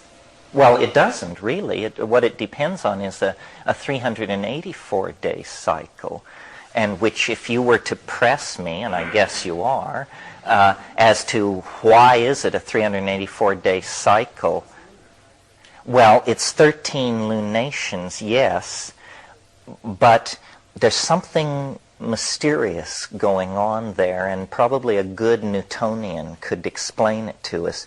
They do these studies, these geochronological studies using coral fossils, and they believe that the year length, that the year is slowly shrinking, and that about a billion years ago, the year length would have been about 384 days. And I suspect that the evolution of DNA, that there must have been, that the fact that the DNA runs on 64 and the I Ching runs on 64 and this number 384 keeps coming up in relationship to the lunation and the possible solar year length, I think that essentially the DNA must have frozen in itself a kind of picture of the various orbital and geomagnetic resonances that existed in the solar system or in the terrestrial environment at the time it came into existence. I mean, that's just my guess, but it would fit. Do you see what I mean? And then the fact that it's 13 lunations, the moon is despun, tidally despun. That's why we always see one face locked on the Earth, because it makes one revolution in the time that it makes one orbit. And that's the consequence of that. And it may be that, well, I'm not sure what I'm trying to say, but that there was a coupling of some sort between the Sun, Earth, Moon system a billion years ago that made a 384-day year possible. But my point is, before that, when we're talking about the time between I see what you're the asking. Big Bang and planets, how long is a year? Oh, Well, my assumption is that the real formative cycles are quantum mechanical in dimension. In other words, we talk about a 384-day cycle, then we talk about a 6-day cycle, then an hour and 35-minute cycle, and then a minute and a half or something. But it's the cycles below, say, 10 to the minus 12 seconds. In other words, the whole universe, I assume, is some kind of amplification of quantum mechanical instability. And you and I have talked about how biology seems to be a chemical strategy for amplifying quantum mechanical indeterminacy so that it leaves the subatomic realm and can be present, in a 145-pound block of meat. That is what it is. The phenomenon of free will is quantum mechanically amplified determinacy in this complex chemical system that we call organic life. So the year thing isn't important. What's important is probably something down in the realm of Planck's constant, some slip in the cosmic machinery at a very basic level that was then exploded and amplified out into the phenomenal universe. The real question is why there is anything at all. Why this state was preferred over a state of pure nothingness, which would appear to be the bottom of the energy well. Yeah. You've done a lot of thinking about morphological resonances of different sorts, and there's one that I've encountered that I really can't shake loose. I wonder if you have a comment on it. Reading about the brain, the estimates of the total number of neurons is about 100 billion. And as you read about cosmology, you read that the average spiral galaxy is thought to have 100 billion suns in it, and the total number of galaxies in the universe is estimated to be around 100 billion. And I recently encountered the estimate that the total number of biomolecules in a cell is about 100 billion. And it seems like this coincidence keeps coming up, and maybe it's related to Paul Dirac's idea of a large number. Well, I think it is true that emergent properties come out of large aggregations. Always the textbook example is, if you have two H2O molecules, that's water, but you don't have wetness. Wetness doesn't emerge until you have thousands of H2O molecules. And so the wetness of water is a property which only emerges when you have millions of these molecules together. And it does appear that complex neural nets have to be above 9 billion operating subunits. And so, it may be that, definitely we are pushing toward criticality in any area of measurement. For example, if you look at the curve of energy release, or the population curve, or the curve of information production, or the curve of advancing velocity, you see that many of these curves will become asymptotic in the near future. And that's what I mean when I say we're headed into this domain of boundary dissolution and hyper-novel inflationary evolution, you could almost call it. Yeah. Find asymptotic. Isn't that, asymptotic is when it's not doubling every time you measure it. It's being squared, isn't that it? Each time. Mm-hmm. So it goes logarithmic, asymptotic, and then there's another term for an even more rapid expansion. Yeah. When I read futurist books on futurists, I've been to several things like that, they talk very similar to what you're saying, the radical changes that are coming, but they're looking at all the denominators of what they feel would cause this. And their sense of chaos is what you're talking about in a different way. Economic chaos, health chaos, and our Earth is headed for a tremendous upheaval in the cities, the concentration right. of so many people together in these megalithic centers of humanity and are so disconnected with their what man is, that they're saying the same thing that you're saying in a different way. I mean, they are saying the same thing. Yes, well, as you see, they feel that they own the planet, and so they're very alarmed. I mean, wouldn't you be if it were your property? And you say, my God, what is going on? We have to get hold of the neighborhood. But my faith is that the horse knows where it wants to go, and we're all being carried along for the ride. And, you know, Mitsubishi, the Catholic Church, whoever wants to try and control it is welcome to try. But it's a perverse thing. I mean, we who think of ourselves as little people imagine that owning the earth must be a great pleasure. But actually, you know, the number of ulcer tablets being consumed in the chancelleries, bourses, and embassies of this planet seems to argue that thinking you own the world is an enormous headache and aggravation. The chaos is roving through the system and able to undo at any point the best laid plans. All kinds of things are happening. First of all, there are all these fields of research ranging from cryogenics, nanotechnology, psychedelic pharmacology, disease control, machine-human interfacing. You know, you could just list these things endlessly. And at any moment, one of these fields could make a breakthrough so fundamental that everything would be changed. And we have, you know, 50 of these irons going in the fire all the time. At the same time, because the planetary culture is becoming ever more closely knitted together, all its parts are becoming codependent.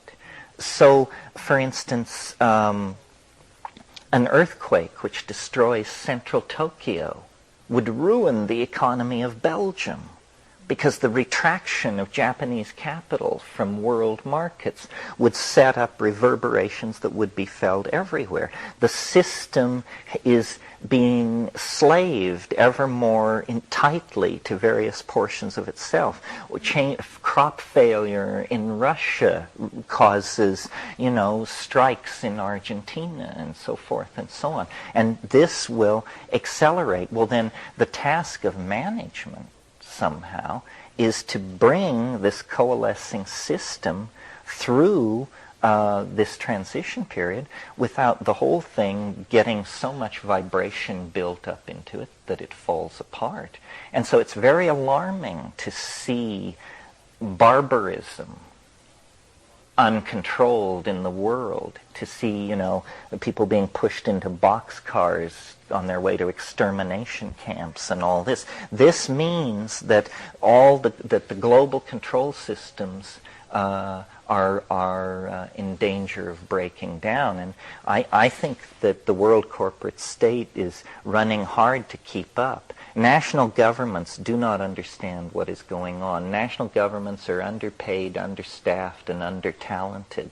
World corporate divisions of various sorts do understand what is going on, but they are in the process of taking power from the national states as rapidly as possible in order to use that power to manage the planet in a somewhat less ideologically hysterical fashion. I mean, they want to make money, you know, but that's a different thing than wanting to convert everybody to Islam, Marxism, or National Socialism, or something like that. I'm fascinated by management because it's the large-scale understanding and integration of human systems. And that's the real challenge. I mean, it's all very fine to take these mathematical models and write and describe the behavior of the dripping faucet, as was done very creatively. But the purpose of all this modeling is to eventually take control of our own relationships to each other and to the world and to the future and to the future generations. It's somewhat paradoxical, though, because management would appear to be key, yet what we're talking about managing can't be managed. No, but what can be managed is our anxiety about it. In other words, I think of it as though what we're in is an aircraft, a cultural airfoil moving through history. And the challenge is change your Sopwith Camel into an F-18 in flight, because we're going faster and faster and faster, and Q forces, vibration, are beginning to build up on all the airfoils. And so what we have to do is transform the cultural engine, or the forward acceleration into the temporal medium will burn the wings off and rip the airfoil apart. What you're talking about is metamorphosis. Would you comment on examples of metamorphosis in nature to what's going on there? Well, the perfect example is, of course, insect metamorphosis, which if you read my book, The True Hallucinations, and I think it's mentioned in The Invisible Landscape, there was a great deal of talk about insect metamorphosis at La Chorrera. I've always, and I've never received a satisfactory answer to the question put to evolutionary biologists, how do you account for the metamorphosis of insects, where, like in the case of butterflies, hundreds, if not thousands of genes have to be coordinated perfectly to take a caterpillar, dissolve all its body tissue, and have it completely reconstruct itself as another kind of organism. I'm trying to imagine an evolutionary scenario of gradual mutation that would give you that. I can't do it. It must have happened largely instantaneously in a single massive rearrangement of hundreds and hundreds of genes. And we don't see that much in animal life. We see large-scale polyploidy in plants. So maybe this happened in animal tissue only once or twice in the life of the planet. But it gave this insect adaptation, which is astonishing, And in a way, what we're doing is repeating that metamorphosis on a metaphorical as well as physical plane. I mean, we are rather like worms, and we have built a society that is somewhat, might ungenerously be described as a carrion pile. But there is apparently in us the capacity to evolve to this other form. And there is, as long as we're roving through exotic biological metaphors here, there is a phenomenon in biology called neoteny. Neoteny is the preservation of juvenile characteristics into adulthood. And we, as a primate species, exhibit advanced forms of neoteny. This is why we are hairless to adulthood. This is why our skull-to-body ratio remains infantile compared to other primates throughout life. It's why we require such a long period of physical upbringing. Well, there are certain animals that will remain in the juvenile stage their entire lifetime unless certain environmental parameters shift. And what I mean by that is, say you have a kind of salamander. Well, it exists as a kind of a tadpole its entire life, and for generations it can do this, living as a tadpole. But if the pool dries up, the organisms in the pool at that time suddenly discover that they have the capacity to develop lungs and crawl out onto the land. And they do, even though perhaps this hasn't been done in that neighborhood for generations. And I think we are sort of in that position. We have a capacity inside ourselves that we have not yet unfolded. and we may not for a while. When things really get nutty, part of the getting nutty is that we will discover present in our human population all the time were mutants of certain types that had no evolutionary advantage as long as bourgeois society and Judeo-Christian ethics were in place. But when that begins to shake and shimmer, then these mutant types will emerge to the fore. This is how evolution works, by the way, in animal populations. The mutants are always present, but they have no consequence unless the environmental parameters shift and give them then a special advantage. And I think being able to see hyperspatially is the special adaptive advantage that psychedelic plants confer upon the people who use them. It is literally, you see the world with different eyes, and it's going to make it possible for you to find your way through the future in a way that will be very difficult for people who are looking at the situation through the eyes of materialism, Newtonianism, positivism, and so forth. Yeah.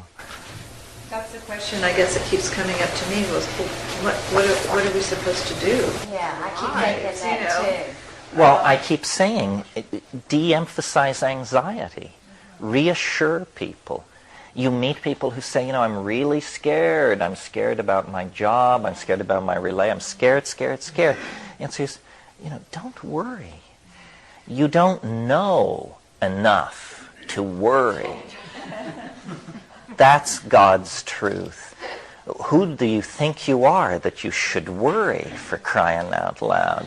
It's a total waste of time. It presupposes such a knowledge of the situation that it is in fact a form of hubris. No, what you do is just pay your bills and, pack heat if you need to, and don't worry. That's all. Yes. Someone just a few days ago told me, don't worry, don't take it so seriously because none of us are going to get out of alive. Well, no, that's a more dismal conclusion.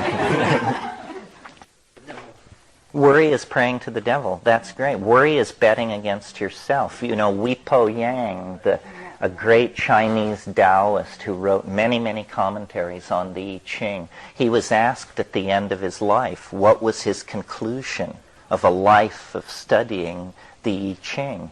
And he said, worry is preposterous. That was it. If we are serious about who we are and not ashamed of our dreams, then we have to build on the scale of solar systems. We have the imaginative power to be a galactarian civilization. It's just that we have a pissant control of energy at the moment. But if there's somebody out there who needs consulting, somebody who does have hyperlight drive and time travel but just doesn't know what to do with it, ask us. We are very creative. And I've tracked this very closely in the literature. And up until about 5 years ago, time travel definitely, if you were writing about that, you were a squirrel. Nobody was talking about that. And since then, Scientific American has devoted an entire issue to it. Nick Herbert, who I do not consider a squirrel, wrote an excellent book about it. There have been articles in Physical Review, and it's gone from it's completely impossible, don't even think of it, to, well, certain thought experiments can be imagined which do seem to imply. Well, that's how relativity got started, talking about trains passing each other at the speed of light and what would happen if. It's so hard to make people understand because we're in this new age environment of fishy thinking. But the entities inside the DMT trance are real entities. I mean, they're as real as you and I are. You would have trouble proving your own ontological validity if pressed by a skilled philosopher. So they're as real as we are. Well, this then has to be taken seriously. Questions like, where are they? Who are they? What do they know? Because they're intelligent. And we're intelligent, and we've been yapping about space people and all this malarkey. You know, they are here. If flying saucers landed on the south lawn of the White House tomorrow, it wouldn't be as weird as what happens to you when you smoke DMT. It would just be a news story, something for NASA to take over. Chomsky would explain it to us, the linguistic side, I mean. But you personally can meet the alien anytime you want, and the culture can meet the alien anytime they want. Well, are these things here for no reason? Are we just sort of there on their trip and we're on our trip? Or have they come for us? Is there a message? Is there a purpose? And why does this seem so drenched in super technologies and intimations of time travel? I mean, are these things dead souls? Are they a future state of humanity that's come back 100 million years to the dawn ages of intelligence to observe, the discovery of starflight? Or what is happening? It needs to be looked at, and I went into this very deeply with shamanism, but shamanism is a set of culturally sanctioned explanations for people who didn't know how to ask the kinds of questions we ask, and so you can only go so far with that, and eventually you realize, Jung won't help you, or Mircea Eliade, or no. You have to make sense of this on your own terms. It's very unexpected that this would happen. I always assumed I would be a aeronautical engineer or something like that. I never thought that the culture would turn 90 degrees and discover in, the biology of the planet an alien intelligence. I mean, that's what the 20th century will probably be remembered for, and very few of us can even articulate it to ourselves. In the way that the 15th century discovered the New World, the 20th century discovered the parallel continuum. It begins with Freud and noticing something about the fantasies of these Viennese housewives, and then Jung splicing in the myths, and then the surrealists and Iliad, and then the drug people come along, and Huxley, and so forth, until finally people say, as that wonderful line in Rosemary's Baby, "My God, this is really happening." Yes, what did you think? Over here. I have a question. Lecture, from what I understand, and I'm not a mathematician, but they're using formulas based on double pyramids and tetrahedric. Yeah. Well, I think, that these kinds of occult calculations, this is a legitimate way to proceed. This is how Kepler modeled the solar system, was by putting the Greek perfect mathematical forms inside each other. But I am really aware, from having worked 20 years on the time wave, how woolly it gets out there in the numbers as when you're looking for correlations, and there are a whole bunch of these things. There are the people in New Zealand with the world grid system. There's the whole Jose Arguelles cosmology. There's Ouspensky was an early one, In Search of the Miraculous. Yeats' book of Vision is a complex mathematical thing explaining the cosmos. And there seems to be something in us that we are systematizers. We produce systems, and these are integrated systems of means. And the only thing you can do is lay them before your fellow monkeys and see what goes on. And I usually am a reluctant participant. I'm not much fun when it comes to weird ideas because I just pour cold water on them. For instance, right now my mail is running pretty heavily toward people who want to inform me about and convert me to the works of Zecharia Sitchin, who, and this is a, do you know who I'm talking about? Well, this is a complex cosmology. It involves 5 or 6 books. It involves a lost planet which comes into the inner solar system every 35,000 years or so, which was responsible for Jesus and it's a whole thing. And people who I up to that point had considered sane found it very interesting. And I was just, it was, you know, so I think the only thing you can, I am in this same position. I mean, someone could certainly react phobically to my thing.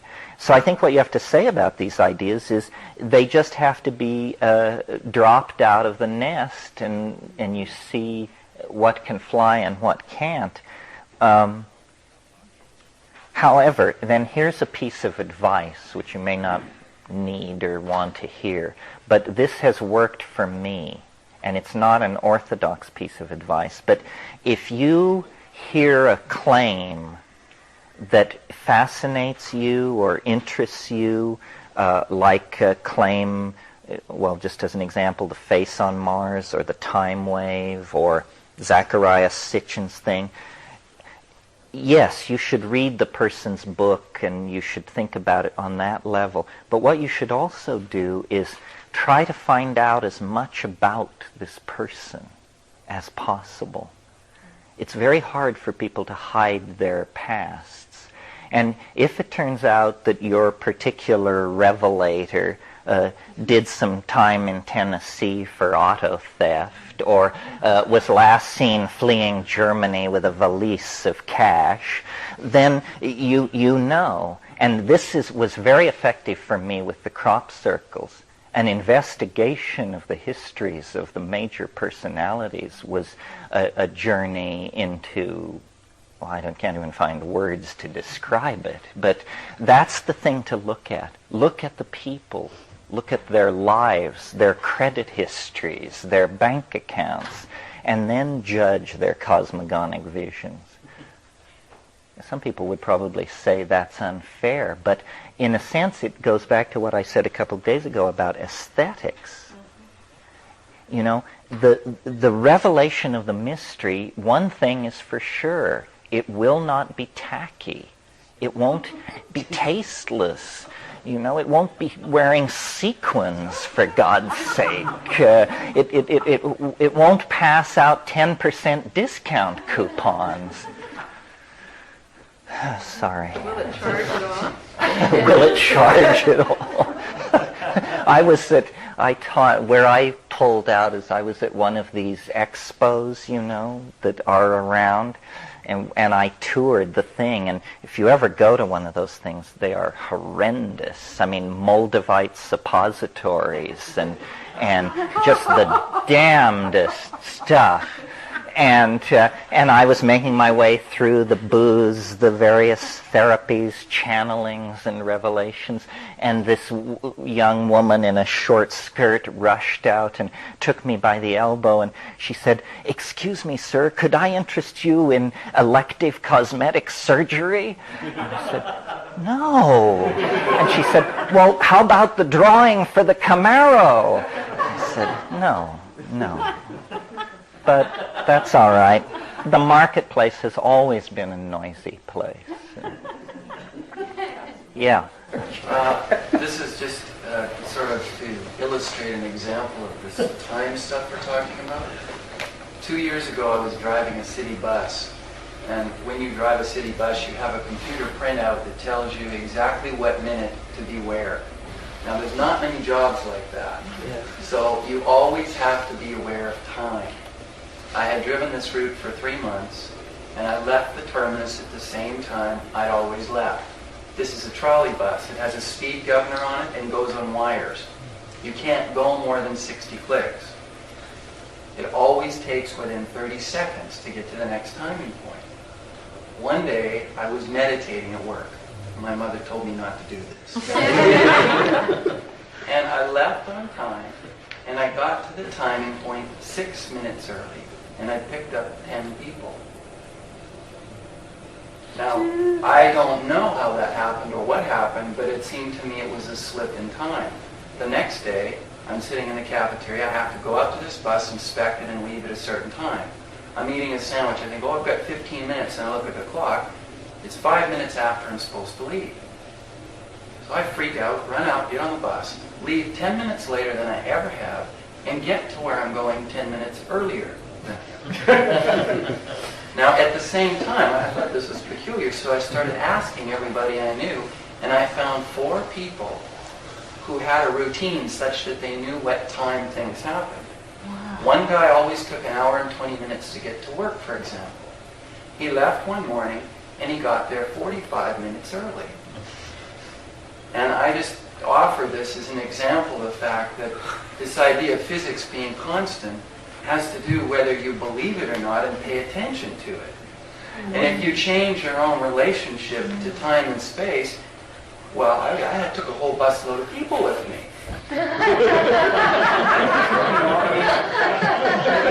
Call Hollywood. It's an example that something is slipping. No, there are, as people's minds open up. I think there are roving discontinuities called cosmic giggles that are definitely there. Yeah. Same thing happened to me twice. I gained once 20 minutes that I couldn't have possibly gained, and another time an hour and 15 minutes. To go Well, from that's very interesting. Too bad this is a population with such a high incidence of drug abuse.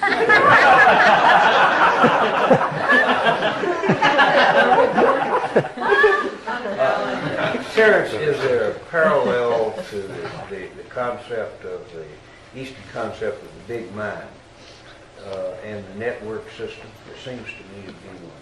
Well, yeah, one of the things I think that's happening, going on there that may be relative to all this? the engineering mentality, the male engineering mentality, always is trying to duplicate in technology what already exists in nature. So, you know, back 15,000 years ago, when the partnership society was in place and everybody was rigged out with psilocybin, they were participating in what I call the Gaian mind, the flow of energy and information between the human population and the rest of the animal and plant and natural world. Well, then we fell away from that into the existential condition of history, but it's always stuck with us. And our desire, you know, to string wires, to talk to each other over distances and send pictures and be integrated in our faith that data is somehow important is all part of this effort to mirror in our technology the Gaian mind. It's sort of like, you know, they say men always seek in their mates the image of their mother.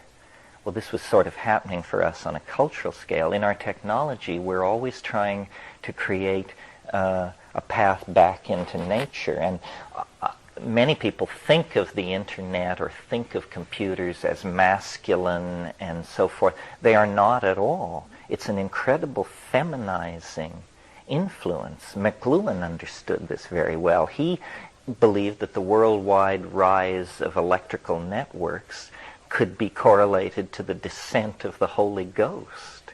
He thought we were living in the age of the Holy Spirit, that electricity is the Holy Spirit.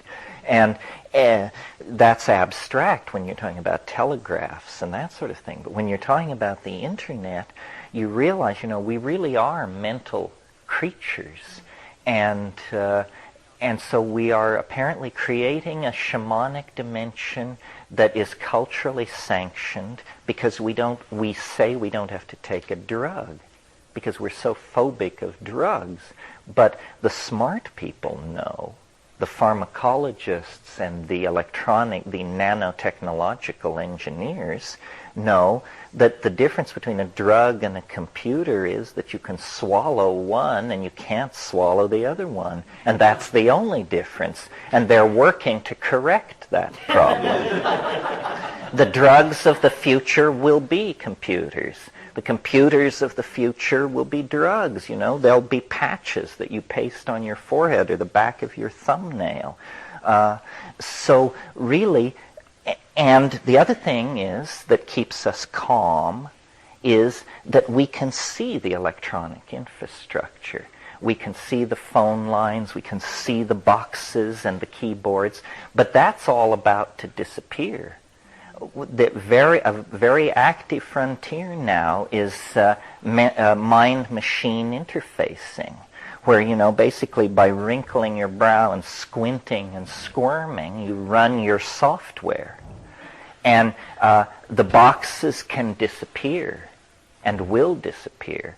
And we've talked in these gatherings many times about a very obvious future coalescence of technology where what you have when you're 8 years old or something is you have a very small operation which puts something like a contact lens not on your eye but on the inside of your eyelid. It's like a black contact lens, so that when you close your eyes there are menus hanging in space. That's your interface. That's your doorway to the internet. And then you just take off from your jump site out into cyberspace. This is not out of reach. Believe me, if it mattered as much as blowing up little brown people somewhere, we would have it in our hands today. It's just a matter of committing capital investment and resources to do. The keyboard is run by looking at the screen, and the thing is tracking your eye movements. There is no keyboard.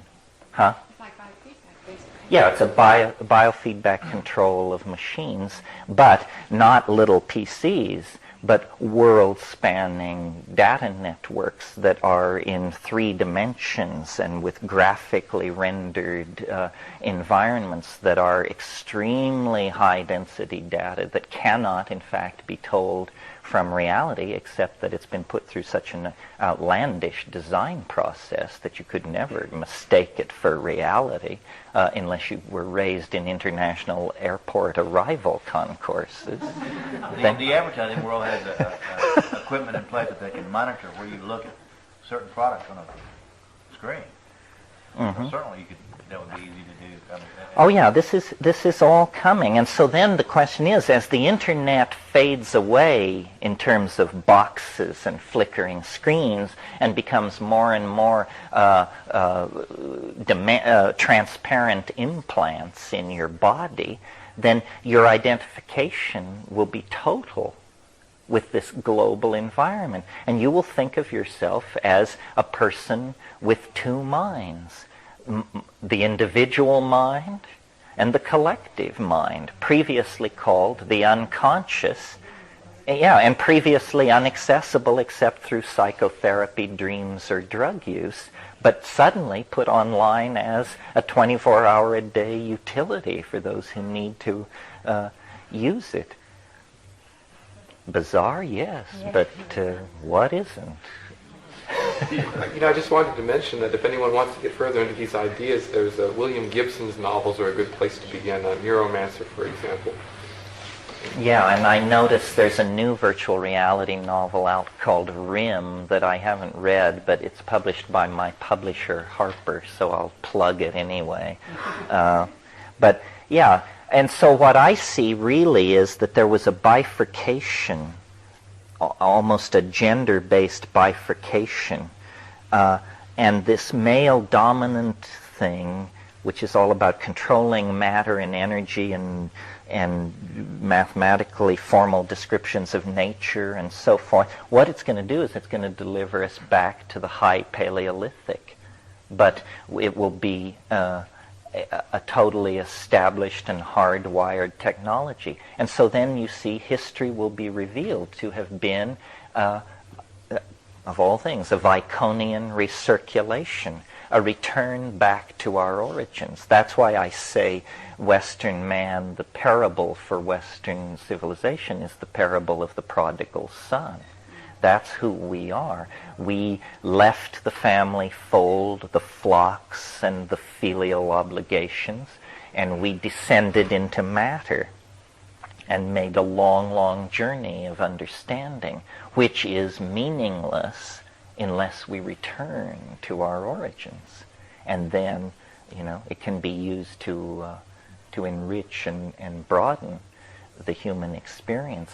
Something so extraordinary is happening on this planet. I mean, for hundreds of millions of years, biology flowed across the surface and species advanced and retreated and sensory organs were refined and redefined and so forth and so on. But about 35, 50,000 years ago, language broke loose. And language is the sheer will of information itself to transform itself. I mean, we are, our medium is meat, but we are made of information, and that information could be fed into a computer, crystallized into a virus. What we are is a long message that is being typed out in proteins by thousands of ribosomes, coordinated over time. We are sort of like a phonograph record. And when you're young, certain enzyme systems, certain genes are turned on. And then you pass into midlife, other genes are turned on, certain genes are turned off. It's like a melody, theme and variation being brought back, the theme being enriched and worked, and then finally the whole thing builds to a crescendo, and then one by one the genes are turned off and the audience tugs on its overcoats and cabs are hailed and people go home for the evening. But that's what you are. You're a story, a piece of code being run in the great computer of the world. And like the self-transforming machine elves in the DMT trance who can make things with language, so too we can make things with language. We can coax ideas into matter and make engines and dynamos and transmitters and oscillators and all these things, Would you relate, you haven't mentioned at all about relating all this in terms of health, of medicine. I mean, because there's so much of that going on now with Chopra's work and so much, and I don't know if that's, you consider that hoochie-coochie. No, that's different. But, you know what I'm saying? There's so much now going into the holistic, or not just, I'm not talking about systems. I'm talking about the cell, like Chopra talks about the cell and its ability to hear. Well, I think there's a general spreading awareness of awareness in biology. And the old ideas of a system of integrated organs has given way to, a holistic model. And so much can just be done with information in terms of, like, if you eat right, if you behave right, if you monitor yourself, if you exercise, we can know a great deal more about ourselves than we ever could before. The whole thrust of novelty is toward a kind of Platonic perfection, and it means perfection of the body as well. How this will look, I'm not sure. Maybe the body can become superconducting. That's a claim I would have to see before I believed. I'm sure we'll have people coming down the pike who claim they're superconducting. Essentially, breatharians claim that, but then they were cornered down at Baskin-Robbins. And, well, that's also how long the human body can live. I mean, they're talking about in Chopra's view, that their age is limitless. There should be no real death. Well, I think that that's quite within reach, but I'm puzzled by the ethics of it. That's what I mean, I'm saying. I think that if you don't die, you miss the point. So, we can live for a long time. Yeah, I mean, oh, well, that's true. Tongue in cheek when you hear him talk. He says that. Well, but there certainly are immortalists running around, people who have wild hopes. To me, that's an incredibly egomaniacal wish, because death is nature's way of getting rid of worn out. I mean, part of what's wrong with our society is that people aren't retiring and moving on. We're becoming a society ruled by octogenarians and older, because medicine has made that possible. And it's paradoxical that in an age when there is so much impetus for change, people hang on so long and they were hanging at the on top. longer and longer and longer. So. Yeah, which frustrates more and more generations building up behind. I mean, it's called the Charles Windsor problem. Some of the immortalists that I've talked to plan on ascending the body in 2012. Or thereabouts, as opposed to dying. Yes, one thing that's going to happen that my theory predicts, but that doesn't make my job any easier, is that as we get closer and closer to 2012, hysteria will build and claims will multiply, and it's just going to become a circus. I've already in my life realized that apparently I've become involved with or set in motion something that will probably outlast me, and I'm looking for high ground. I am very happy to be a cultural commentator from the side of my volcano in Hawaii, but I don't want to move among the seething masses preaching the approaching apocalypse and, anointing bishops and that sort of thing. I think that's absolutely nuts. For me, I want to treat it as a kind of event in the world of physics, sort of to say, well, the Earth is on a collision course. Not with an asteroid, not with a black hole, but with a very large question mark. And this will impact in December 2012. But I can tell that probably my ideas and these kinds of ideas are in fact going to get more than a fair hearing. They're probably going to become the kernels of obsession for many lightly delicately balanced people. And that's why I stress, the scientific approach, evidence, what can you show me? Everybody stay calm, no wild claims. And then if it turns out to be all malarkey, nevertheless, we will have navigated one of the most narrow necks in the history of consciousness, and perhaps these faiths are like crutches. Once you are able to hobble forward without their use, you can fling them away and think no more about it.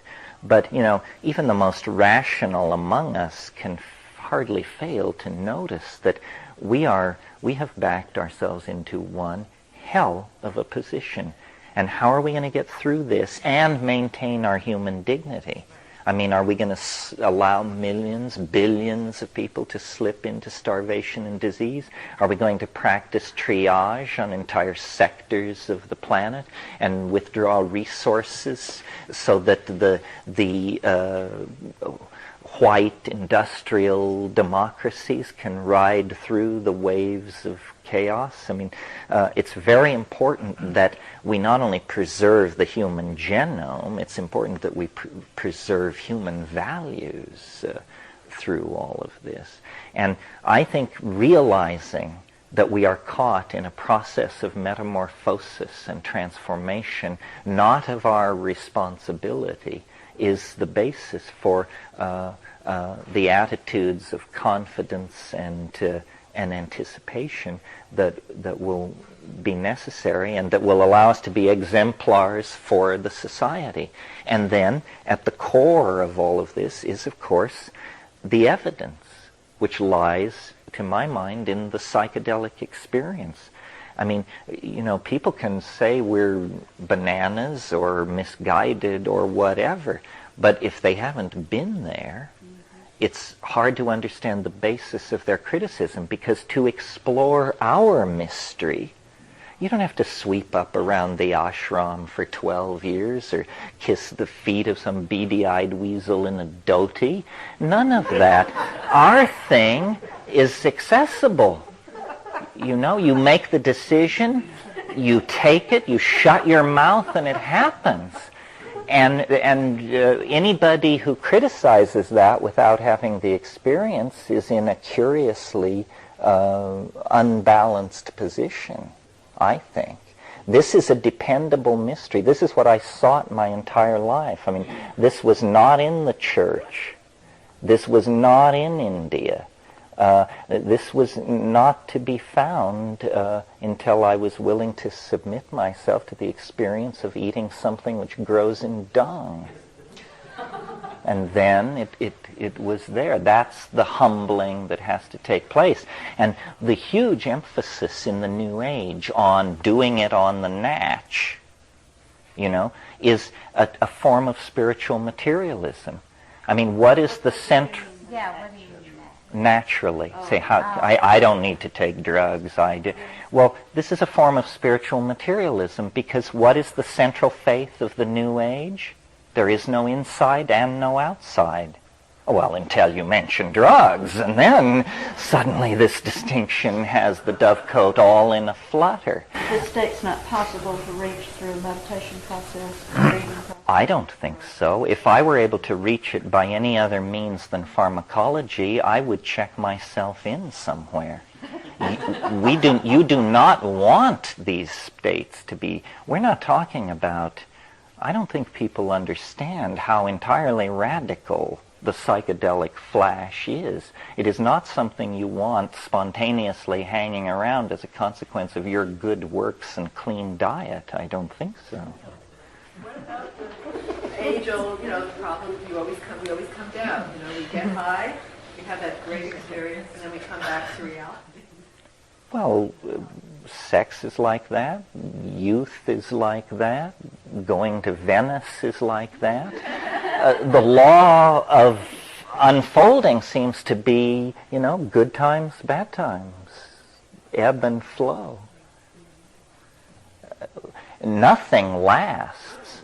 I mean, if you want a piece of psychedelic truth that is somewhat sobering, I mean, this is what I have taken away, and I guess I should leave you with this thought. I think you apply it in your life, and I also think that you look back on it and you understand. You know, Proust said nothing is understood until it is remembered, and that's certainly true of psychedelic experiences. But nothing lasts. You know, not your friends, not your enemies, nothing lasts. And we deny this.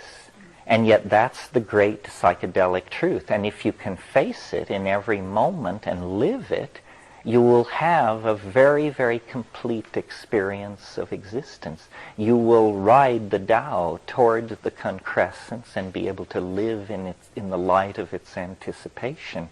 And this, I believe, makes for a healthy life full of lots of laughs.